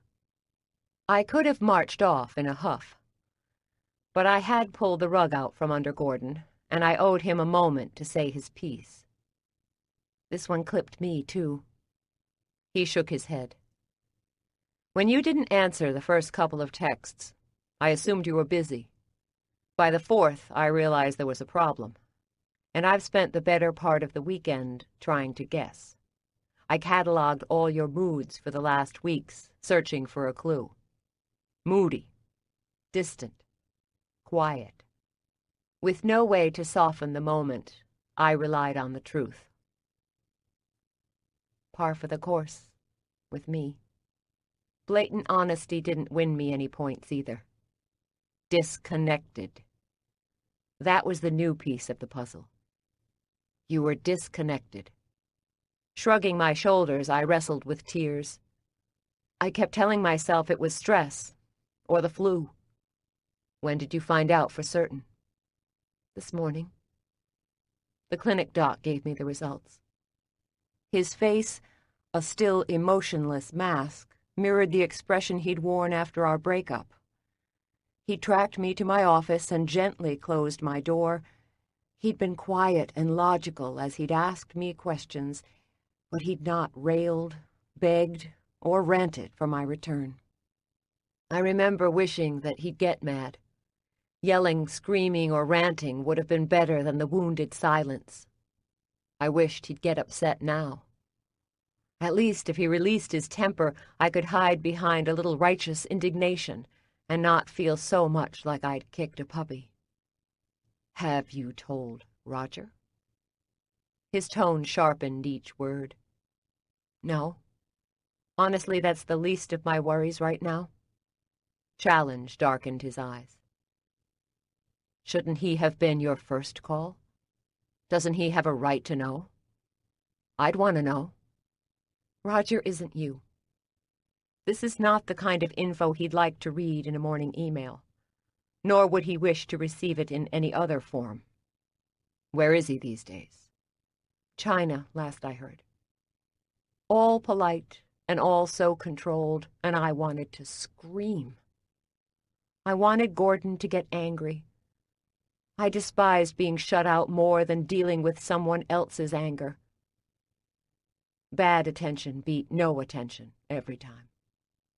Hell, what I really wanted was for him to pull me in his arms and tell me it was all going to be fine. Rachel had said as much, but I wanted to hear it from Gordon. Instead, he turned and moved back behind his counter. Thanks for the honesty. His control kindled my anger, and I was glad. Anger was an old friend, and oddly gave me comfort. That's all you have to say? He faced my frustration and sadness, deepening the lines at the corners of his eyes.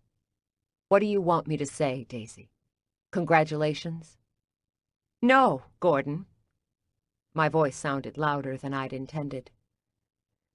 You told me you loved me last week. I told you I loved you. And now we are done?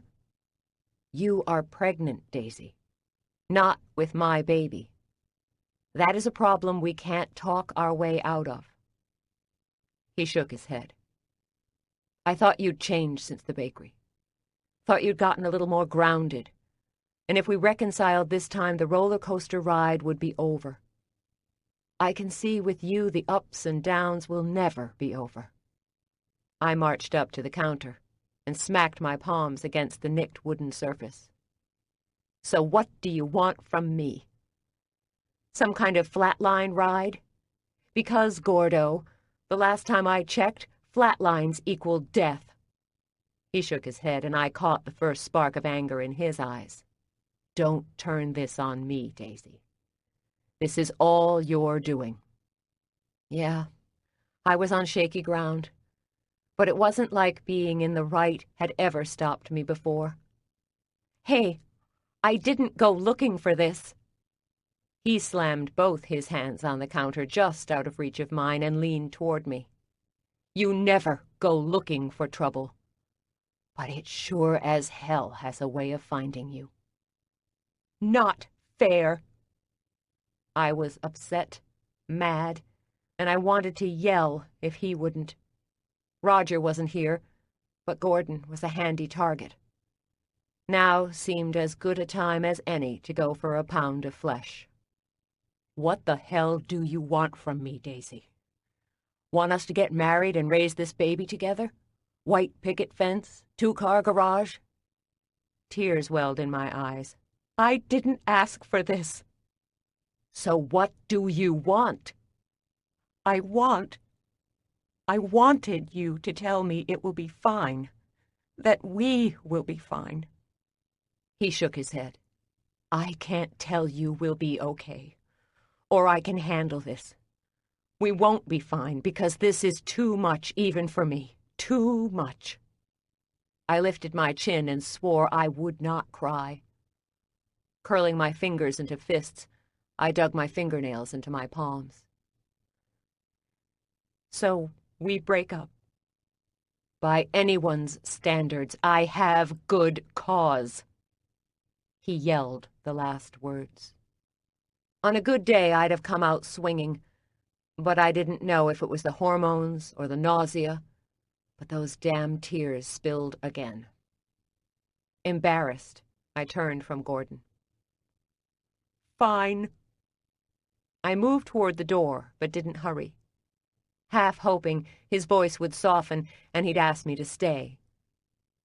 But Gordon offered only stony silence.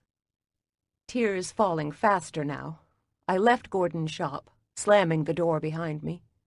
I marched down Union Street toward the bakery, but with each step closer to it, my resentment bubbled.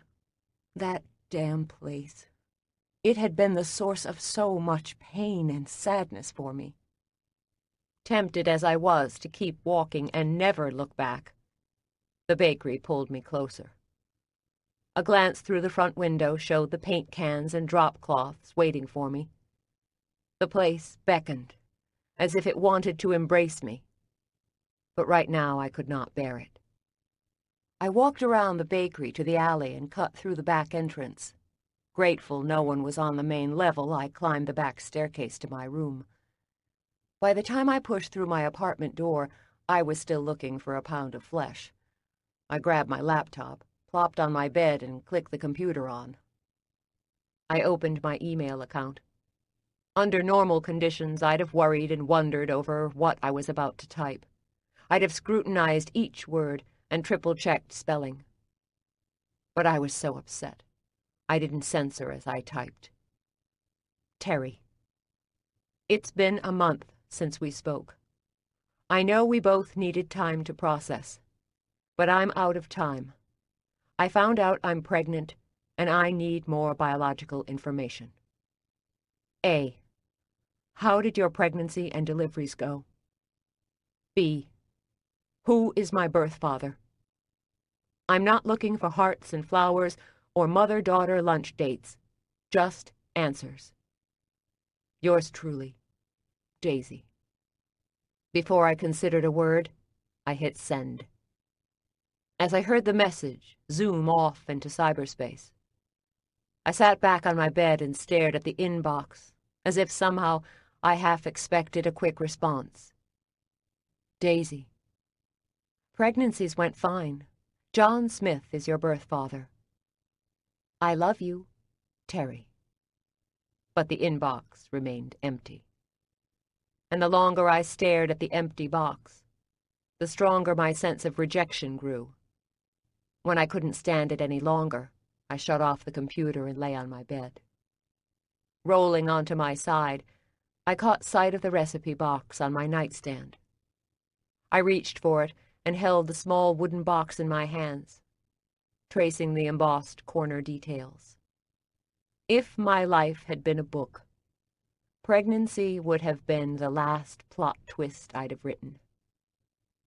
The thought of another human, so dependent on me, always brought cold chills. I did not want to be so needed. Years ago, I'd built an emotional life raft with room only for one. When I'd lost my job and the world had caved, I moved back to the bakery and discovered my entire family had pinned their hopes on me saving them. They'd scrambled onto my little raft. Despite fears we'd sink, somehow my vessel had expanded to include seats for Mom, Dad, Margaret, Rachel, and the girls.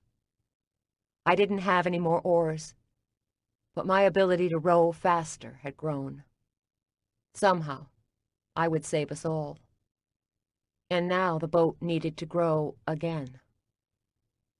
I sensed it would grow, but this time I wasn't so sure I had the strength or energy to row faster. What if I'd already reached my limit? Had Terry harbored thoughts like these when she'd been carrying me? Had she thought she could build a boat for us only to discover she couldn't keep rowing? Had she looked at me that day in the Union Street bakery as she ordered my favorite sugar cookies and decided she couldn't keep us both afloat anymore? What had finally pushed her to simply sail out of my life without a backward glance? I opened the box and looked at the picture of Jenna.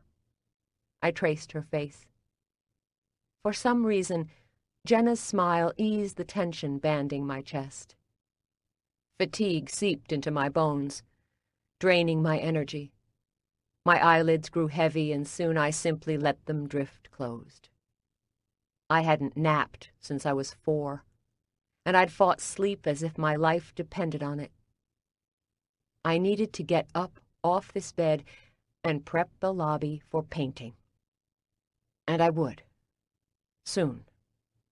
Right after I rested my eyes for a moment. Maybe for a minute to catch my breath. The sounds of honking horns and the hum of car engines passing under my window grew more and more distant. The bed's warmth pulled me deeper and deeper, and instead of fighting, I leaned into its tug. In one moment I was on my bed, and in the next I sat alone in a white rocker by the river. An empty rocker sat next to me. How long I sat, I couldn't say, but in the rocker I was content. A gentle breeze, a sun warming my face, boats passing by on the river. Finally, a woman approached. She looked worried. Her curly blonde hair framed an oval face, high cheekbones, and a full mouth. A blue print dress flowed around her calves. Cupping her hand over her eyes, her gaze hungrily scanned the horizon. "Can I help?" I said. Her gaze still on the horizon, she shook her head. "My son. I am looking for my son." I rose, ready to help. "What does he look like?" "He is a baby. He has light hair, like his father, and peaches and cream skin like mine. He is a pretty baby. A good baby. Perfect. How did you lose a baby?" Sadness tightened her button mouth. "He was in my arms, and then I closed my eyes for a moment. When I awoke, he was gone." "Did someone take him?" She shook her head, folding her arms over her flat belly. "I don't know. I don't know." She met my gaze, her blue eyes sharp and vivid. "Keep your baby close, or someone might take it too."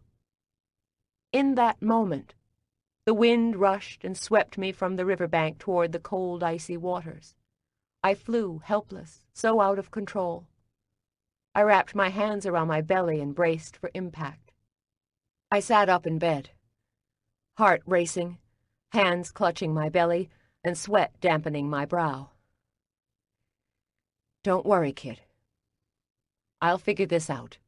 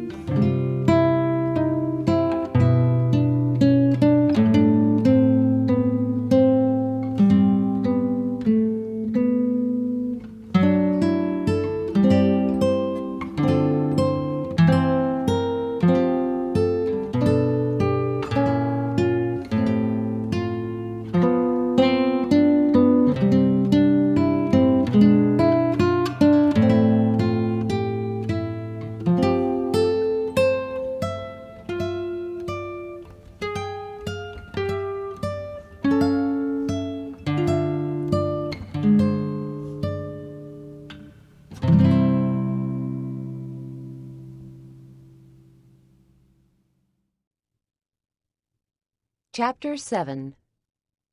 Monday, 6 p.m. 11 days, 11 hours until grand reopening. Income lost, $500. Rachel sat in her apartment alone on the edge of her bed, wineglass teetering between her fingers. Hours ago she'd heard Daisy's panicked footsteps clicking past her apartment, but as much as Rachel had wanted to go to Daisy, she understood her sister needed time alone to process. And so she'd spent the afternoon prepping the front of the store for painting. She'd removed pictures, caulked holes, sanded rough spots, and wiped the dust from the walls. It was after 5 when she'd finished, and she'd gone to Daisy's room. To her surprise, her sister was sound asleep, looking more relaxed than she had in weeks. Rachel left Daisy sleeping and retreated to her apartment. Alone in the quiet, she'd poured herself a glass of warm wine and then dropped in a couple of ice cubes. She had 2 bottles of wine left from that long-ago party with Mike, and despite a lingering headache, she believed a glass of wine wouldn't hurt. This afternoon, when she'd taken a break, she'd considered putting these last 2 bottles in the refrigerator, but then that would have meant she planned to drink again. There was something about intending to drink that was far worse than just drinking, and so she left the bottles on the counter beside the refrigerator. She held the glass up to the light, swirled it, and studied the way the wine glided down the inside of the glass. Lord knows Mike would have frowned at the idea of her drinking on a weekday alone. He'd never been much of a drinker, and grew annoyed if she had more than a glass of wine at a party. Rebellion stirring, she drained the glass in a gulp, and refilled it before moving into her bedroom and opening Mike's closet, packed full of T-shirts, jeans, and white chef's jackets. She could imagine Mike coming in the door and kissing her on the cheek. He'd been gone a year and a half, and she'd still not cleaned out his closet. It seemed she should have tackled the task by now, but then she wasn't sure how to time the grieving mourning process. Should she have cleaned his clothes out within weeks of his death? Months? 18 months did seem excessive.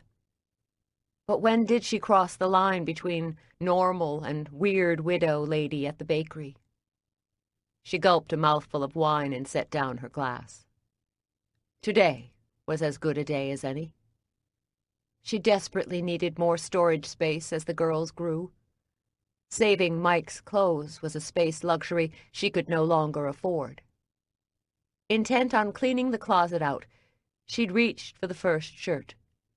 Her hand skimmed the rough white cotton, and her fingers trembled. Pulling back, she retreated to the edge of the bed and her wineglass. Swigging again, she stared at the collection of dark trousers, white coats, and dozens of white tennis shoes. Mike had loved tennis shoes and socks. In all the years she'd known the guy, she'd only seen him barefooted when he was in the shower or in bed. Mike didn't like his shoes to appear dirty or worn. Pristine white had been so important to him. His shoes lasted 3 months, max, before he replaced them. When she'd gone to meet with a funeral director about his final outfit, she'd brought his newest pair of white sneakers. In fact, she doubted he'd ever even worn them, because she'd pull them right out of the box. The funeral director had not raised an eyebrow as he'd taken the shoes, jeans, and white Union Street Bakery T-shirt. Mike had loved the bakery, lived and died at the bakery, and it had made sense he'd take a piece with him. Rachel glanced at the empty bottom of her wineglass. She could fill up or clean out the closet. She rose and grabbed a box of large green garbage bags from the kitchen.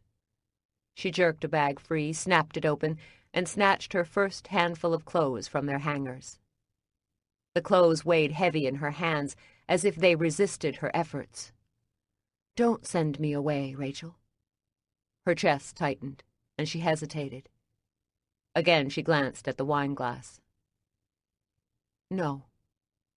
Fearing she'd stop to think, she shoved the first jacket in the trash bag and kept stuffing until it was full.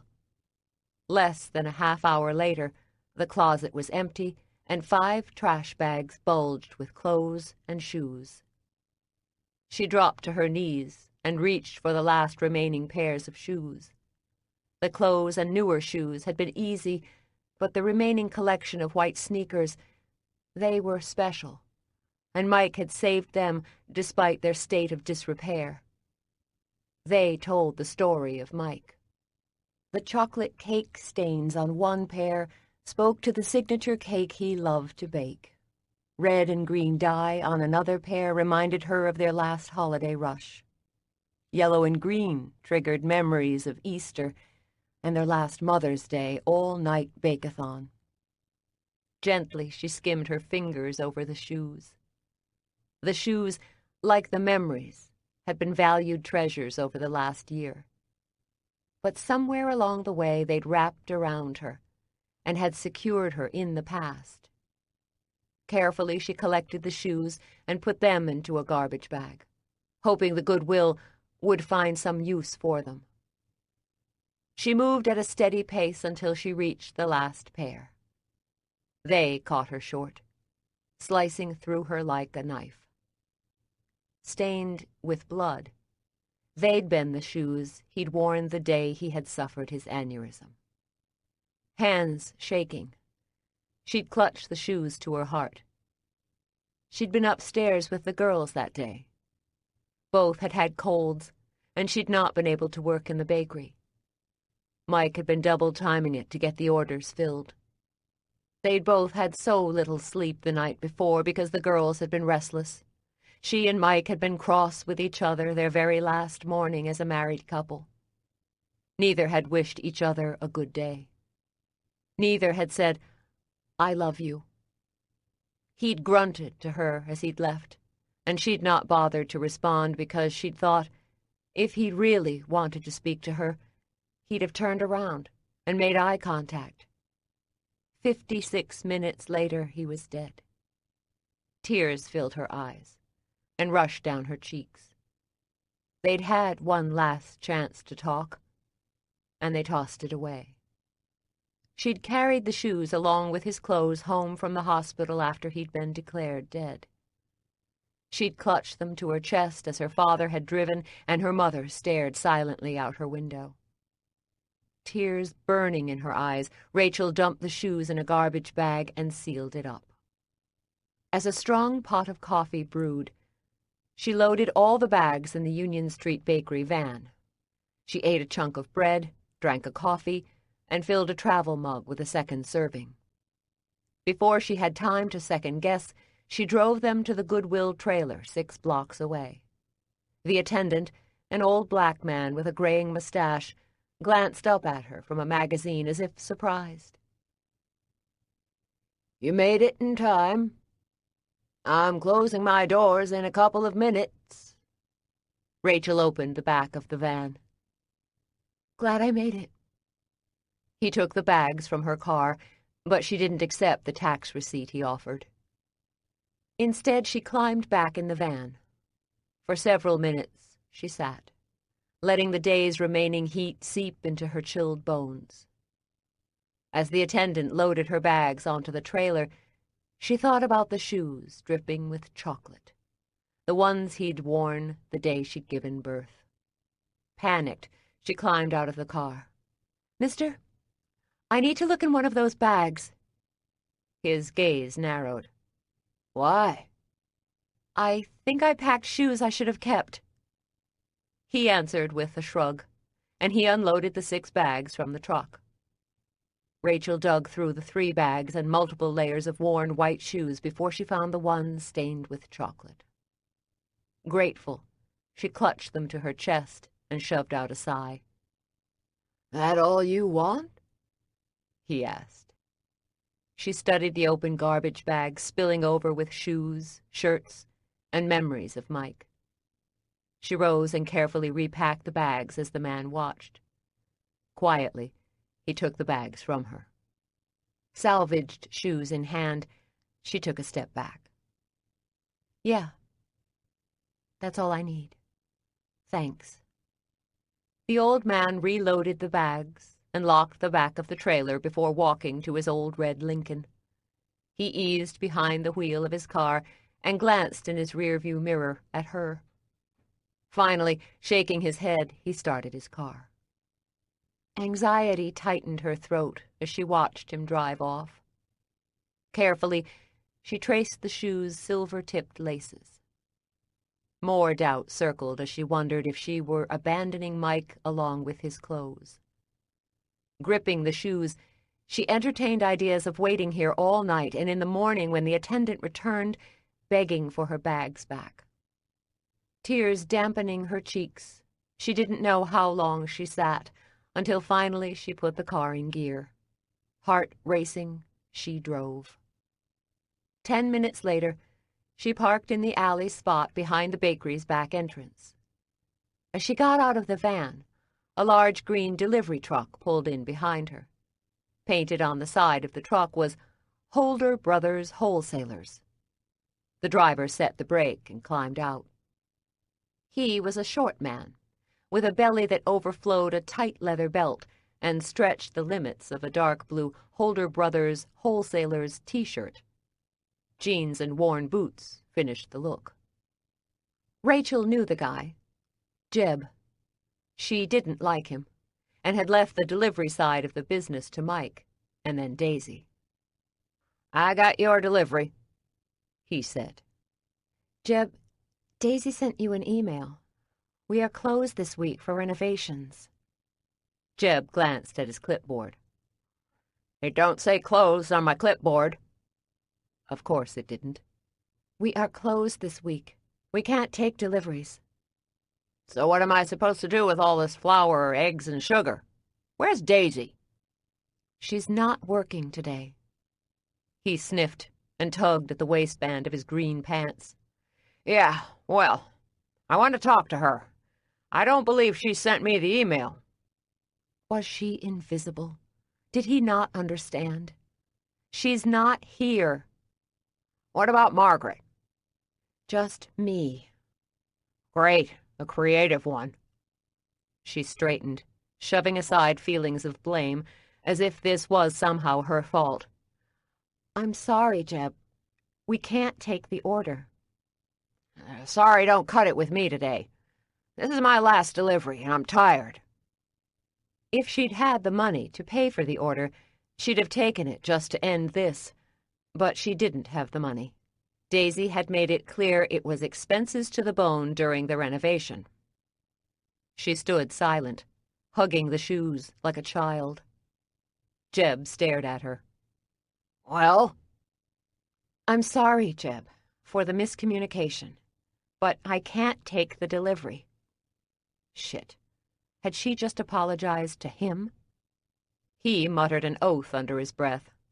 "This account has turned into a real pain in my ass. If I had half a mind, I'd drop you." They needed the Holder brothers, and she'd lost too much in the last year to lose a steady supplier. "That's not really necessary. And it's just one order." "And before this, it was like pulling teeth to get a payment. You've been trouble for a year." Unwanted tears welled, and her lip quivered. "I will have Daisy talk to you." He glared at her tears before opening his door. "I don't need this shit. I don't need it." She watched him back out of the alley. Anger and resentment bombarded her.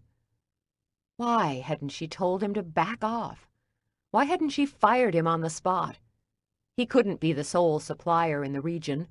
The guy worked for her, and she'd let him walk all over her. She'd apologized. She'd effing cried. Damn it. God, how would she make it if Daisy quit the business? Running a bakery was a tough way to make a living without kids, and damn near impossible with a baby. At least when the girls had been born, she'd had Mike. Daisy didn't have anyone. When would her sister wise up and figure this job plus an infant equaled insanity? As she climbed the stairs to her apartment, panic and fear crowded out the anger. She dumped her keys and purse on the table by the door and moved into her bedroom.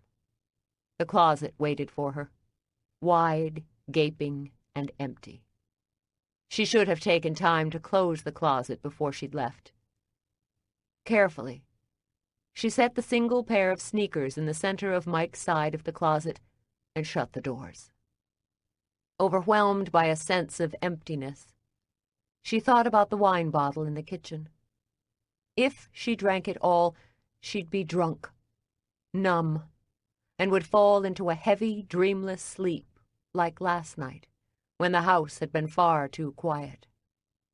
She moved to the refrigerator, opened the freezer, and filled a glass with ice. She picked up the half-full wine bottle from the counter and filled her glass. She raised the glass to her lips and hesitated. The wine would get her through tonight.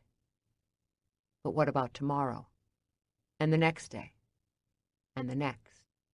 Rachel poured the wine in the glass and open bottle down the sink and climbed the stairs to Daisy's door. She pounded on it. "Daisy!" After a delay, footsteps sounded in the apartment, and the door opened to a bleary-eyed Daisy. "What?" Guilt deflated some of her steam. "You sleeping? It's 8:15. "Resting my eyes," she sniffed. "Was that the Holder brothers' truck I heard? Jeb can't shift gears without grinding them." "Yeah. Jeb wanted to make a delivery. I sent an email. He said you didn't." Irritation widened her tired eyes. "I'll deal with him."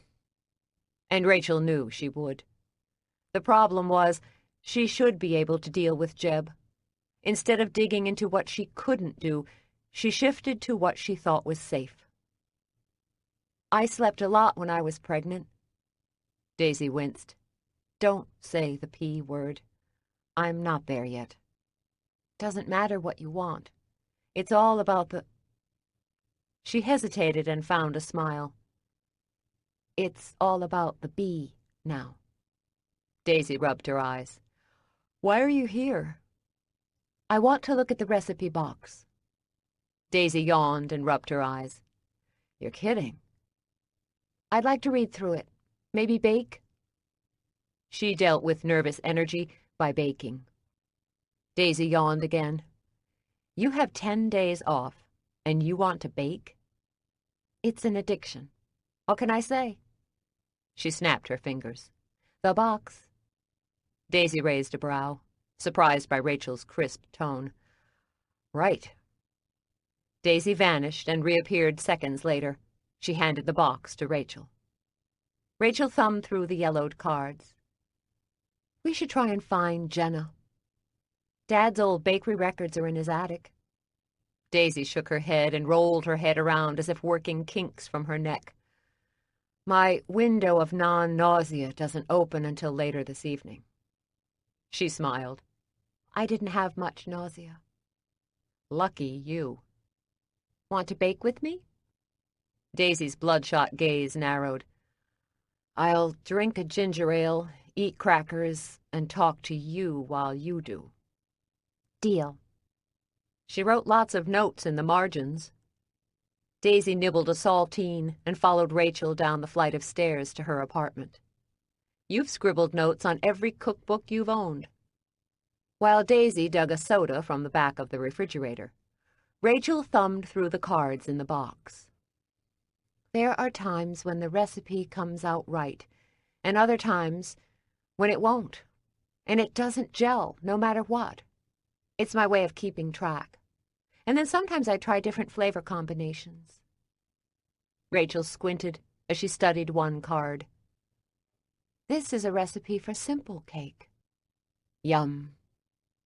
Rachel pulled bowls out of the cabinet and banged them hard on the stainless workspace.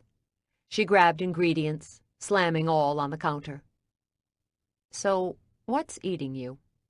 Daisy said. "I'm fine." Daisy sipped her ginger ale. "It sounded like you were dragging dead bodies out of your apartment earlier." Thump, thump, thump. What was it? For a moment, Rachel didn't answer, as she unwrapped a pound square of butter. "I cleaned out Mike's closet." Daisy sat silent, as if knowing there wasn't much she could say. "I was fine until I saw his shoes." A half-smile quirked the edge of her lips as sadness simmered like a pot of sugar water reaching the hardball stage. "All those crazy tennis shoes?" Doubt amplified her sadness. "I saved one pair." She frowned. I chucked all his belongings into garbage bags. Daisy offered no signs of judgment. I love garbage bags. It's the suitcase for the girl on the go. Her easy words softened the sadness. I hauled them all downstairs and into the van. Made it as far as the Goodwill and watched the guy load them all on the truck. Daisy winced. And then? Worry drew her mouth tight. I kind of freaked out. I made the guy pull all the bags off the truck. Daisy winced. You didn't bring all Mike's stuff back, did you? No, not that bad. But I dug through every bag, looking for the shoes he wore when the girls were born. The ones stained with chocolate. She dumped the butter into the stainless bowl. Yeah. I wanted to hold on to one memento. Reasonable. She pulled a hand mixer from a drawer, popped 2 beaters into the sockets, plugged it in and switched it on low. The mixer strained against the hard butter, chewing at the edges of the brick. Rachel revved the speed of the beaters, shoving and pushing the butter until it lost its hard angles and dissolved into a creamy mixture. She shut off the mixer. Mike never would have wished death so young. And he'd never have left us. I know. Daisy glanced toward her can of ginger ale. But you still feel abandoned. Rachel nodded. Yeah. In the days and weeks after he died, I was so busy running around trying to keep it all together. I didn't have a lot of time to feel much. I mean, I read about the stages of grief and kept thinking, well, I'm at acceptance. I must have skipped the anger stage. Daisy flicked her thumb against the can's tab. Anger can be very tricky. It's good at hiding and lurking, but it always rears its head. In fact, I've seen it enough times that I think I can draw a picture of it.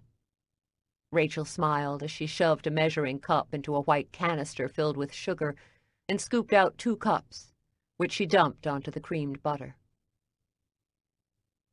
It was a complete stranger to me until the last couple of months. About time it arrived. Shows you are alive. Rachel shrugged a shoulder. When you came in the spring, I thought the cavalry had arrived. For the first time since Mike died, the panic in my chest eased, and I could breathe. Panic actually has its pluses. No time for much else when you are a little panicked. Definitely keeps you in the moment. She frowned. I thought I'd feel better without fear always chasing me. But the extra time gives me a chance to really miss Mike. And then in the last couple of weeks, I've somehow stumbled from sadness to anger. I've been so pissed lately. Welcome to my world. I could never understand why you were always so angry. I thought, yeah, her birth mother left, but she has Mom and Dad, and we all love her. She should be fine. Now, I realize all the love in the world doesn't soften a terrible loss. Daisy swallowed. It's also easy to be angry, Rachel. It's easy to shake your fist and search for the next person to blame. But since I arrived here, I realized I'd gotten a little tired of being angry. It's kind of like carrying a big heavy rock. You're so focused on the rock, you miss the scenery. Rachel nodded. It's all about the rock for me now. Sooner rather than later, you need to put it down. And you have? Most days. And then I send an email to Terry, and she doesn't respond right away, and I find myself picking it up again. But at least now I know when I'm carrying it. Rachel mixed a splash of vanilla into the batter and blended it in. Have you talked to Gordon? Oh, yeah. How did it go? Daisy shook her head. Not well. I did a number on him. You didn't ask for this. If you could have chosen a different outcome, you would have chosen it. Terry said the same to me when I asked her about leaving me. Woulda, shoulda, coulda doesn't really count. She sighed. At least this time I was honest with Gordon. I didn't try to hide my feelings. He needs time to cool off. You didn't see the look in his eyes. Rachel came around the counter and wrapped her arms around Daisy. For the record, I'm excited about the baby. Daisy's questioning gaze met Rachel's. Really? Yeah, really. And if it's a girl, she will be dressed to the nines. I've all the girls' clothes, in 2 sets. She traced her finger around the rim of her soda can. Given my luck, it'll be a boy. Dad will be thrilled with the first male McCrae in the house. I know he loves us, but he'd kill for another guy on the premises. Mom and Dad, Daisy groaned. That's going to be an interesting conversation. They'll be a little surprised, but they'll adapt. Daisy squeezed Rachel's arm. Thanks. Rachel returned to her mixing bowl. We make a fine pair. Call us knocked up and hacked off. Rachel laughed. Using the recipe card, Rachel finished mixing the cake. Soon she had the batter arranged in 2 parchment-lined cake pans. She popped them in the oven. The apartment filled with the sweet smells of vanilla and cinnamon. As they inhaled the scents of the baking cake, the room chilled, making them both shiver. Rachel rubbed her hands over her arms and moved toward the stove. Daisy set her soda down. I think I finally feel human. Rachel held her chilled fingers toward the oven. No nausea? Aren't you a little ahead of schedule today? Shouldn't it be 2 or 3 more hours before the non-nausea time? I'm not looking a gift horse in the mouth. The kid is giving me a reprieve, and I'm taking it. When are those cakes going to be ready? I'm starving. At that moment, the buzzer dinged. Ask, and you shall receive. Slipping a red oven mitt on her hand, she opened the oven door and pulled out the cakes. God, they smell great. Daisy inhaled deeply. And they don't make me sick to my stomach. Smiling, Rachel dumped a cake on a white plate. Steam rose, and normally she would have waited for it to cool before she cut it. Tonight, she cut it immediately and plated a piece for Daisy. Here you go. Daisy blew on the hot cake and then bit into it. She closed her eyes, chewing slowly. I have died and gone to heaven. Rachel picked up a hot cake wedge and bit into it. Not bad. Looks like Jenna knew how to bake. I'll say. And no eggs, no small feet. She shuddered as a cool blast of air blew. I think the AC kicked into overdrive. What do you mean? Daisy finished the first piece of cake. I'm freezing. Really? I'm kind of warm. It must be 90 outside. It's 12 in here. Daisy bit into the cake. Maybe you're getting sick. I feel fine. But it turned cold in here. Daisy shook her head. This cake is amazing. It feels like I haven't eaten in weeks. The chill settled deeper in her bones, and suddenly all the loneliness of the last 18 months rose up. Tears threatened, but she swallowed, forcing them back. Times like this I really miss Mike. He'd have loved discovering a new recipe like this. Daisy reached for a second piece of cake, and as if she hadn't heard, Rachel said, I really hope I don't screw this kid up. I don't have a clue how I'm going to pull motherhood off. Rachel swiped away a tear. Mike's birthday is next week. He'd have been 35. It's not fair he died.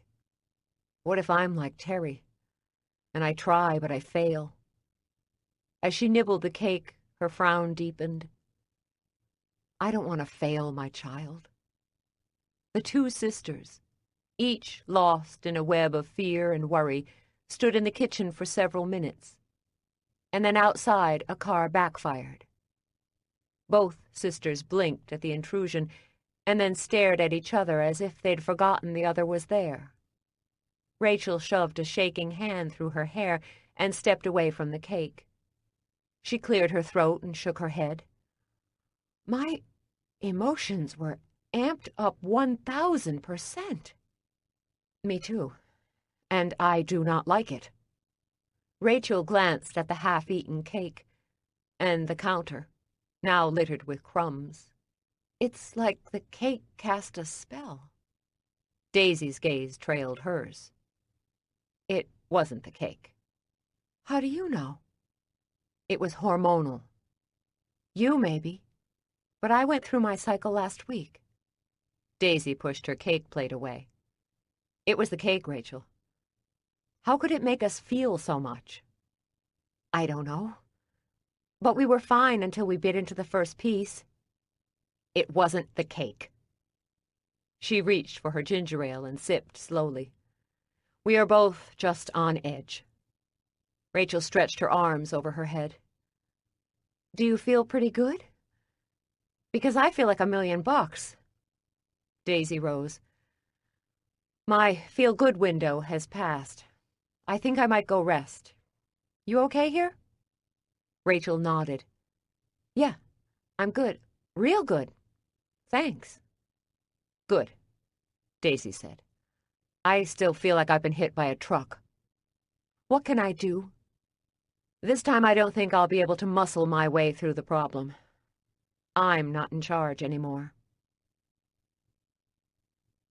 Chapter 8. Tuesday, 7 a.m. 11 days until grand reopening. Income lost, $600. From my attic desk, the sound of Jean-Paul's drill grinding through wood rose up through the floors and snaked right up my spine. Normally, noise and chaos didn't bother me, but lately it drove me mad. At my desk, I buried my face in my hands, wishing I could call Gordon. I am going insane. I'd worked with an older woman years ago. She'd been a secretary, and I'd been an analyst on the rise. When life got tough and I thought I'd go crazy, she'd always smile and say, "This too shall pass." I'm not sure what had made me think of her, but I repeated the words, "This too shall pass." I breathed in and out, hoping it passed before I grabbed the hammer from Jean-Paul's toolbox and hit him with it. Instead of using a hammer on Jean-Paul, I picked up the phone and dialed the Holder brothers. 3 rings, and I got their receptionist's perky, "Holder brothers?" "Sandy, this is Daisy McCrae. How are you doing today?" I'd start with nice. "Miss McCrae, how are the renovations going?" "Well, thanks. Look, I've got a problem. Your man Jeb showed up here yesterday with a delivery. You and I agreed no deliveries this week?" "We sure did." "I don't mind the mistake as much as Jeb. He was rude to my sister." A heavy silence followed. "I let the boss know. I'd put you through, but he's in the warehouse now." "No worries, Sandy. But if Jeb gives us trouble, especially Rachel, I'm firing Holder Brothers." The bakery wasn't a huge client, but in this economy, every penny counted. "It won't happen again, Miss McCrae." "Thanks, Sandy." I hung up and, sighing as I stood, my gaze settled on Jenna's recipe box. Hadn't I left that with Rachel? She must have brought it back up last night. Lately I slept like the dead, so I could easily have missed her. Picking up the box, I thumbed through the cards. Rachel had mentioned Dad had old bakery records. As much as I didn't want to think about Jenna, she kept creeping back into my thoughts. So much work to be done, and I want to play history detective. But then what could it hurt to carve out a half hour?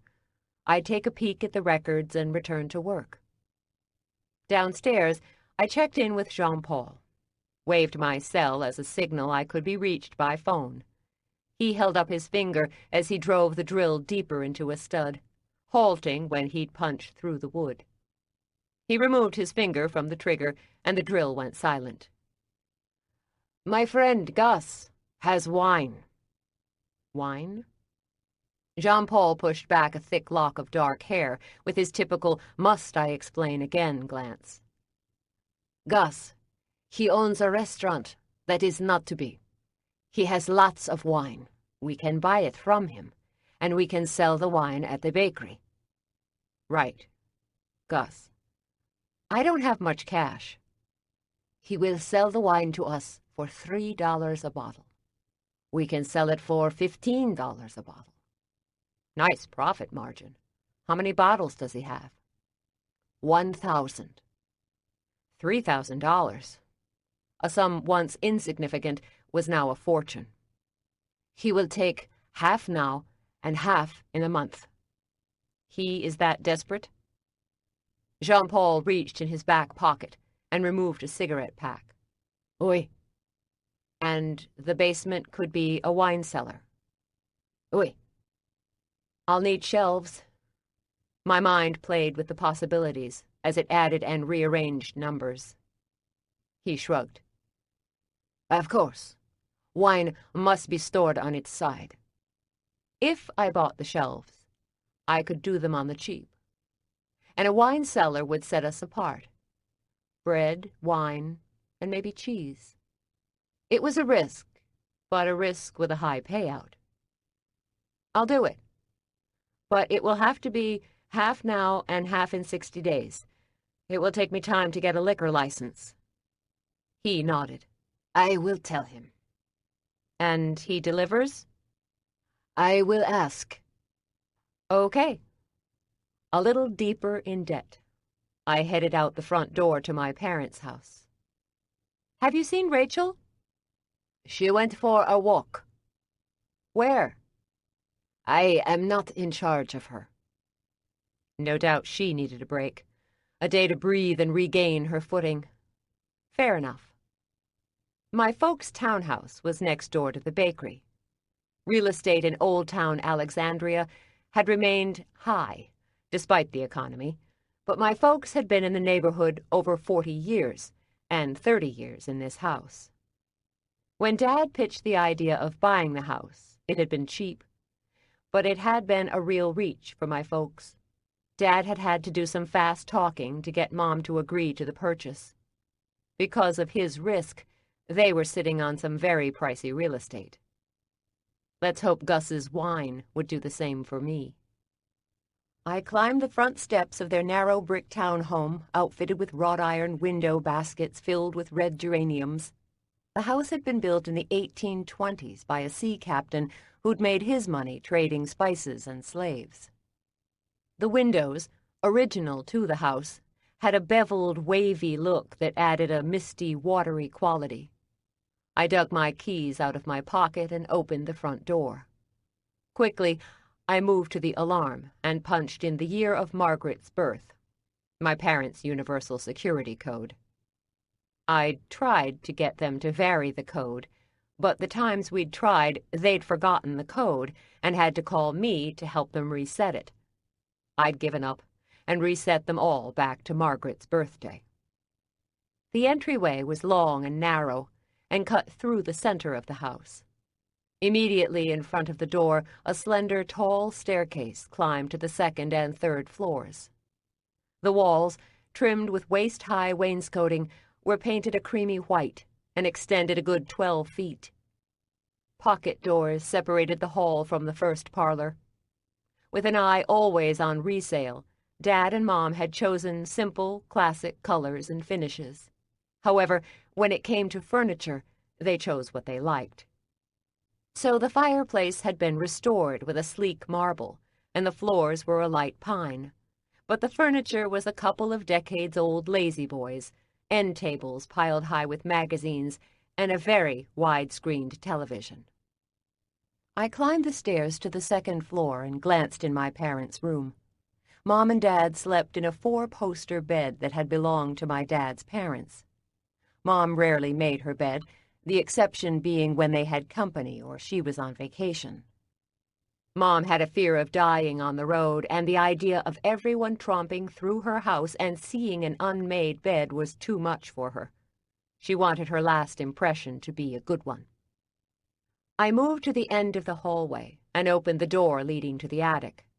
Thankfully, it was a walk-up attic, so no pull-down rickety stairs. I switched on the light and climbed the roughly hewn stairs. Dad had relocated the old bakery files to his attic about 20 years ago, so that he had more room in his bakery office, which I was now having removed so we could add freezer space. Halloween and Christmas decorations crowded the right side of the attic. My mother's favorite holiday adornments included a light-up snowman with a bad right arm, a dozen careworn wreaths with red bows, assorted lights, and electric white candles for each of the townhouse's windows. Dad had commandeered the left side of the attic, arranging his bakery files neatly in metal file cabinets. Dad had always been a good record-keeper historian of the Union Street Bakery, and as he'd gotten older, the past drew him more and more. He'd talked about writing a book about the bakery's history, but so far had not been able to sit still long enough to write the first page. This early in the day, the attic temperatures were bearable, but by noon, the heat would be unmanageable. And if I'd waited until late July, heat plus the kid would have made this outing impossible. Head bowed so I didn't bump into the rafters, I moved past the file cabinets designated for the 2000s, past the 90s, 80s, and then skipped quickly to the 40s. The deeper I traveled back in time, the less space was dedicated to files. I knew if Dad had been alive 100 years ago, he'd have saved every scrap of paper connected to the bakery. He grumbled often enough that his ancestors hadn't been the best archivists. Like me, Dad favored organization because it gave him a sense of control. My birth mother had abandoned me at age 3, and his father had died suddenly when he was 14. Both of us suffered a loss that ran so deep, we'd convinced ourselves if we were organized and orderly, we could control the universe. Of course, neither of us had been widely successful. Dad had a heart that wouldn't tick much longer, and I was underemployed and pregnant. I found the drawer marked 1940s in the very back row. My grandfather would have kept these records. After this file cabinet, there were only 2 more. The first 100 years of the bakery garnered 3 cabinets, whereas the subsequent 50 had 12. I glanced back toward the front to the 5 empty cabinets Dad had delivered weeks ago. These were going to be my cabinets. He'd anticipated I would be as dedicated a recorder as he. And honestly, he was right. I'd amassed more files in the last 2 months than Rachel and Mike did in their 7 years of running the bakery. With a hard tug, I pulled open the top file drawer. The marker read, January to December 1940. I wasn't sure when Jenna came to work at the bakery, but her last recipe card was dated 1944. These files, kept by my grandfather, were dusty and brittle. The handwriting on the tabs was bold, thick, and impatient. I understand impatient. Seems a baker is always stealing time. Time at the desk keeping records is time away from production, and no production means no money. I pulled the first dozen files and moved back to the attic steps where the light was better and the air a touch cooler. Smoothing my hand over the first file, I opened it. I was expecting to see the files and forms my dad used, taxes, business license, but the first page contained a bill of sale for flour, 40 pounds, at 25 cents per 5-pound bag. There were more receipts, and I marveled at the cost of butter, eggs, and sugar. There were ration books that my grandmother, like the wartime women, used to buy precious items such as sugar and butter. As a baker's wife, she'd have enjoyed extra rations through the business.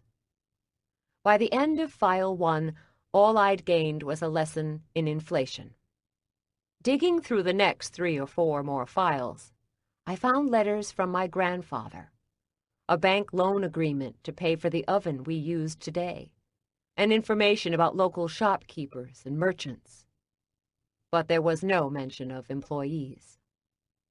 I neatly stacked and returned the files to the cabinet before grabbing more files to be searched page by page. As I went through the pages, I imagined the grandfather I never knew. The bread, his customers, and the seasons ruled his life, as they now directed mine. My father said his father had had a beautiful singing voice, and customers marveled at his talent. Grandfather McCrae had dreamed of singing in New York on a grand stage. My father had a tin ear, and his dreams were of joining the army and flying planes. Both had surrendered dreams for the bakery. My dreams had changed over the years. First, it had been college, and then a master's, then a top job, then to make big bucks. And then, well, since my return to Alexandria, my dreams had ceased to matter. Maybe one day I'd make new ones. Maybe. Or was I going to be like my father and sacrifice the rest of my life for the bakery? And what about the kid? Was he going to grow up here with a mom frazzled by lack of sleep, shaky finances, and long hours behind the retail counter? I didn't exactly yearn for a return to finance. The money was good, but lately the idea of getting on a plane in a suit didn't thrill me so much. But the bakery wasn't enough. Damn. I opened the last set of files, dated 1943, and discovered the first set of employee files. My grandfather notes he's advertising for new employees, a clerk to run the front counter. Clean, reliable, good with people. There were no applications, only names with notes on a blank page. Christopher is too brash. Rosa is too short. Willa, my wife doesn't like her. And finally, Jenna, a pleasant girl, nice smile, can bake. There is a check beside her name. This was my first bit of information on Jenna. Pleasant, nice smile, and can bake. I kept digging through the papers and found a black and white picture of 6 women and my grandfather. My grandfather's hair is dark, and his body lean and fit. He's holding a plate of cookies and smiling at the camera. All smiling, young and slim, each girl wears a skirt dipping below the knees, a sweater, socks, and dark shoes. The girls have their arms linked together. A USO banner hangs in the Union Street bakery window, and snow on the ground suggests it's winter. I leaned in and studied the smiling faces. It wasn't hard to spot Jenna. She is the third from the left. In this image, her uniform hugs a narrow waist. Her face is slimmer than I remembered, so I pulled the other picture of Jenna from my pocket. The first image, from the recipe box, appears to have been taken after this newly discovered image. The group photo of the girls taken in January and the picture of Jenna and the soldiers snapped later in spring. In the spring photo, Jenna's face has definitely filled out. Working in a bakery is hard on your waistline. For the first time, I moved my hand to my belly, which now strained the snaps of my pants. Weeks of telling myself I'd put on weight because of the bakery seemed absurd. For a moment, I kept my hand there, still wondering if I'd feel a flutter or a kick. But the kid was still, definitely not going to move until he was good and ready. Stubborn, a chip off the old block, I thought with a bit of pride. Gordon had admired my stubborn streak.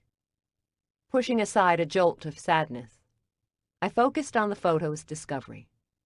I returned to the cabinet, hoping to find some other scrap of the woman who'd hidden her recipes in the wall. But a search of the entire decade reveals no more details. Jenna appeared twice. Once in the form of a scrawled note, a pleasant girl, nice smile, can bake. And in the photograph. Then she vanishes, as if she'd never been at the bakery. I fixated on the changes in her body from winter to spring. I didn't have hard and fast dates, but I was guessing they were taken about 4 months apart. 4 months. In my case, a time of great, great change. For reasons I cannot explain. As I looked at the spring image, I got the whisper of an idea. At first I brushed it away as nonsensical, but the more I stared, the deeper its roots grew. Jenna was pregnant. Or was she? Or am I looking for a kindred spirit? The assumption of her pregnancy opened a host of questions for me. Was she married? Who was the baby's father? Was he one of the soldiers in the spring picture? What became of Jenna and the baby? The baby would be close to 70 now. I wished Margaret were in town to do her historical digging magic. She'd take a name and a photo, and if given a couple of days, would unearth all that had been written about the person. What would Margaret do? WWMD. Assuming Jenna was pregnant, and the baby was born at the end of 1944, and the baby was baptized, I could check the newspaper, birth records, church records, the 1950 census records. All right, Jenna. Let me see what I can find out about you. What do you mean there is a problem? 5 minutes back at the bakery, and I had trouble. Jean-Paul pulled a cigarette packet from his breast pocket, caught my irritated glare, and he tucked it back in his pocket. The wiring in this place is ancient. I will need to do more to bring it up to standards. And I'm worried about the floorboards and whether they can support the freezer. Dollar signs danced in my head. After leaving Mom and Dad's, I'd driven to IKEA and purchased shelves for the basement winery. The more I thought about the addition of wine and cheeses, the more I liked it. The profit margin on Gus's wine, if I could survive the cash outlay, would be tremendous and might enable us to come out of this renovation a bit ahead of the game. How much and how long? He shrugged. 1,000 for the wiring and the floor? Can you be very specific? I'm counting pennies here. He sniffed, shrugged. It is hard to tell now. Why? You said you've done this before. It's an old building. There are always surprises. Dad had always said when you opened up an old building, you never knew what you were going to find. I'd been hoping we'd catch a break. I need this bakery open and running in 11 days. If I am closed longer, I will lose money I do not have. And I got a call from your pal Gus. He's headed this way with 1,000 bottles of wine in 2 days. Jean-Paul ran the unlit cigarette under his nose, inhaling the tobacco. It will all come together. Do not worry. Easier said than done. This bakery supported Rachel and her girls, but it also had to feed the kid now. It had to make it. Jean-Paul, You are going to get this job done. On time and on budget. Figure out what must be cut from the budget to make this work. Of course. That's all you have to say? He rolled the unlit cigarette between his fingers. What more is there? Clenching and unclenching my teeth, I held on to my temper as it struggled to break free. Your answers are too quick and easy for me. I want more thought, more anguish. He arched a brow. Americans love their drama. The French have had their share. He shrugged. I do not have time for this. I have work. Right. Jean-Paul was a mystery to me. Not much riled him. He was even philosophical about my smoking ban, as long as he could retreat to the alley for his smoke. Jean-Paul turned back to his wires threaded through the exposed studs. Leave. My skin bristled. What? There is no work for you here now, and the stress is not good for you or the baby. My heart pounded in my ears. The what? He looked back at me, an eyebrow cocked. Please. A trio of arguments elbowed their way to the front of my brain, but logic quickly cast them aside. What am I going to say? Is it that obvious? To me? Yes. Am I getting fat?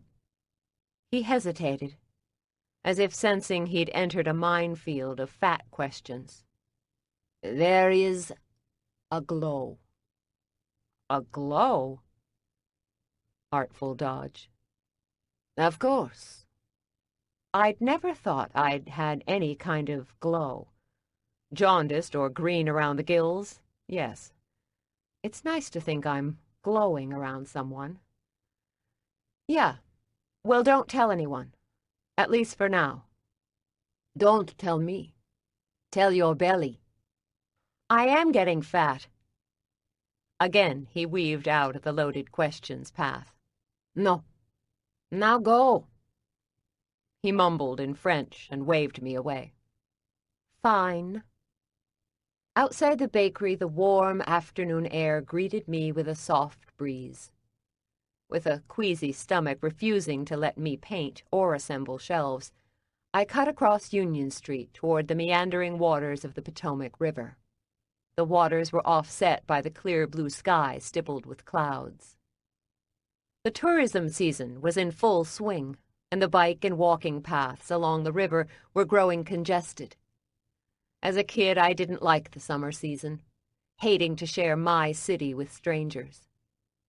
But now when I saw the buzzing streets, I thought of income for the bakery. The more, the merrier. My regret was that the bakery wasn't open. A young couple walked along the path, hands clasped and bodies close. As the woman spoke, the man listened with the eagerness of a new lover. Occasionally he smiled as she raised her other hand to punctuate her story. My thoughts went immediately to Gordon. We had been that couple in the very beginning, when we'd met 2 years ago. We'd barely been able to keep our hands off each other, and when one talked, the other listened with rapt interest. And then life happened. He'd become closed off and consumed by work, and I'd taken his disinterest as rejection. We got caught in a riptide of emotions and unspoken words as we'd been pulled apart. As much as we wanted to return to the other, neither of us had the strength to fight the current. After the breakup, both of us had gone on with our lives, never realizing the same tides that pulled us apart had brought us back together, here in Alexandria. We both had new lives, new challenges, and it seemed a new chance with each other. And then the wave I'd never seen coming crashed on me and separated us again. Alone now, I worried how I would pull off motherhood. I could manage any business, but a baby? There were so many ways I could screw this kid up, and it scared me. My mom had taught me how to be a mother. Mom never ran, and no matter how hard I pushed or tested, she'd stood steadfast. I prayed her training was enough to overcome the runaway genetics I'd inherited from Terry. I walked for another half hour, and then suddenly my energy plummeted. This was my new pattern. Nausea all day, feel human for an hour, and then the exhaustion. All but dragging myself back to the bakery, I pushed through the front door, anxious to collapse on my bed. The place was eerily quiet. No hammers, no customers, no nieces or sisters. The emptiness should have unsettled me, but I was too tired to care. I climbed the stairs and made it to my apartment. A glance toward the clock told me it was minutes after 7. When had I turned into a woman craving bedtime at 7? And then, uncaring for the answer, I collapsed onto my bed, my body aching with fatigue. Sunlight still burned bright outside, and I could hear children giggling on the street below. People from my old life would have laughed at me if they'd spotted me pulling the blanket over my head. I'd regularly burned the candle late into the night and laughed at those who said they needed 8 hours sleep. I'd had the nerve to call them old. Geez, my old life was less than 6 months gone, but it might as well have been a lifetime. I worked harder than I ever had and made 1/10 of what I had before. And to add a cherry on top of this bitter dessert, I was knocked up. If I'd had more energy, I'd have been freaking out right now. Hell, I didn't have the energy to strip off my clothes and put on pajamas. The kid wasn't even here, and it was already sucking the life right out of me. Tomorrow, I really needed to call Rachel's obstetrician. Maybe those supercharged vitamins they gave pregnant women would help. A gentle breeze blew into my room.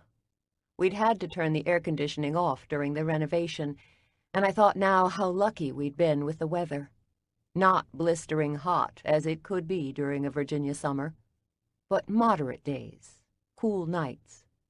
And then my eyes drifted shut. As the day floated further and further away, the darkness surrounded me and slowly closed in like a storm cloud. Fear and panic rose up, and as much as I wanted to run, my feet felt stuck to the ground, trapped. And then out of the darkness, I saw a woman. She was petite, small-boned, with a flat belly, and her shiny blonde hair is coiled into a bun. Jenna. Even if I'd not seen 2 pictures of her, I'd have known it was Jenna. Of course, not a logical thought, but many truths don't always make sense. She looked directly at me, and she smiled. "I think you're going to have a girl." My hand slid to my gently rounded stomach.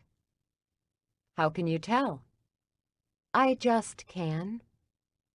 Mom had raised me never to ask a woman if she were pregnant. Unless the baby's head is crowning, do not ask. But that didn't stop me from glancing at her belly. She smiled.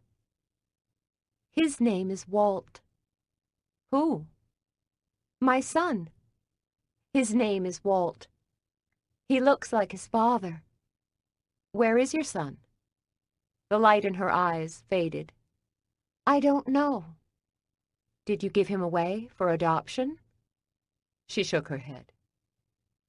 "They took him." A terrible sadness welled as I thought of her child being taken. "Who took him?" "I don't know. But I hear him crying all the time, and I know I need to find him. Why would they take him?" She shook her head. "Don't let them take your baby." Startling awake, my hand slid to my stomach. My breathing was hard and fast. My heart rammed against my chest. For an instant, I feared the baby was gone. The baby I didn't plan or want was gone, and my heart broke. And then the very most delicate sensation fluttered below my fingers, below my skin. Tiny, tiny flickers before it stopped. Holding my breath, I waited for the petite bit of movement. Come on, kid. Throw me a bone. But the kid was mutinously silent. She wanted me to know she was there, but she wasn't taking requests. The room was dark, the sun long since set. The streets were quiet, and the moon full and bright. I laid back on my bed, my hands on my belly. In another life, Gordon would have loved this moment. He'd always wanted children, and I'd been the one to shy away from children. He'd have coaxed the kid to move. He'd have nestled his head against my belly and spoken to her as if they'd been old friends. Tears filled my eyes, and I was struck with a bone-deep loneliness. I wanted Gordon to wrap his arms around me and whisper words of love in my ear. I wanted him to tell me we were going to be fine. But yesterday's memories of Gordon's stony features sent the fantasy skittering away. I had cut him so deep and inflicted so much pain. He'd never forgive me. Chapter 9. Wednesday, 6 a.m. 10 days until grand reopening. Income lost, $1,000. The next morning I rose early and settled into the office corner of my apartment. The small desk was overflowing with stacks of invoices and order forms, and I realized working in my apartment wouldn't work. I needed to move the office to the basement. Granted, my commute would only be 3 flights of stairs, but it created some separation from the attic, and a little was better than none. But for now, I'd suck it up and work in my room. Today my plan was to dive into work and keep my mind busy until 8, when I could call the OB's office and make an appointment. And then I really needed to paint or work on the basement. Sick or no, the clock was ticking, and I had no time left to waste. When 8 a.m. rolled around, I'd finished the last of the day's paperwork, and I dialed the doctor's office. The phone rang 3 times before I heard a brisk, "Westlake Obstetrics." I cleared my throat and resisted the urge to hang up. "This is Daisy McCrae. My sister, Rachel Evans, is a client of Dr. Westlake's." "Right, preemie twins." "She's the one. She suggested I give you a call. I had a—" Saying the P word was not getting any easier. "I had a pregnancy test, and it was positive. I think I'm 16 weeks along, and I need to connect with a doctor." "You're sure you're that far along?" "Yes. I know to the day, hour, and second. It's been a crazy month or 2, and I didn't notice all the changes." "Okay. Let me check the schedule." I heard the tap of computer keys in the background. "Can you come in today at 5? She has a cancellation." "Today?" "If you're 16 weeks, the sooner the better." "No, I totally get it. I do." I combed agitated fingers through my hair. "I'll be there." "You know where our offices are?" "Still on King?" "That's right." I spent the next few minutes giving her my basic info, and then rang off. I leaned back in the chair, nervous energy swirling through me. An appointment with an OB made all this a little too official for my tastes. I was going public with my pregnancy. With no more paperwork to distract me, I made my bed and cleaned my room, which took all of about 10 minutes, and then my thoughts turned to the front of the bakery. Rachel had cleaned and prepped it, and now it was time to paint. My stomach roiled. 10 minutes later, I was in the shop, glass of ginger ale close, as I opened the first can of paint. It's a butter yellow, cheery without trying, and I was certain it was going to brighten up the place. After filling the paint pan, I dug out the new brushes from the hardware store bag and then positioned the stepladder in the corner of the room. The plan was to cut in and then roll. It felt good to have physical work. In the last couple of months, I'd grown used to the manual labor demands of the bakery. I liked to keep busy and not think so much because I spent too much time in my head, worrying, which was why I loved finance. All the numbers kept my brain busy and distracted. But bakery work required not just your head, but your back, arms, and pieces of your heart. At first, the work had been painful and too demanding. I'd hated it. But somewhere along the way, I'd grown used to it, and now I even liked it. A rap on the front door had me turning. A regular bakery customer, Mrs. Abley, smiled and waved me over to the door. A bright blue dress accentuated gray, tight curls framing her round, well-lined face. I never professed to be good with people, but I liked Mrs. Abley. She always had a nice word, and on Rachel's birthday she had brought her a cake. Rachel had been so touched she'd cried. That cake had won big points in my book. Smiling, I crossed to the door and opened it. "Hey, Mrs. A, what's up?" Petite, she favored loose-fitting dresses and very sensible brown shoes. "Daisy, why aren't you open?" I pointed to the renovation sign in the window. "We are moving a wall and adding a freezer and a wine room. We'll be closed for about another week." She frowned as she studied the sign. "I don't ever remember this bakery being closed. In the snowstorm of '96, your dad was open." "I know, and I hated closing, but the health department doesn't like construction and baking at the same time." She waved a bent, heavily veined hand. "Oh, for heaven's sake, a little dust never killed anyone." "Hey, I hear you, but the man says no, so I gotta listen. You should love our new look." She glanced beyond me, at the lines of yellow trim clashing with the existing blue. "I like the old one. Give the new one a try?"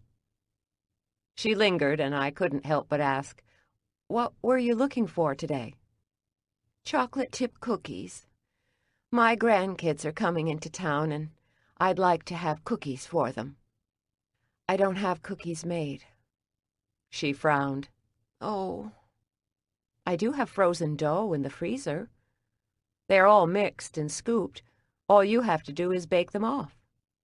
Her gaze narrowed as her lips curled into a conspirator's smile. "And the house would smell like I'd been slaving all day." I smiled, leaning closer. "Exactly. Your grandkids will never know you and I had this little exchange." She winked. "I like your thinking, Daisy." I nodded. "Come on in, and I'll fix you right up." She came into the shop, and I locked the door behind her. As she took stock of the empty cases and the pictures off the wall, I moved toward the saloon doors. "How many cookies you need?" She traced her finger over the cupcake clock resting on the display case. "A couple of dozen." "Be right back." Through the doors, I nodded to Jean-Paul, who was studying a wall joist. An unlit cigarette dangled from his mouth as he frowned and deliberated on the wood as if it held all the secrets of the world. I pushed the plastic off the freezer and pulled out a Ziploc bag full of scooped cookies. There was more than enough to cover Mrs. Abley's needs. I scrounged a USB bag and dropped the frozen cookies inside. When I came out, she met my gaze, but as I moved toward her, bag in hand, her smile faltered and turned questioning. She studied me like a hawk, and I found myself straightening my shoulders and holding the bag in front of my belly. The kid wasn't going to stay in hiding much longer. I dreaded the questions, but refused to worry. The kid and I would have to figure it out. "Here you go." I handed her the bag and resisted the urge to cover my belly. Mrs. Abley glanced in the bag. All I have to do is put it on a baking sheet. Heat your oven to 350 degrees, and then slide your pan of cookies in the oven. Be sure to leave a couple of inches between the cookies, because they will spread a little. Bake 10 to 12 minutes. I appreciate it, Daisy. How much do I owe you? Not a dime. It's my gift to you. Honey, that's so sweet.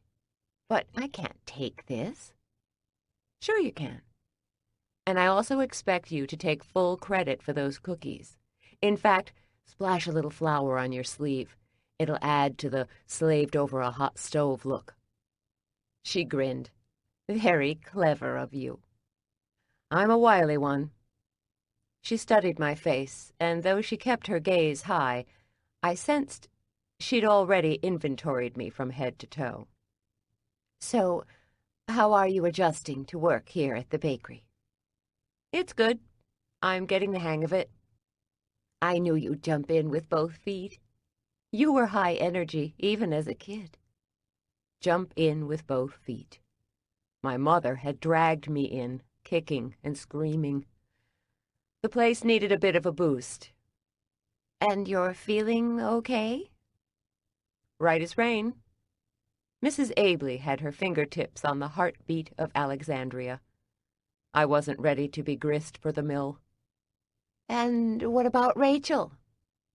The girls are on a vacation with my parents, and she's enjoying a bit of quiet time, and Margaret's working a temporary job on an archaeology site. Mrs. Abley shook her head. The girl does love her bones and buried treasure. There was a loud crash in the back room, followed by a good bit of muttering in French.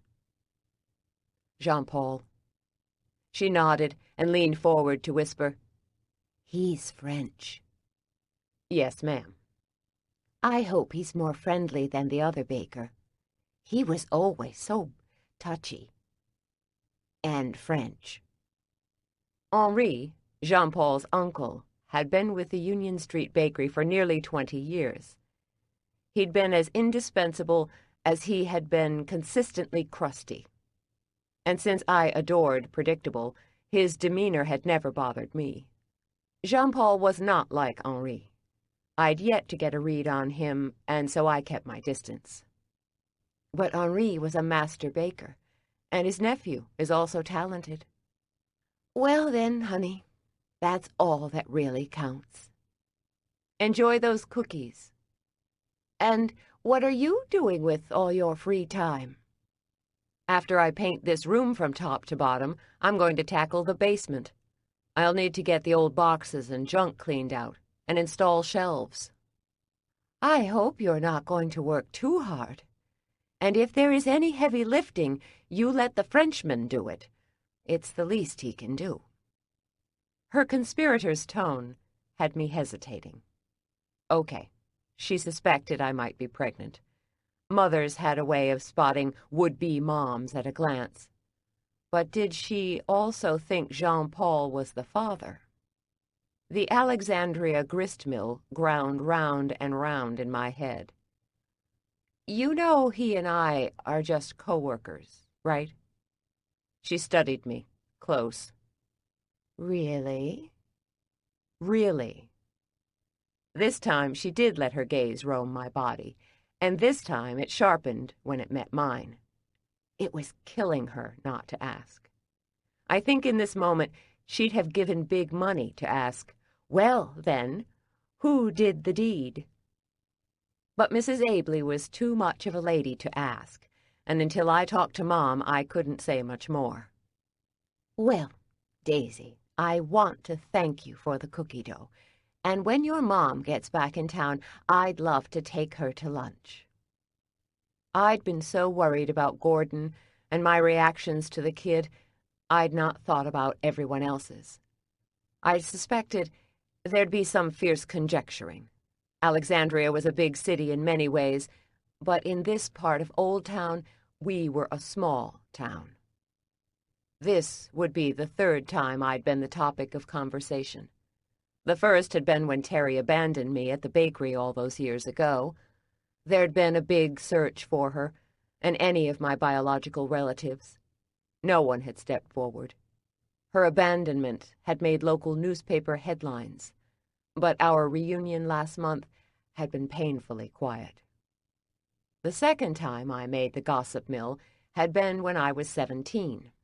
It was before my 18th birthday, and a woman had come into the shop whom I was sure was my birth mother. She looked and sounded like me. And I'd been so taken by her, I'd asked her point blank if she was looking for me. "Are you my birth mother?" Long story short, the poor woman had come in for a cookie and had never expected to be lambasted by a crazed teen. When she'd left, I'd been bawling right there in the middle of the shop. Mom was trying to comfort me. It had been a mess. And now I'd returned to center stage once again. Pregnant. Seconds after Mrs. Abley left, Rachel appeared. "I'm here to help." I glanced toward the neatly applied blue tape hugging each seam in the room. "Looks like you've been on the job while I was MIA. Thanks. With the girls gone, I'm a little at loose ends." "No more clothes to toss?" "None. But I spent yesterday cleaning. I feel caught up." "How does that feel?" "Good." I picked up my tray of yellow paint and my paintbrush, ready to climb back up on the ladder and cut corners. "Paint fumes aren't good for the baby," Rachel said. I glanced around, half expecting to see Mrs. Abley. "Don't say the B word." She arched a brow. "Not talking about it doesn't mean the bee isn't smelling fumes." "We'll keep the windows and doors open. And remember, we bought the non-toxic paint that doesn't smell." She picked up a can and read the back label. "Seems like any smell would be bad for the baby." "I'll get a fan. This is our only time to paint." "So what do I do?" I took the can, opened it, and poured it into the paint pan. "I cut corners and you roll." Rachel shook her head and reached for the brush. "I'm a master at edging cakes. I'll cut in at the corners." I handed her the brush. "Have at it." And so she cut neat, precise lines, while I rolled the long strokes that connected her edgings. We worked in silence for several hours. Painting was a simple, mindless task for the most part, and right now I craved simple. The smell was a little strong, but with the door open and a breeze blowing, I managed. After a good 4 hours, both of us were tired of the work and ready for a break. Rachel made us ham sandwiches, and I grabbed a couple of sodas from the refrigerator in her apartment. We sat, picnic-style, on a blanket in the center of the newly painted room. "It looks bigger, without all the pictures on the walls," I said. "I like it less cluttered." She pulled the crust off her bread. "It definitely looks different." "You want the pictures back?" "Not all of them, but it would be nice to have some. Our history is important." "We'll sift through them later." "Sure." As she said it, Rachel sounded broken and sad. I thought about the pictures of Mike that had been on the wall. One more reminder he was gone. "I know it's different, Rachel. I wish I could give you your old life back. Thanks. But we're here now, and we've got to make the best of it." "I know, and I'm trying." "Me too." My cell rang, and I glanced at it. "It's Dad." She frowned. "Wonder why he's calling you." "Let's find out." I hit send. "Dad, how goes it?" "We're hanging tough." His voice sounded rough and tired. Chuckling, I said, "Let me put you on speakerphone. I'm here with Rachel." "Sure." I hit the speaker button and immediately could hear the girls hollering in the background. I glanced toward Rachel, but she didn't seem worried. as if she'd heard the sound 1,000 times. "Dad," she said, "are they driving you insane?" "They are little angels," he said. "But they are loud little angels." "Where's Mom?" I said. "She's making sandwiches in the kitchen." "Can you put your phone on speaker, Dad?" What button do I push?" "The green one on the top right." I'd gotten them new phones for Christmas.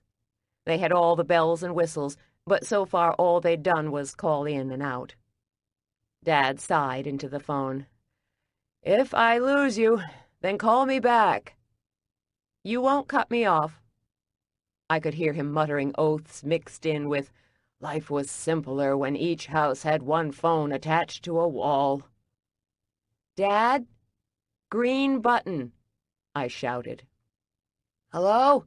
Hello?" he said. "Do I still have you?" "We're here, Dad," Rachel said. "Mom, can you hear me?" "Oh, I sure can, dear," she shouted. "How are you doing?" "That's my question to you. Surviving the girls?" At the sound of their mother's voice, the girls stopped singing and squealed, "Mom!" Her eyes brightened. "Hey, girls, are you being nice to Grandma and Grandpa?" "Yes!" Rachel shook her head. "Are you sure? Are you taking quiet time each day like we talked about?" Silence. Mom cleared her throat. "We've been on the go so much there hasn't been much time for sitting, Rachel." Rachel leaned toward the phone. "Mom, my angels turn into devils when they are sleep-deprived." "They've been a delight." This was not the woman who raised me. That woman had never sounded calm in the face of chaos. "How's the bakery, Daisy?" Dad said. "The renovations coming along?" "We're getting it done one brick at a time. Jean-Paul is finishing up wiring today, and the new freezer will be here by Friday or Saturday. And, with luck, we wouldn't run into major wiring problems, and the floor wouldn't collapse." "You still painting the front of the store?" I picked up Rachel's crust and nibbled on it. "As we speak." "Same color?" "Pretty much, Dad." I glanced at yellow walls needing a second coat to cover the blue. "So how's the weather?" "Hot," Mom said. "We are going to putt-putt golf tonight. And then tomorrow we're going to the place where you mine for gemstones. It's in a nice air-conditioned building. They give you a pail of rocks, and you spend hours sitting and digging, looking for gems." "Will I find a diamond?"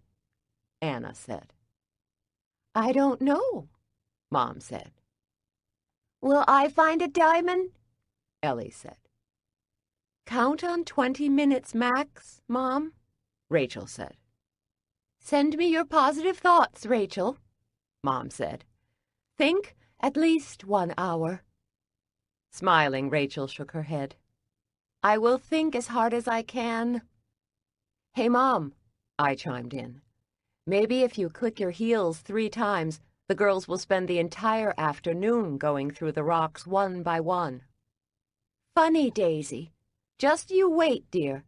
One day you will be a mother, and then I will sit back and laugh." "My kid is going to be perfect." The conviction behind the statement surprised me.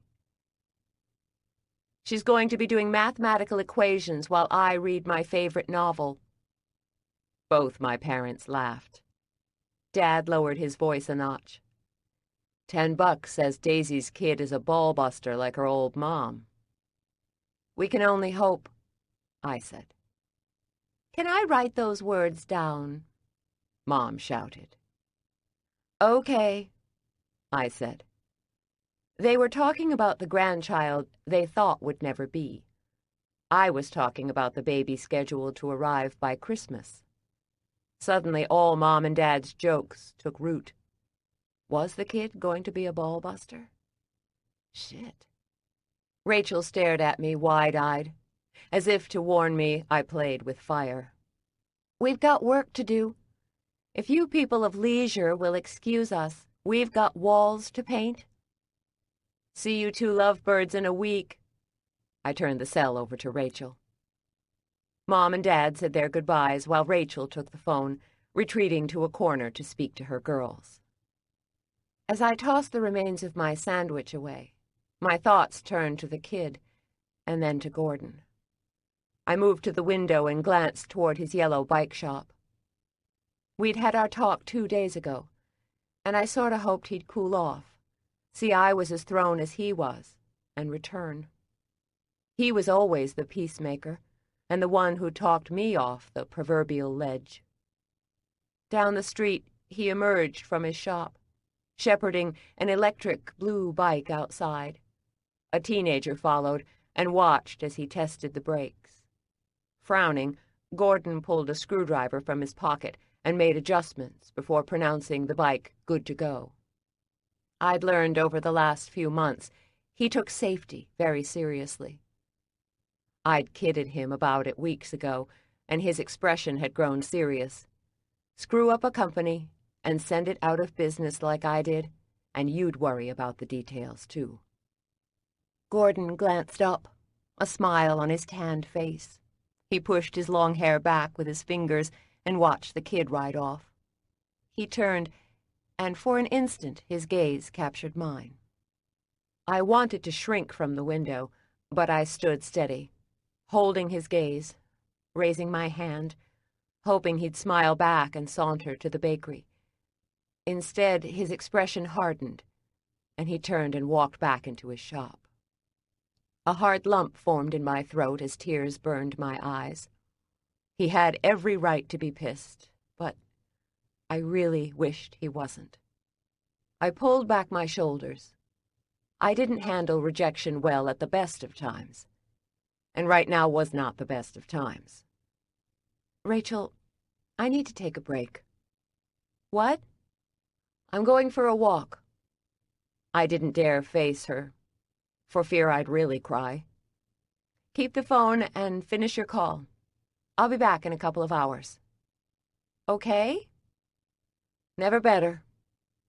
My hand on the door, I jerked it open. The door closed behind me, bells jingling madly over my head. I thrust unsteady hands in my pockets and headed down the street away from Gordon's shop. I didn't know where I was going, but I needed to move, to do, and not to think. I didn't want to dwell on the kid, the disaster renovation, or Gordon. I ambled for several minutes before I remembered Jenna. The Alexandria Gazette. Stood to reason she might have been mentioned at some point. A wedding announcement, birth announcement, some details to tell me a little more about the woman who'd worked at the bakery. From many of Margaret's ramblings, I remembered the original papers were held in Richmond at the State Library, but microfilm copies were available here. It could take hours and days to find a mention of Jenna, and that was time I did not have. Margaret, however, knew the shortcuts. Realizing I didn't have my phone, I went back to my apartment, taking the back staircase to the 3rd floor. There were dozens of important tasks I should have been doing, but right now all I cared about was Jenna. I opened email, knowing Margaret's went straight to her phone, and typed. "Margaret, hope your adventures with the dead are as thrilling as you hoped. All's well here. Mystery of recipe box is bugging me big time. Know anyone who has access to local papers who can track references to Jenna? Email or text." I leaned back against the wall and scanned my inbox, which was fairly full of junk. No word from Terry, and I couldn't say I was surprised. For her to suddenly open up in an email seemed a stretch. Still, her non-answer hurt. Not because I was looking for another mother. I had one. But I wanted a connection with the woman who'd given birth to me. And I also wanted information about my birth father's DNA. I logged onto the internet and typed on a whim, "Who is Daisy McCrae's birth father?" Bits and pieces of the search popped up. A Daisy in England. A woman searching for her birth father. A. McCrae in Kansas. But of course the universe had no illuminating answers for me. It was about as helpful as Terry. "Who the hell did you hook up with back in the day?" From my desk drawer I pulled out the picture of Terry and me on the day of my birth. She'd been pretty, with her long, sleek black hair, and her smile was vivid. She looked happy when she'd been holding me. She looked like she was willing to give it her best shot. Had she gone to my birth father? Had he been at the hospital when I was born, or had he taken this picture? Had he rejected her and me? Had she told him, or worse, did she not know who he was? As a kid, I'd never given him much thought. All my musings had been for the woman who'd raised me for 3 years and then left me on the bakery steps. I'd developed long and complicated stories about her, but he'd barely registered. Once, I'd imagined he'd been a brave prince, killed in a war, but for the most part he remained faceless and unimportant. Now, however, he was important. He was half my genetics, 1/4 of the kid's DNA, and like it or not, he mattered. I wasn't looking for Father Knows Best or a daddy.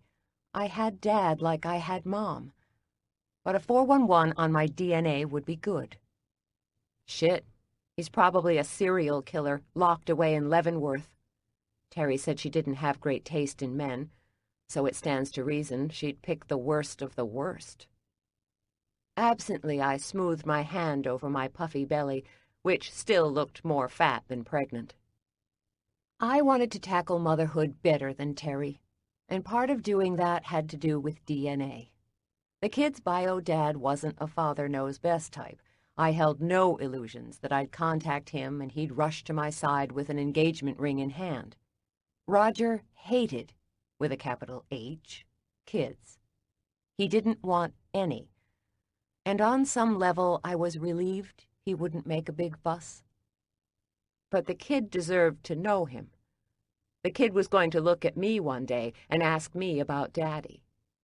And I knew I'd have the answers.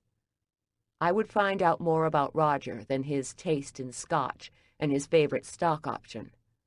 I would. Soon. Just not right now. And not today. One problem at a time. Bakery rehab, freezer install, prenatal checkup. And tell the parents they were not only parents to a ball buster, but would by Christmas be grandparents to one. Christmas. The kid was due at Christmas.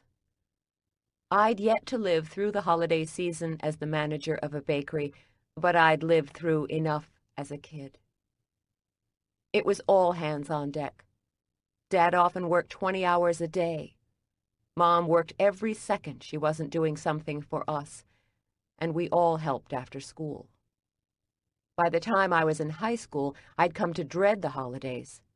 Yeah, we were closed early on Christmas Eve and on Christmas Day, but we were so tired it was all we could do to heat up lasagna and open presents. And this year, I would be short a sister and birthing a babe in the midst of chaos. Dropping my head back against the desk, I closed my eyes. I did have a knack for choosing the worst time. We were going to have to hire help. I'd not really thought it through when Margaret had said her goodbye, but I knew we'd have to hire a couple of teenagers to help in the back. I'd make a sign in the morning and put it in the window. We had enough interest from kids in the past, so filling the job shouldn't be so bad, I hoped. My computer pinged, and an email appeared in my box from Margaret. I knew you couldn't resist. I've put out the word to the powers that be, and you should have answers soon. Keep checking email. BTW. Dead body in iron coffin and submerged in water. Coming up with plan to raise it. This is so effing cool. Margaret. Smiling, I shook my head.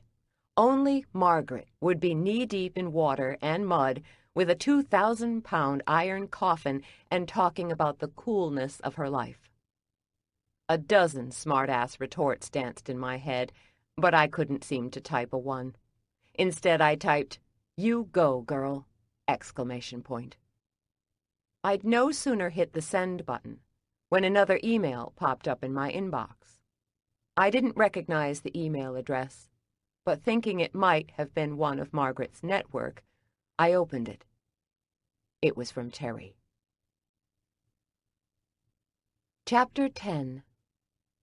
Wednesday, 3:30 p.m. 9 days, 18.5 hours until grand reopening. Income lost, $1,500. Traveling now. Will contact you soon. T. Terry's brief, terse message lingered with me as I rolled the second coat of yellow paint on the bakery wall. I couldn't shake the simple message she'd most likely tossed out with little thought. I dissected the word choices, the sentence structure, and the way she'd signed with an initial instead of her name.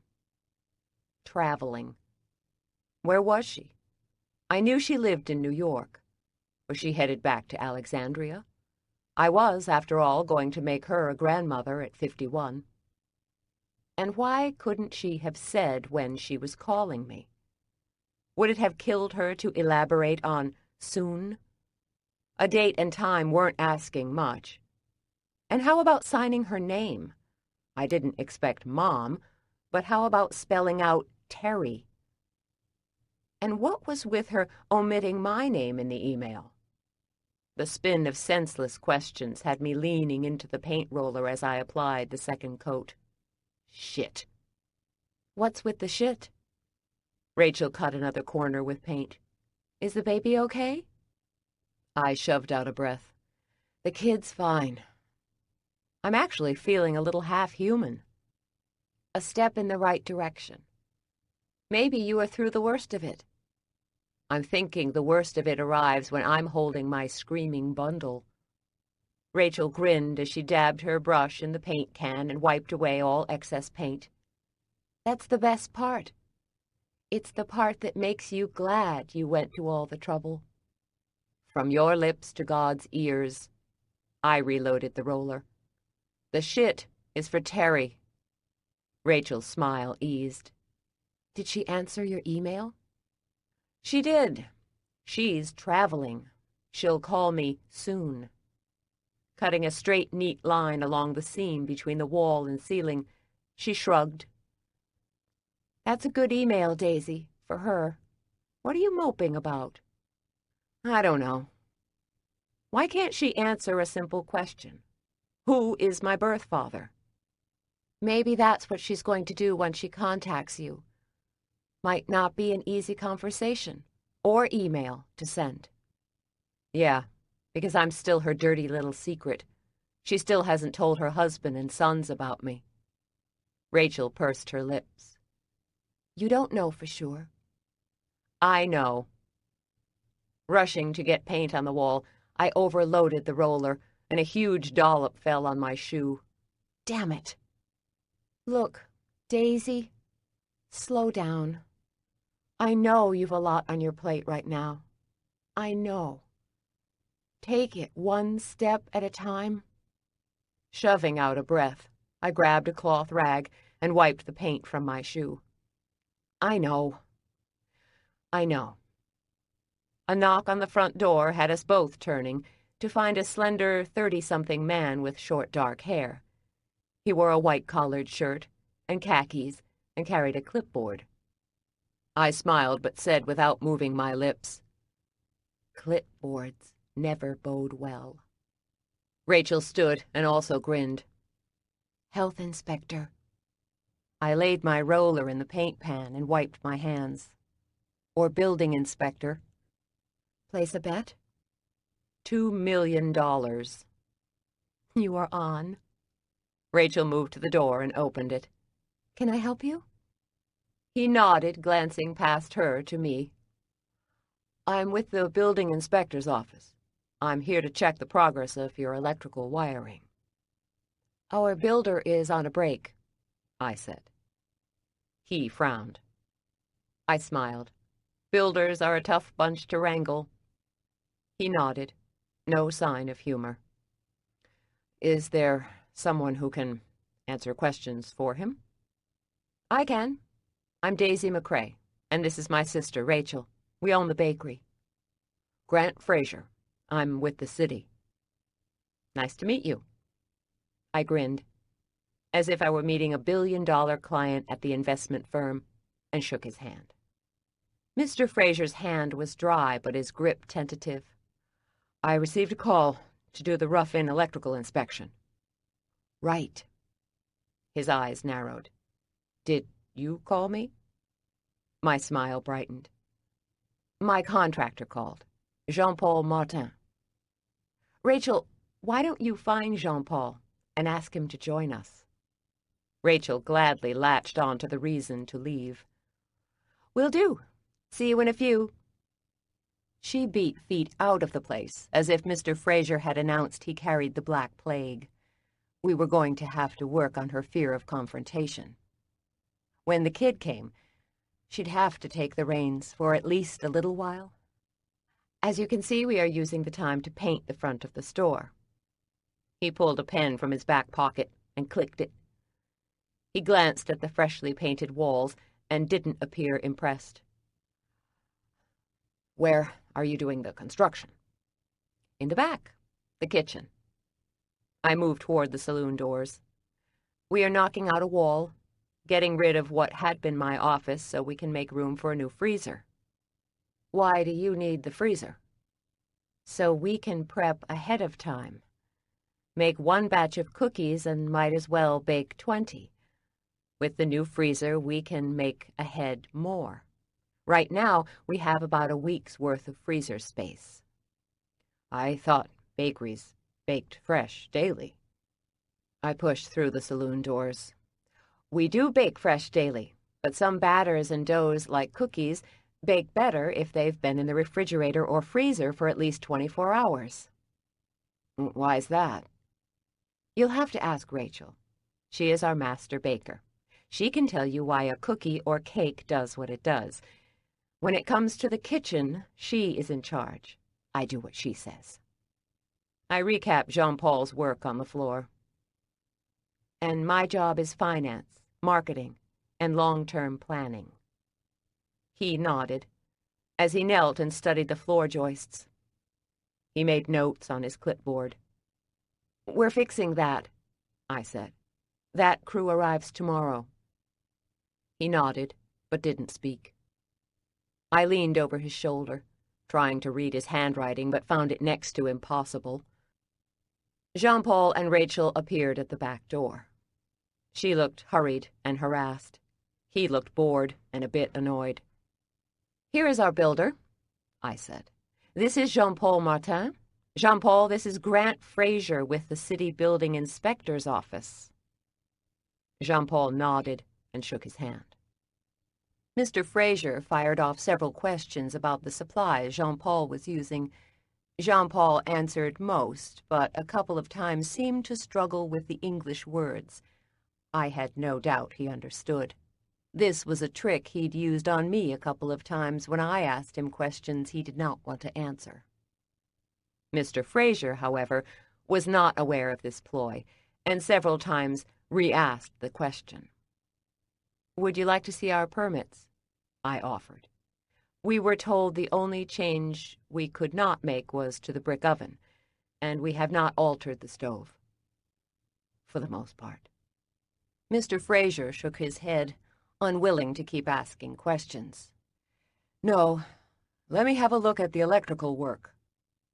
"I have finished," Jean-Paul said. Mr. Fraser moved toward the wires, studying connections and pathways closely. His world was black and white. The wires were correct, or they were not. There'd been a time, with so many deadlines looming, I'd have rushed him through his inspection. But not today. I wanted to know the wires were right. Rachel's children lived in this building. The kid would live here. How does it look?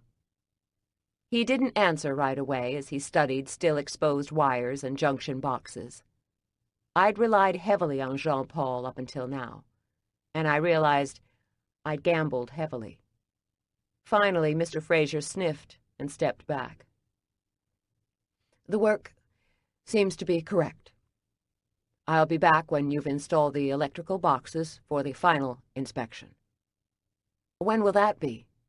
I said. Mr. Fraser fastened his pencil to his clipboard. How soon can you have them installed?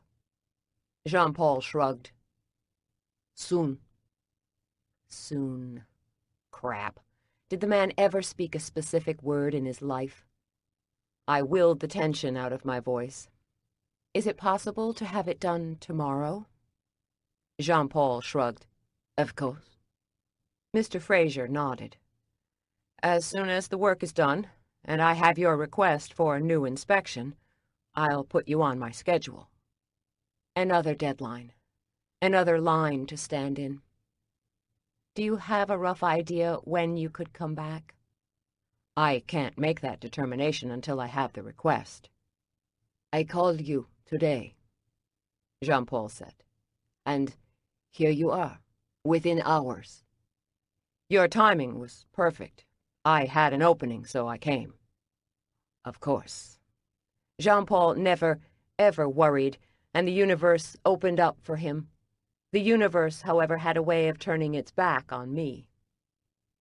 I would put in the request as soon as I could, and Mr. Fraser's schedule would be overwhelmed, and he'd not be able to return for weeks. Thank you. Have a good evening. After the inspector left, I looked at Jean-Paul. Tell me, you can do that work by tomorrow? Of course. When should I put in the application for the next inspection? I cannot predict problems. I cannot give you a time. Realizing I was grinding my teeth, I relaxed my jaw. What if I go by before closing today, put in the request, and then hope you are done by the time he returns? He sniffed. Always a rush. I need to keep this reno moving forward. I am not making $500 a day right now, which means you might be getting paid, but Rachel and I are not. We need to get the final approval so you can finish the wall, fix the floor, and we can plug in our new freezer, which arrives in 2 days. You worry too much. It will happen. I know it will, or I'm going to kill you and stuff you in the new freezer waiting to be plugged in. He arched a thick brow, but overall seemed nonplussed by my somewhat empty threat. I marched back into the front of the store and picked up my roller. Shit! Rachel followed. Daisy, we are going to get this worked out.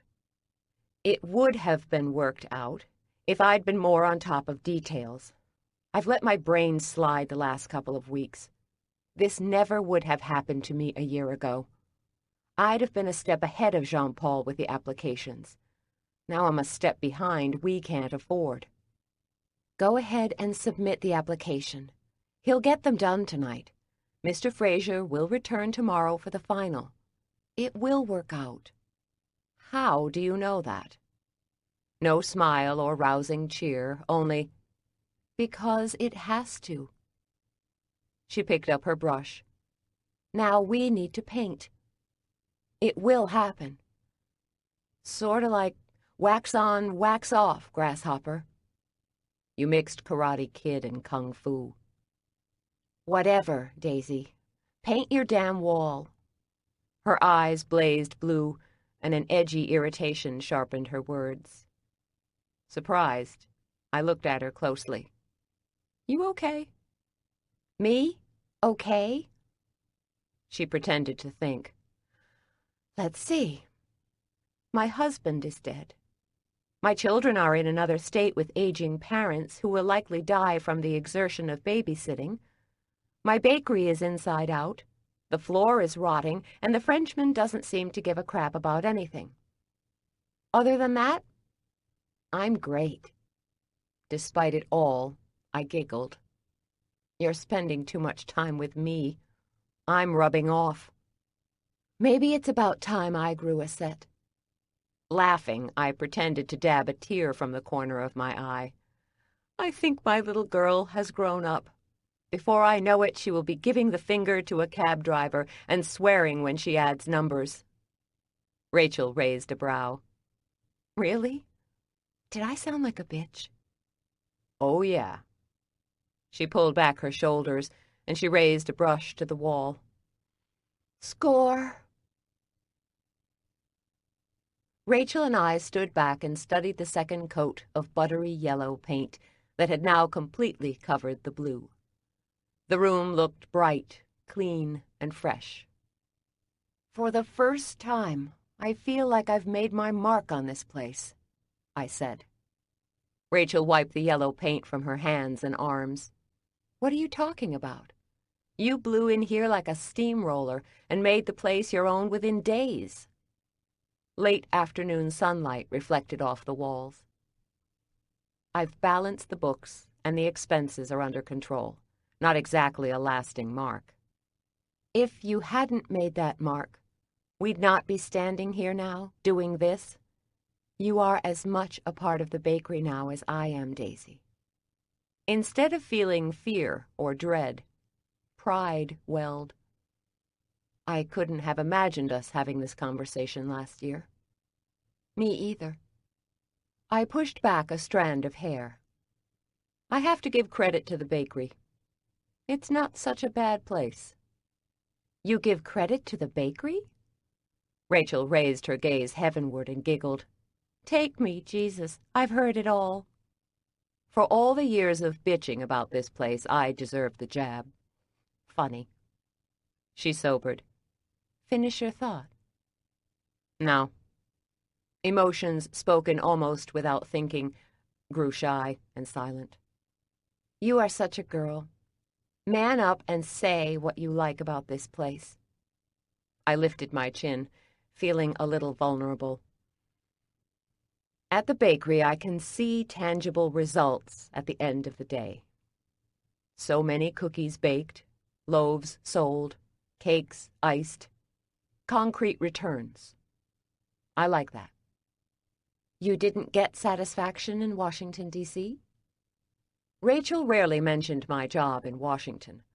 I suspected she was afraid to invoke the past for fear it would steal me away.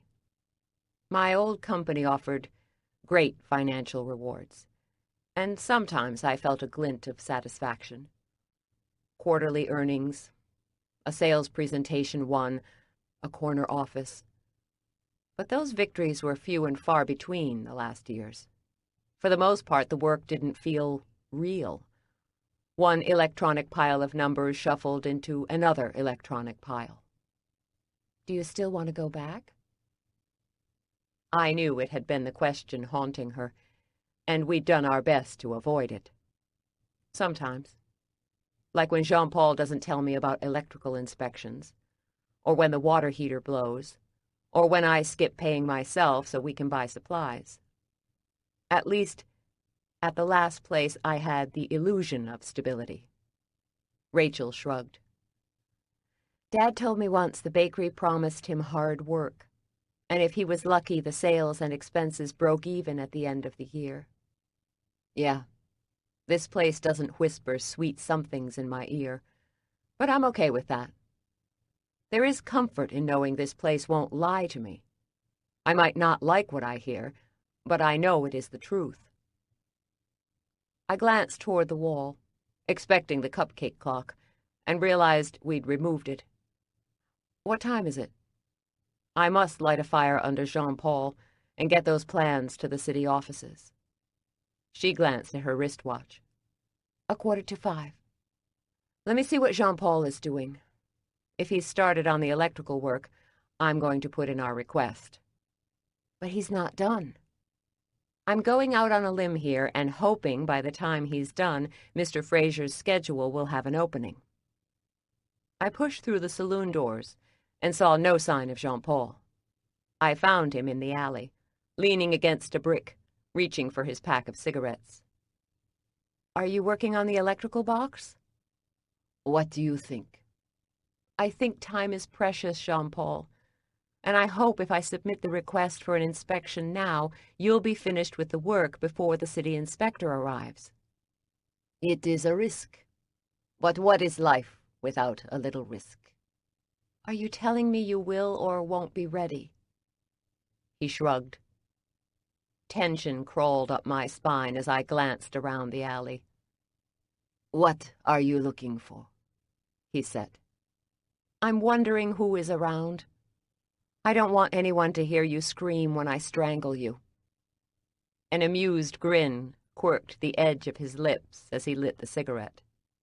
Flexing and uncurling my fingers, I tried to look menacing.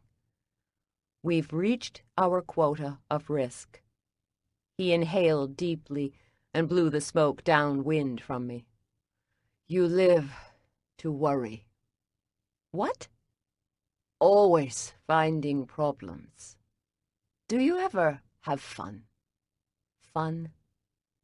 "Jean-Paul, I own this joint. My days of fun have ended." He shook his head. "There will always be problems. And there will also always be reasons to smile.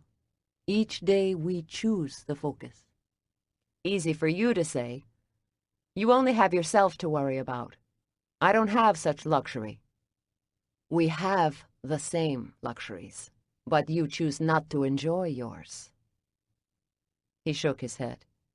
"When the baby comes, what will you teach him? Will you teach him to walk around sad and worried all the time?" "Baby?" I opened my mouth to argue, but the words didn't come. "I haven't thought that far ahead." He shrugged. "Perhaps you should." I didn't want to think of another way I could scar my kid with my personality quirks and hang-ups. For now, I could only think about the application. "I'm submitting the application." "A good idea." Mumbling about insane Frenchmen, I hurried upstairs and grabbed my purse. Outside, the sun warmed my skin and the fresh air smelled sweet. A quick check of my watch told me if I hustled, I'd get to the inspector's office before closing. I'd taken 6 steps away from the front door when I heard a young voice say, "Hey, do you work there?" Summoning a smile before I turned, I found a girl who looked to be about 16. She had long brown hair, big blue eyes, and a pale complexion. Not stunning, but cute. Next to her stood a boy who seemed to be 3 or 4 years older, same coloring, and he appeared to have Down syndrome. Impatience goaded me toward the city offices, but I kept my voice fairly steady. "What can I do for you?" "Do you work there?" Her blue eyes turned keen. Direct. Careful. I like that. "I do. I'm Daisy McCrae. I'm the owner-manager." She took the boy's hand in hers and stepped forward. "My name is Meg Adams. I go to TJ High School. This is my brother, Tim. I heard you were looking to hire help." I made a sign, but hadn't put it up yet. "Who said?" "My aunt owns the shop across the street." "The gift shop?" I glanced toward the merriment shop, and an image of a redhead with curly hair popped into my head. She sold souvenirs, cards, and novelty items. "Yeah. She heard your sister moved away and thought you might need help. I thought we'd ask and see if that was true." Initiative. 2 points. "Where do you live?" "In Alexandria, near Seminary Road. We live in an apartment with our mom. She's a nurse at the hospital." "Do you have any baking experience?" Tim grinned. "I like to eat cookies." Meg squeezed his hand in warning. "I bake at the apartment. I made Tim's birthday cake last week." "Box or scratch?" "Box." "Honest. 3 points. We are under renovation now, but in about 7 days we are going to put the place back together and prep for the Saturday grand reopening. There were so many hurdles standing between the reopening and me, but I decided to be more Jean-Paul about the matter and not worry. I'm not sure exactly what I need, and we'll have to figure it out as we go. Her eyes burned with eagerness. I'm flexible. You have reliable transportation? She swept a lock of hair out of eyes. The bus. We live on the bus line. It takes me about 20 minutes to get here. Tim glanced at his sister for guidance. Clearly, she looked out for him. Meg, tell her I want a job, too. Meg met Tim's gaze. She's hiring one person, Tim.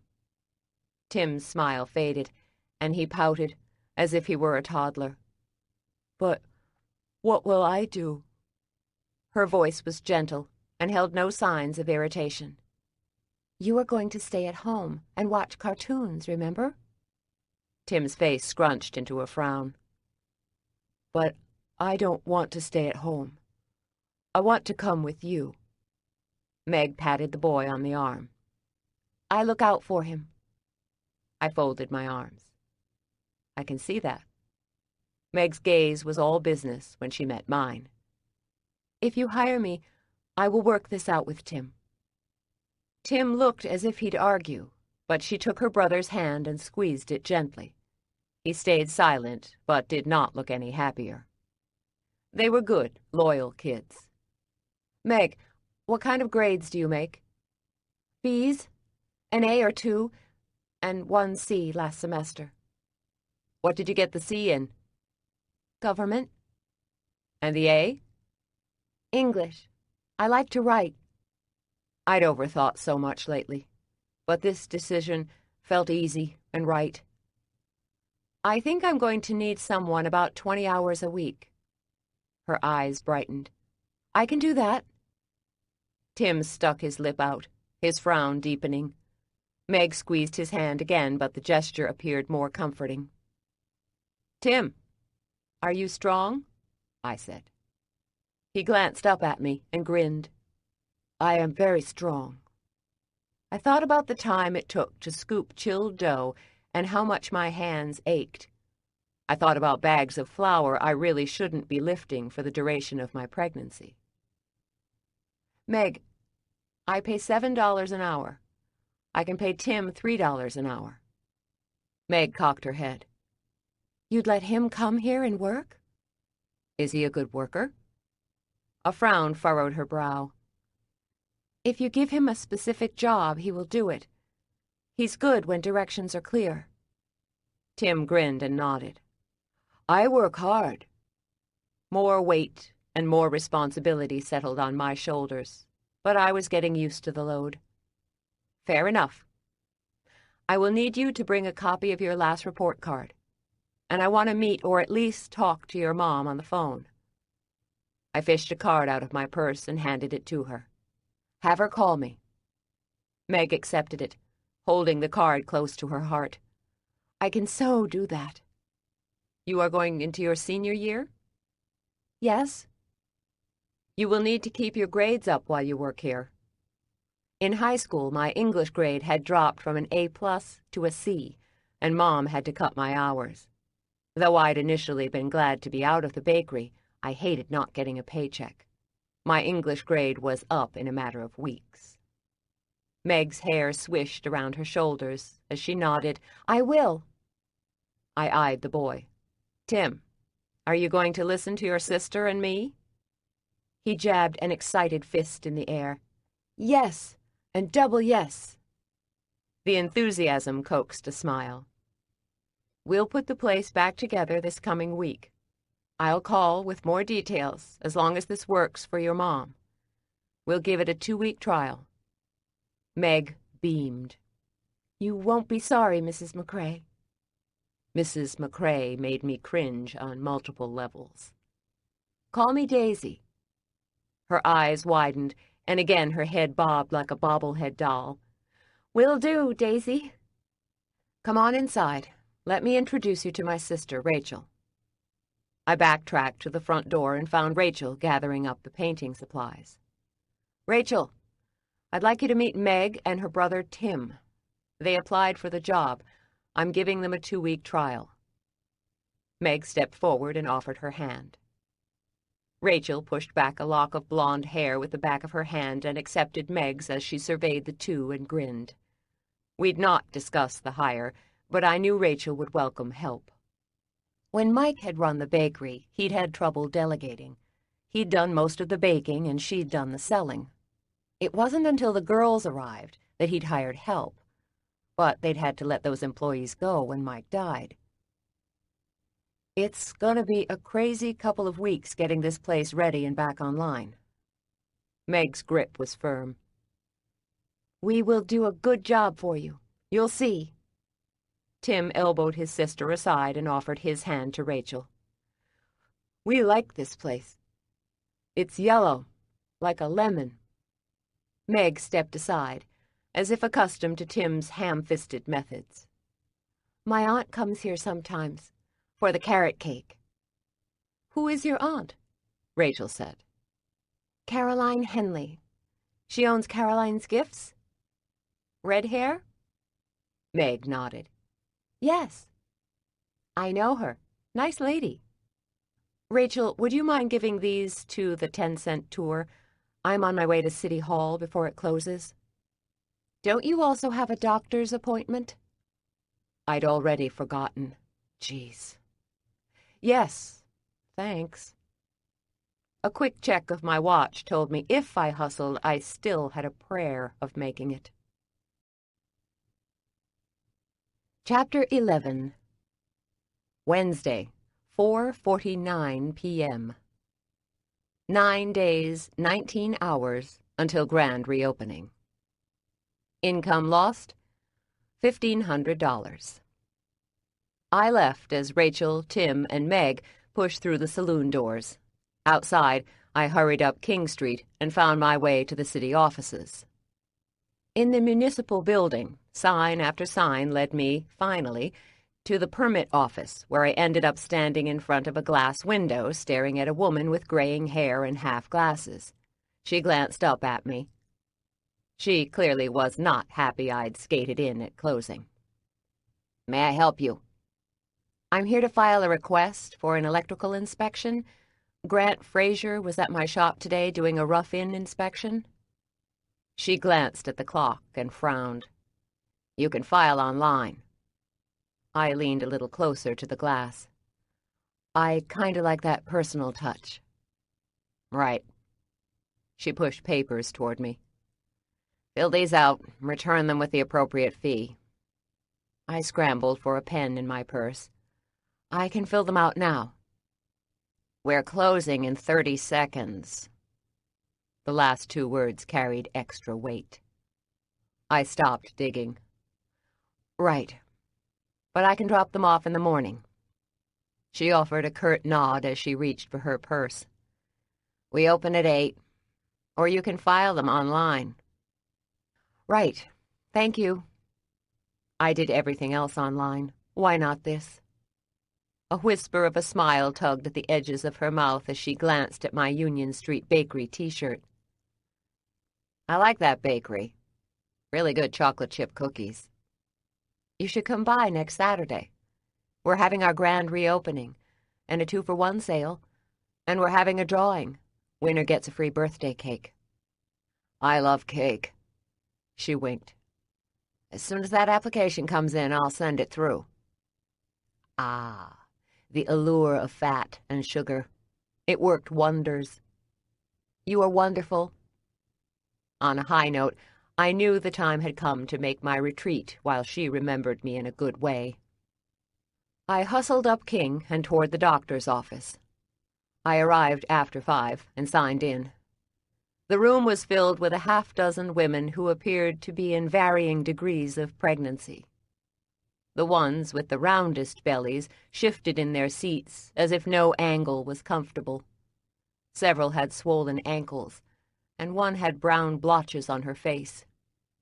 Pregnancy mask. Rachel had had the mask with the twins.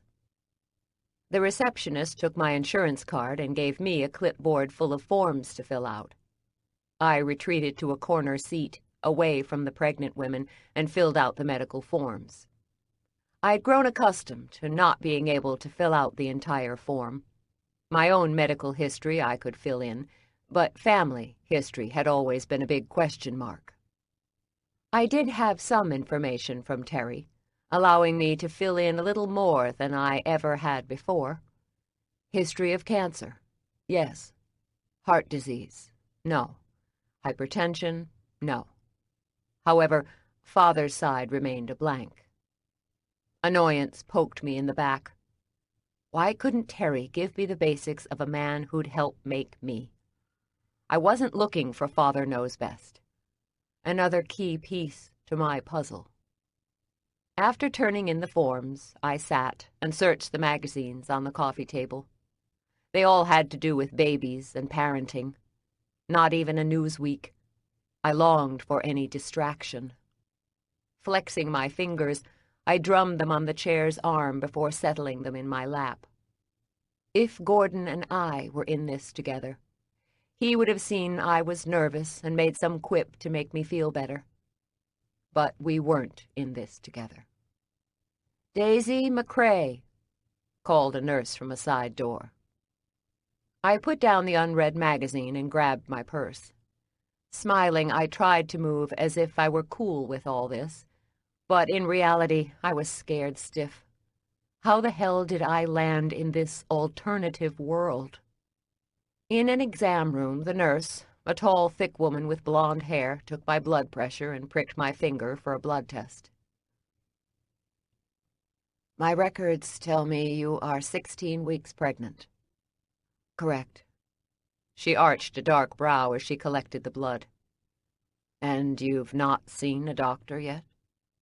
Feeling a little judged, I sat straighter. "I put the pieces together days ago." The nurse glanced up at me. She didn't have to say a word to put me on the defensive. "Yeah, I know. I'm old enough to know better. But I've had so many life changes recently, this detail slipped past me." "Periods?" "A light one a couple of months ago." "Light erratic periods usual for you?" "Yes. And you toss in stress of a job change and a move, and it gets worse." "Okay. Go ahead and change into the paper gown, and Dr. Westlake will be right in." "Thanks." Dumping my purse in a chair, I stripped and put on the gown. Seconds later, there was a knock on the door, and I said, "Come in." A woman in a white lab coat appeared, smiling. Her name tag read Dr. Westlake. In her 50s, she wore her graying hair pulled back in a ponytail. The salt and pepper might have aged her some, but it contrasted well with olive skin and set off her dark brown eyes. Silver star earrings dangled from her ears. "Daisy McCrae?" she said, extending her hand. Clutching the front of my gown, I leaned forward and extended. "Thanks for making time for me, Dr. Westlake. I like your sister, Rachel. She and those girls of hers gave us a run for our money. How are they?" 5 years old, and at the beach with my parents. I'm betting the girls wear my folks out by tomorrow." Chuckling, the doctor shook her head. "I don't think I could chase a couple of 5-year-olds. God bless them for attempting the vacation." She glanced at my chart. "So, you had a positive pregnancy test at the clinic?" "I did." "How many weeks?" 16. I know the day, and about the hour." A smile tugged at the edge of her mouth. "Well, that will make picking a due date easy. Let me get my nurse, and I'll examine you." The doctor vanished. I glanced at a picture on the wall taken of Dr. Westlake somewhere in a far-off mountainous country. A decade younger, she stood with 2 men who looked like guides. I'd never been much for exotic travel. I'd always been about work, which now was a good thing because work was what faced me for the next 2 decades. The doctor reappeared with the blonde nurse, who stood, chart in hand, by the door. Dr. Westlake tugged on rubber gloves. "Why don't you lie back and let me examine you?" I lay back, slipping my feet into the stirrups, and stared at the tiled ceiling. A small part of me hoped the doctor would tell me it was all a huge mistake, and another growing part trusted she would tell me the kid was fine and doing well. Dr. Westlake's exam was brief. She pulled her gloves off before helping me sit up. She thanked the nurse, who quietly left. "Yes, you are very pregnant. 16 weeks is right on the money." "So it is really official?" "Yes." For a second my thoughts went out of focus. I had the sense of falling, while someone from below screamed the net had broken. "I'm guessing a Christmas bundle." A smile didn't dilute a direct and searching gaze as she helped me sit up. "That's right. How are you feeling?" "Sick to my stomach." "Isn't the sickness part supposed to come earlier in the pregnancy?" "It can come at any time." "That's not how it happens in the movies. And aren't I supposed to be glowing? And what's with my butt getting bigger? The baby's in my stomach." Laughing, she pulled a prescription pad from her coat pocket. "Pregnancy is different for everyone. I had not one problem during my first pregnancy, and I had gestational diabetes with my second. It changes our bodies in many unique ways, and each pregnancy is different. I'm not a fan of unique. I like to plan. I liked my old body, which was 9 pounds lighter and could fit into pencil skirts." She raised a brow. "Is this baby planned?" Hysterical laughter bubbled. "Not even close." "Do we need to talk?" "About options?" A cold chill slithered along my spine. "There's that nice word again. The doctor at the clinic mentioned it. No, the kid stays." The strength behind my words had me sighing. "What's next?" She scribbled on the pad. "You are to get these prenatal vitamins filled, and I want you back here in 4 weeks for your next checkup." I took the paper, not bothering to glance at it as I folded it. Shit. My head spun, my body numbed. What was I going to do? "Super." Her expression softened. "It's going to be okay, Daisy. Rachel's a great mom, and she'll show you the ropes." "I know. Rachel is great. I know. This is such a game changer." My game changer was my second child, the one that gave me the diabetes. She came when I was 43. Threw me for one hell of a loop. She's 7 now, and I can't imagine life without her. I don't have a clue about mothering. I felt as if I were sharing a deep, dark secret. Not a clue. I never dreamed about this when I was younger. I didn't carry around baby dolls or make up names for my one-day kids. I never did either. And somehow I'm managing to raise a 17-year-old and a 7-year-old. She grinned. And so far, they are doing pretty well. As she studied me, her head cocked. "What's bothering you?" "I know the kid will be fine. Healthy, I mean. My birth mother raised me until I was 3. And from all accounts, I was healthy as a horse. But this part still stung to say out loud. She bailed on me." Frowning, she nodded. "I remember the stories in the newspapers. Abandoned bakeshop baby." Might as well cut to the chase, so she could stop fumbling through her memory. Nodding, she touched her finger to the side of her nose. "There was a big search for your birth mother." The details churned up my worries. I don't want to bail on my kid. Her brows drew together. "You won't?" I held my breath tight in my chest. "How do you know for certain?" "Maybe because you are so worried about it. and because Rachel told me when you returned home it was akin to the cavalry arriving. I don't feel like the cavalry.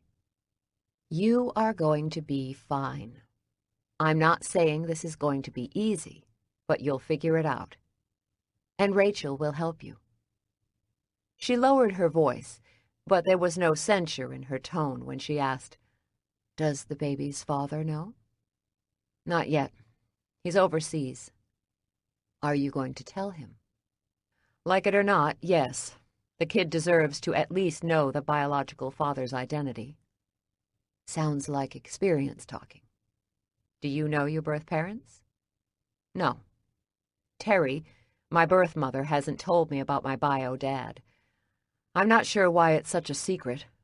I've asked her a couple of times, but so far, no answer." She clicked her pen closed and tucked it in her pocket. "Keep pressing. It's good information for you, and the baby." "I hear you, Doc. I do." I extended my hand. "Thanks, and I'll see you in a month." Her handshake was firm and comforting. "I look forward to it." She left, and for a moment I sat in the quiet room, listening to the tick-tock of a clock on the wall. My phone buzzed in my pants. I dug it out of my pocket and read the text. "Margaret said you were looking for info on Jenna, circa 1943-1944. Found 3 articles. Will email to your computer. Gigi." I'd never met Gigi, but at this point in my life it was the least of my problems. I texted back, "Thanks." Happy to have another project to think about, I dressed and headed back to the shop. The sound of a hammer pounding greeted me, and I glanced in the kitchen to find Jean-Paul closing in the exposed wiring. An unlit cigarette dangled from his mouth. "I haven't submitted the application for the second inspection yet. I'm doing it tonight." "What if Mr. Fraser wants to see those exposed wires again?" "My work was good. He only needs to see the fuse boxes." "Don't you think that's a little risky? I mean, what if they don't say yes?" He shrugged. "I suppose I'd have to rip out the wall." A fist of tension pounded behind my right eye. "And you don't worry you've made a mistake?" He grinned. "Mistakes or no, the wall must be built, and we must install the freezer soon. You are the one in such a rush." "Yeah, but—" He held up his hand, silencing me. "No buts. You are arguing about a problem that is not a problem." Potential problems danced around my brain, singing doom and gloom. I was pregnant and ready to quibble over a wall. Time to prioritize the disasters. Fine. Whatever. Upstairs in my bedroom, I dropped my purse on my bed and went to the computer. I opened email. No message from Terry. But there was a message from History Dude 6. I stared at the name and wondered what had happened to History Dudes 1 through 5. Margaret and her pals. I clicked open the email, which contained 3 links to 3 different articles. The first, dated May 2nd, 1944, featured a photograph of the Union Street Bakery. I leaned forward and studied the picture of my grandfather and grandmother holding my dad, who couldn't have been more than 18 months. My grandparents looked stoic, while my dad grinned broadly and clapped his hands. To the right of my grandparents stood 3 young ladies dressed in white dresses and aprons and very sensible brown shoes. I spotted Jenna instantly. She was on the end, the farthest from my grandparents. Her smile was tentative. Like the other girls, she wore her hair back in a fishnet. She looked young, not more than 20. The caption below the picture read, "Union Street Bakery joins war effort." The next link was a small article, no picture, and dated June 1st, 1944. Union Street Bakery baker wins contest. Union Street Bakery countergirl won the prize in the Arlington County Fair for the best cookies. Jenna Davis, formerly of Frederick County, Virginia, entered her maple brown sugar cookies and took the top spot. Second place. I didn't care about second place. I cared about Jenna, who now had a last name and a place of birth. I had more clues. The last link connected me to an obituary dated December 31st, 1944. Jenna Susan Davis, 21, formerly of Frederick County, Virginia, and an employee of the Union Street Bakery, died Monday at Alexandria Hospital due to complications from delivery. An infant son, reported to be ailing, survives her. I sat back and stared at the article. An infant son. I'd been right when I'd looked at the other picture and imagined she was pregnant.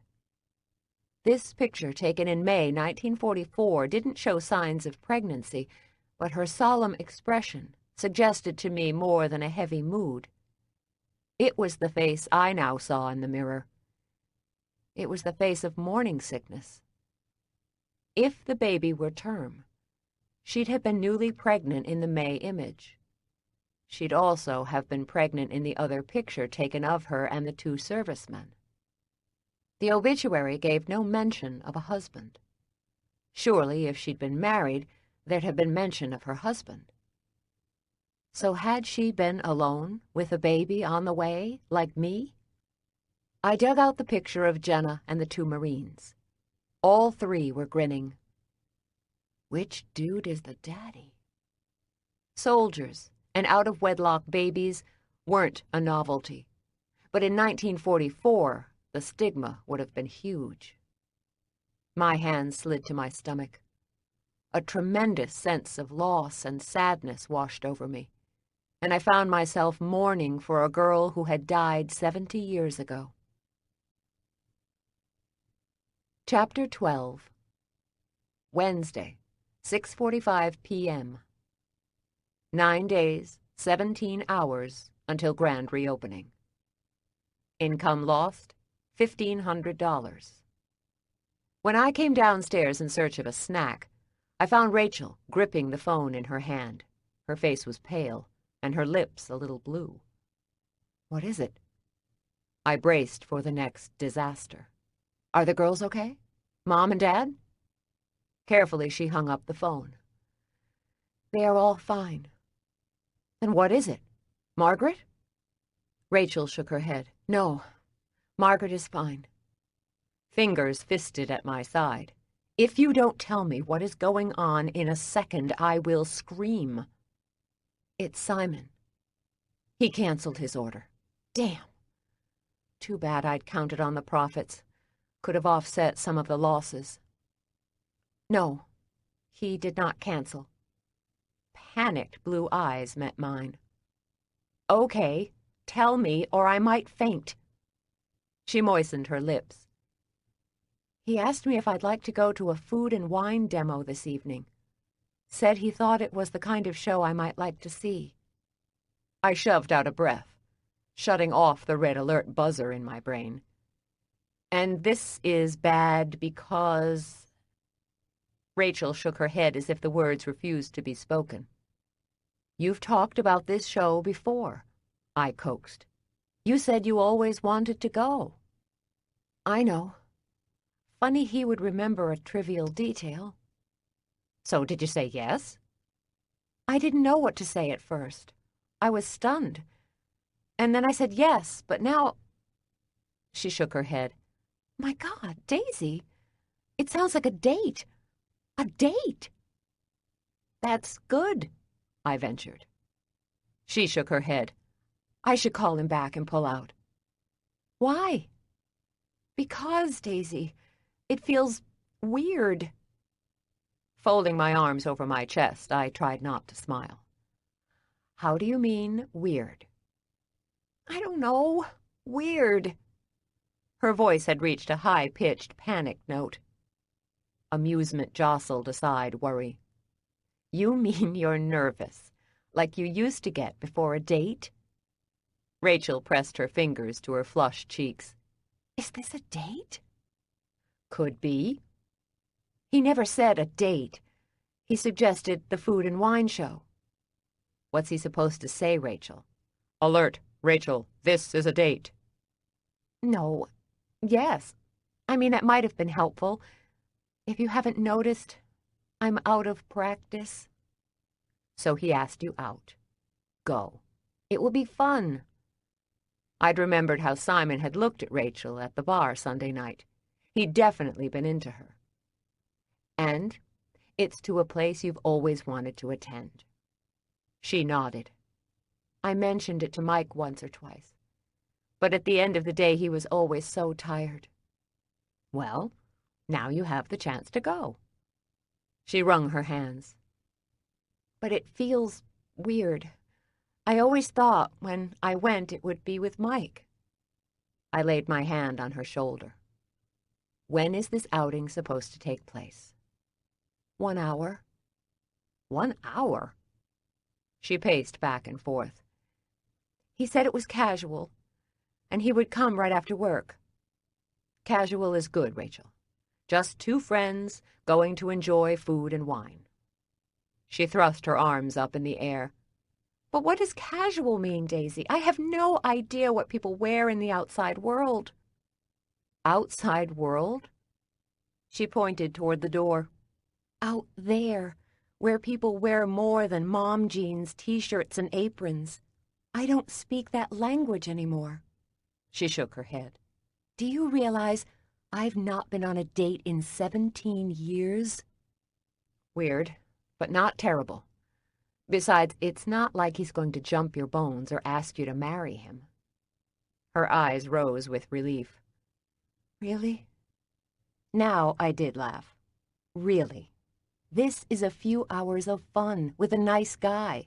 And if he doesn't act like a gentleman, I will act as Dad's surrogate and show up in a wife-beater t-shirt toting a shotgun.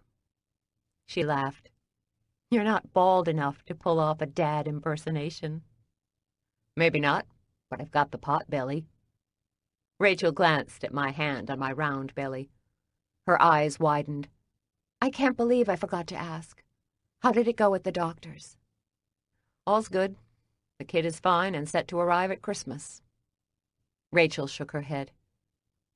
Your kid would show up at the busiest season.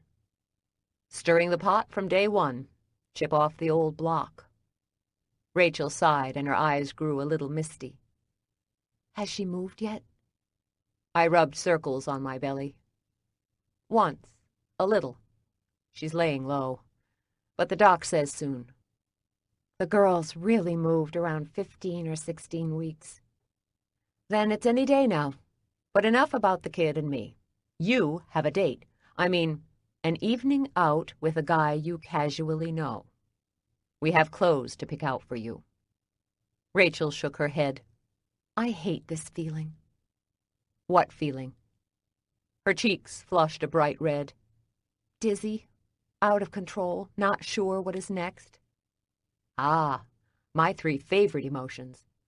Don't worry, you'll get used to it. I don't want to get used to it. I want predictable back. Directing her toward her apartment, I gave her a gentle push. Tell it to the judge. Now let's get to your apartment. I followed her up the stairs and into her room. She opened her closet, now noticeably half empty, and stood and stared. So this is going to be business dress casual. Her gaze on a collection of jeans, she said, In English, please? Dark slacks, a nice blouse, and maybe heels. Okay.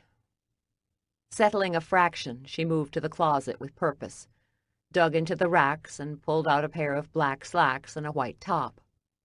I touched the material. The pants are wool. You will die of the heat. Do you have a lighter weight material? Horror flickered before she turned and dug into the closet again, and this time removed a pair of blue, lightweight capri pants and a white silk top. I have scarves for color somewhere. With a pair of wedges, it might be cute. Try the pants on real quick and let's see. She slid off her jeans and pulled on the dress pants. She wriggled into them with some effort, but she had to suck in her breath to barely zip up the zipper. It took 3 tries to fasten the top button. I can't breathe. Pre-baby pants? Yes, She whispered as she struggled not to pass out. Breathing always makes a date more fun. Got any other pants? She unfastened the pants and let them fall to the floor. no. I had a winter pair and a summer pair, but I've not been out during the summer since the girls were born. Damn, I'm getting fat. Join the club. She pulled out a dress she'd worn to a funeral months ago. This is nice. Church lady, funeral dress. What about skirts? Skirt. Makes sense. She stepped out of the pants, pooling at her ankles, and found an A-line dark skirt with an elastic waist. I wore this after the girls were born. We had some meeting with the bankers. She slid on the skirt and then tried on the white silk top. I dug a brown belt from the closet and a pair of brown sandals. I shook my head. The look is casual but nicely pulled together. It says I care, but I'm not so obsessed I spend hours in front of the mirror. Like Dragon Lady? Exactly. Does it say low maintenance? It says fun. Rachel shook her head. I don't want it to say I'm too low maintenance. I mean, I know I'm happy with a cracker and a juice box, but I'd like to be a little more difficult. A shower and makeup will help with the image. Go ahead and clean up. I'll help you with your hair. Right. Clean is good. She hurried to the bathroom, pulling her bra off as she went. Soon the hot spray of shower swooshed from the bathroom. I laid out the clothes on the bed and went to her jewelry box and dug out a couple of long chains of costume gold jewelry and hoop earrings. Before I dated Gordon, he had been the man to catch in the office, which meant I'd gone out of my way to hide my interest. When he'd finally asked me out, I'd refused. I didn't want to be a quick yes. I suggested he try again. I had always been standoffish with men and gave them a reason not to come back. Many didn't come back, but Gordon had. 2 weeks after his first offering, he'd countered with a second, a concert. Despite all my defenses, I'd been charmed, and the date really had been lovely. We'd ended up in bed within hours. Rachel emerged from the steamy bathroom, her body and hair wrapped in towels. She sat in front of her makeup stand and met my gaze in the mirror. What am I going to talk about with him? I removed the towel and brushed out her hair. Whatever you want to talk about. The renovations are a good start. Tell him about the recipe box and Jenna Davis. She met my gaze in the mirror. Davis? When did you get her last name? Margaret knows someone who sent me links. I swear, Margaret and her connections. Frightening. I know. I gave Rachel the latest on Jenna, wishing it had been a happy ending. She reached for moisturizer and dabbed it on her face. What do you think happened to the baby? I don't know. He survived her. The obit said he was ailing. And what about the dad? Not mentioned.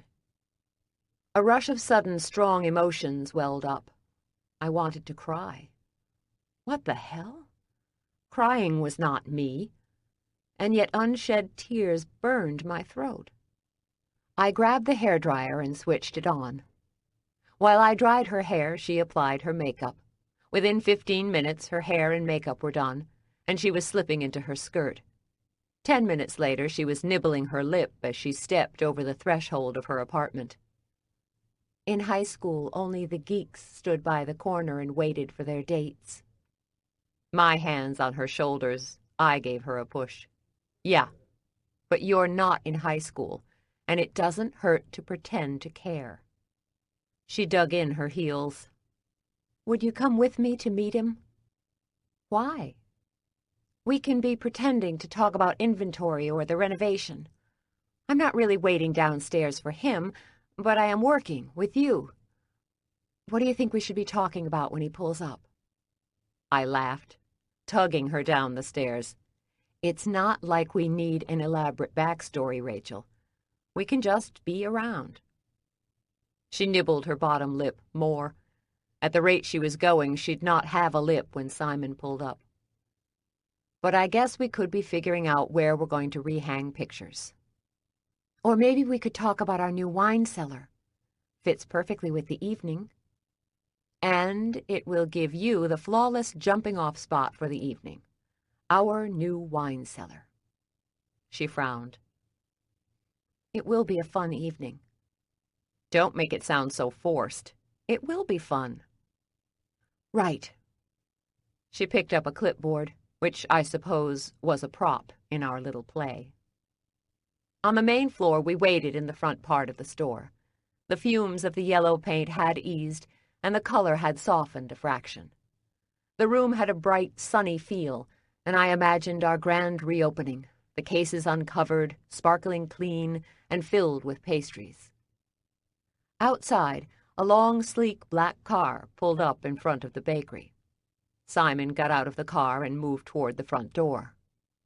Rachel handed me a clipboard. "He's here."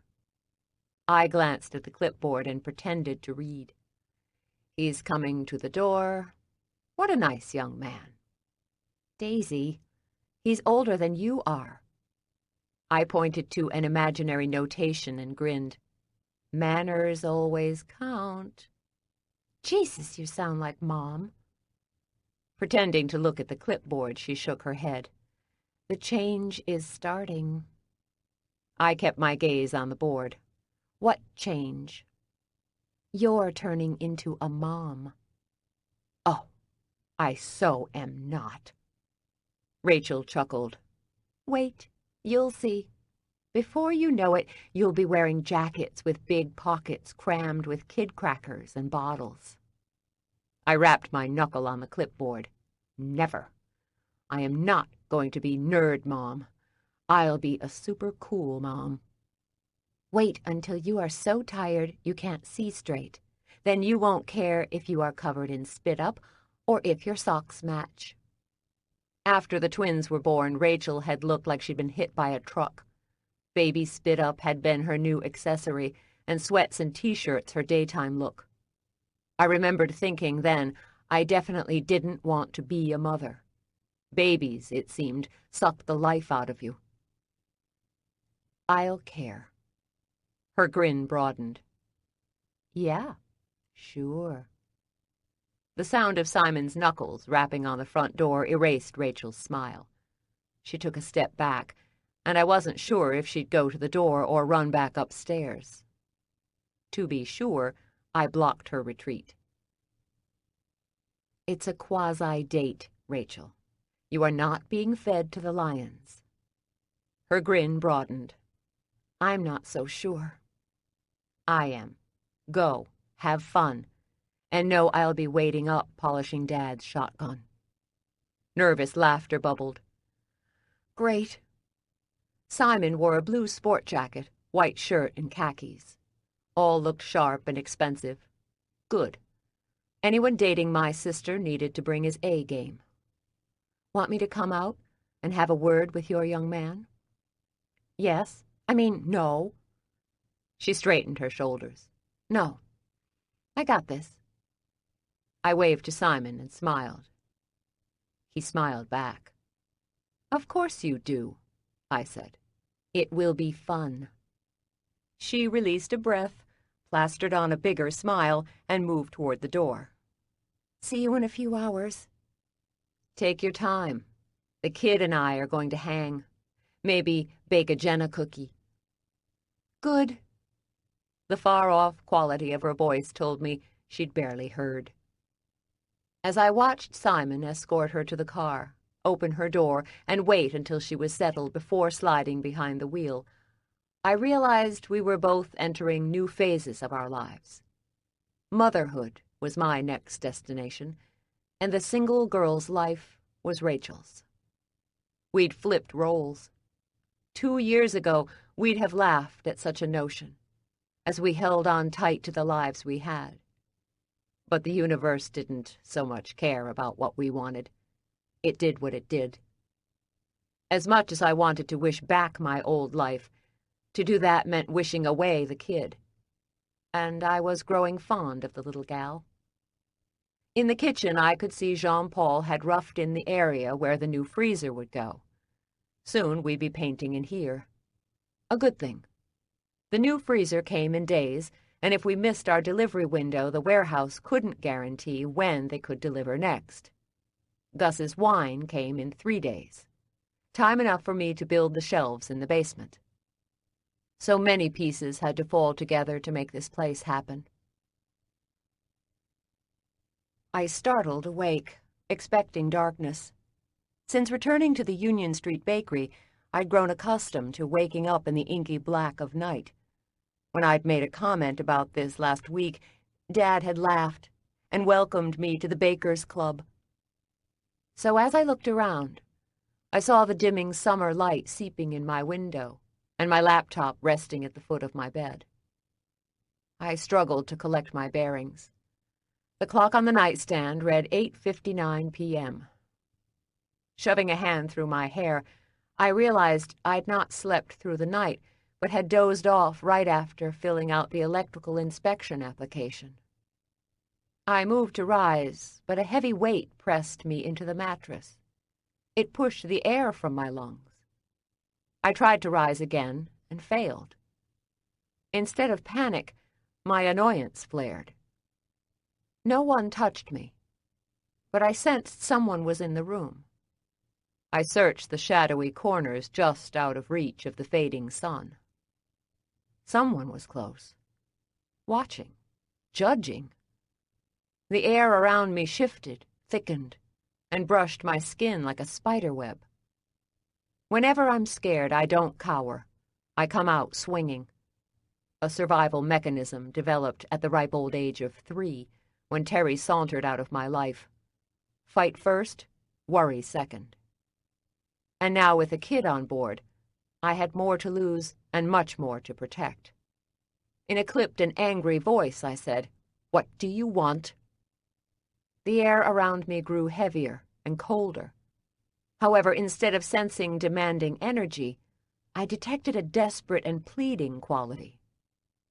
Come at me with both barrels, and I'll go out of my way to nail you. But if you give me a hurt puppy vibe, I melt.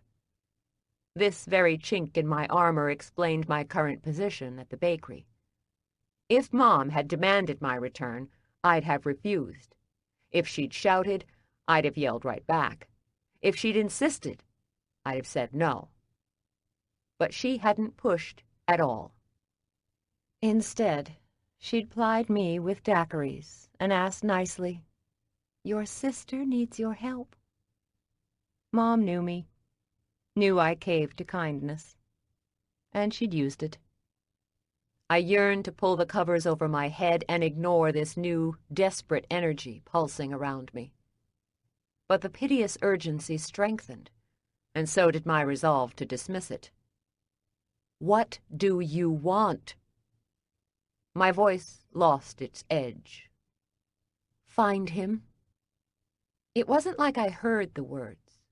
No creepy, far-off whisper to be mistaken for the wind. No chill cut through me.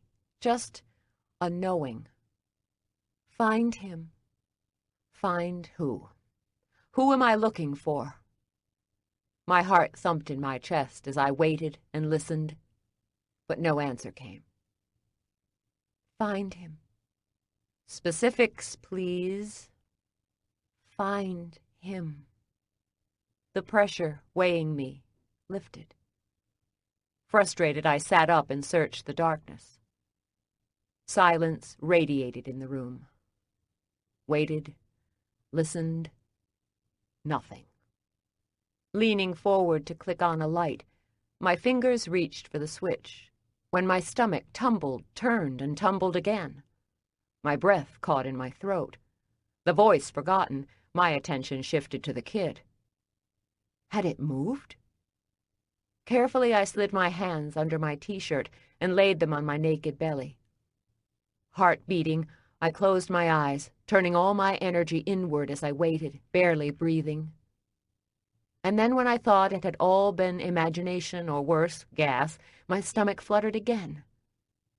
The movement was soft, but distinct. The kid had moved. My throat clogged with emotion, and tears filled my eyes. I was dumbstruck. The other day, when it had moved, the sensation had been feather light and could have been dismissed. Not now. There was definitely a person living inside of me, and she was now moving. I rubbed my belly in a soothing way. I thought about Gordon, and what he would have said if the kid had been our kid and it had moved under his tanned, callous palm. He'd have been thrilled. Tears would have welled in his eyes because Gordon had always been a softer touch than me. He liked all these mushy moments, and when we'd been together, I often teased him about it. But not now. Now I wished with all I had he was here, and we'd shared this moment with the kid. A tear rolled down the side of my cheek, and for the first time since I found out about the kid, I let the chained emotions free. Rolling on my side, I cried. Not caring this time if it meant I was strong or weak, I didn't care. All I knew was I'd experienced a most miraculous moment, and there was no one to share it with. I was all by myself. Again. And for the first time in a long time, I couldn't convince myself being alone was okay. I ached for Gordon. I'm not sure how long I lay there, letting the tears flow. I didn't bother to censor myself. I allowed the feelings to tumble freely. My hands curled on my belly. I promise you, kid, we'll figure this out. You are going to have a good life. I won't ever leave you. Terry might have said the same words to me, but somehow I doubted it. We looked alike in so many ways, but I was stronger than Terry. With renewed confidence, I swung my feet over the side of the twin bed. The floor warmed my feet. Rising, I moved to my computer and opened email. There wasn't any correspondence from Terry. Not surprised. I typed. I don't think it's asking a lot to have my genetic background. I want to know who my birth father is. I've tried to play nice, but I've run out of patience. Either tell me who he is, was, or I'll be on your doorstep asking the question in front of your family. I signed the message, Daisy, your daughter. Your daughter might have been a little snippy and over the top, but I didn't care. I wanted information for the sake of the kid, and I wasn't messing around. I hit send. I leaned back in the chair, and for the first time since I'd met Terry, I didn't let guilt or worry overtake me. Maybe I'd grown more accepting of my birth-mother reunion. Maybe it was the late hour. Or maybe the kid deserved to know as much as I did.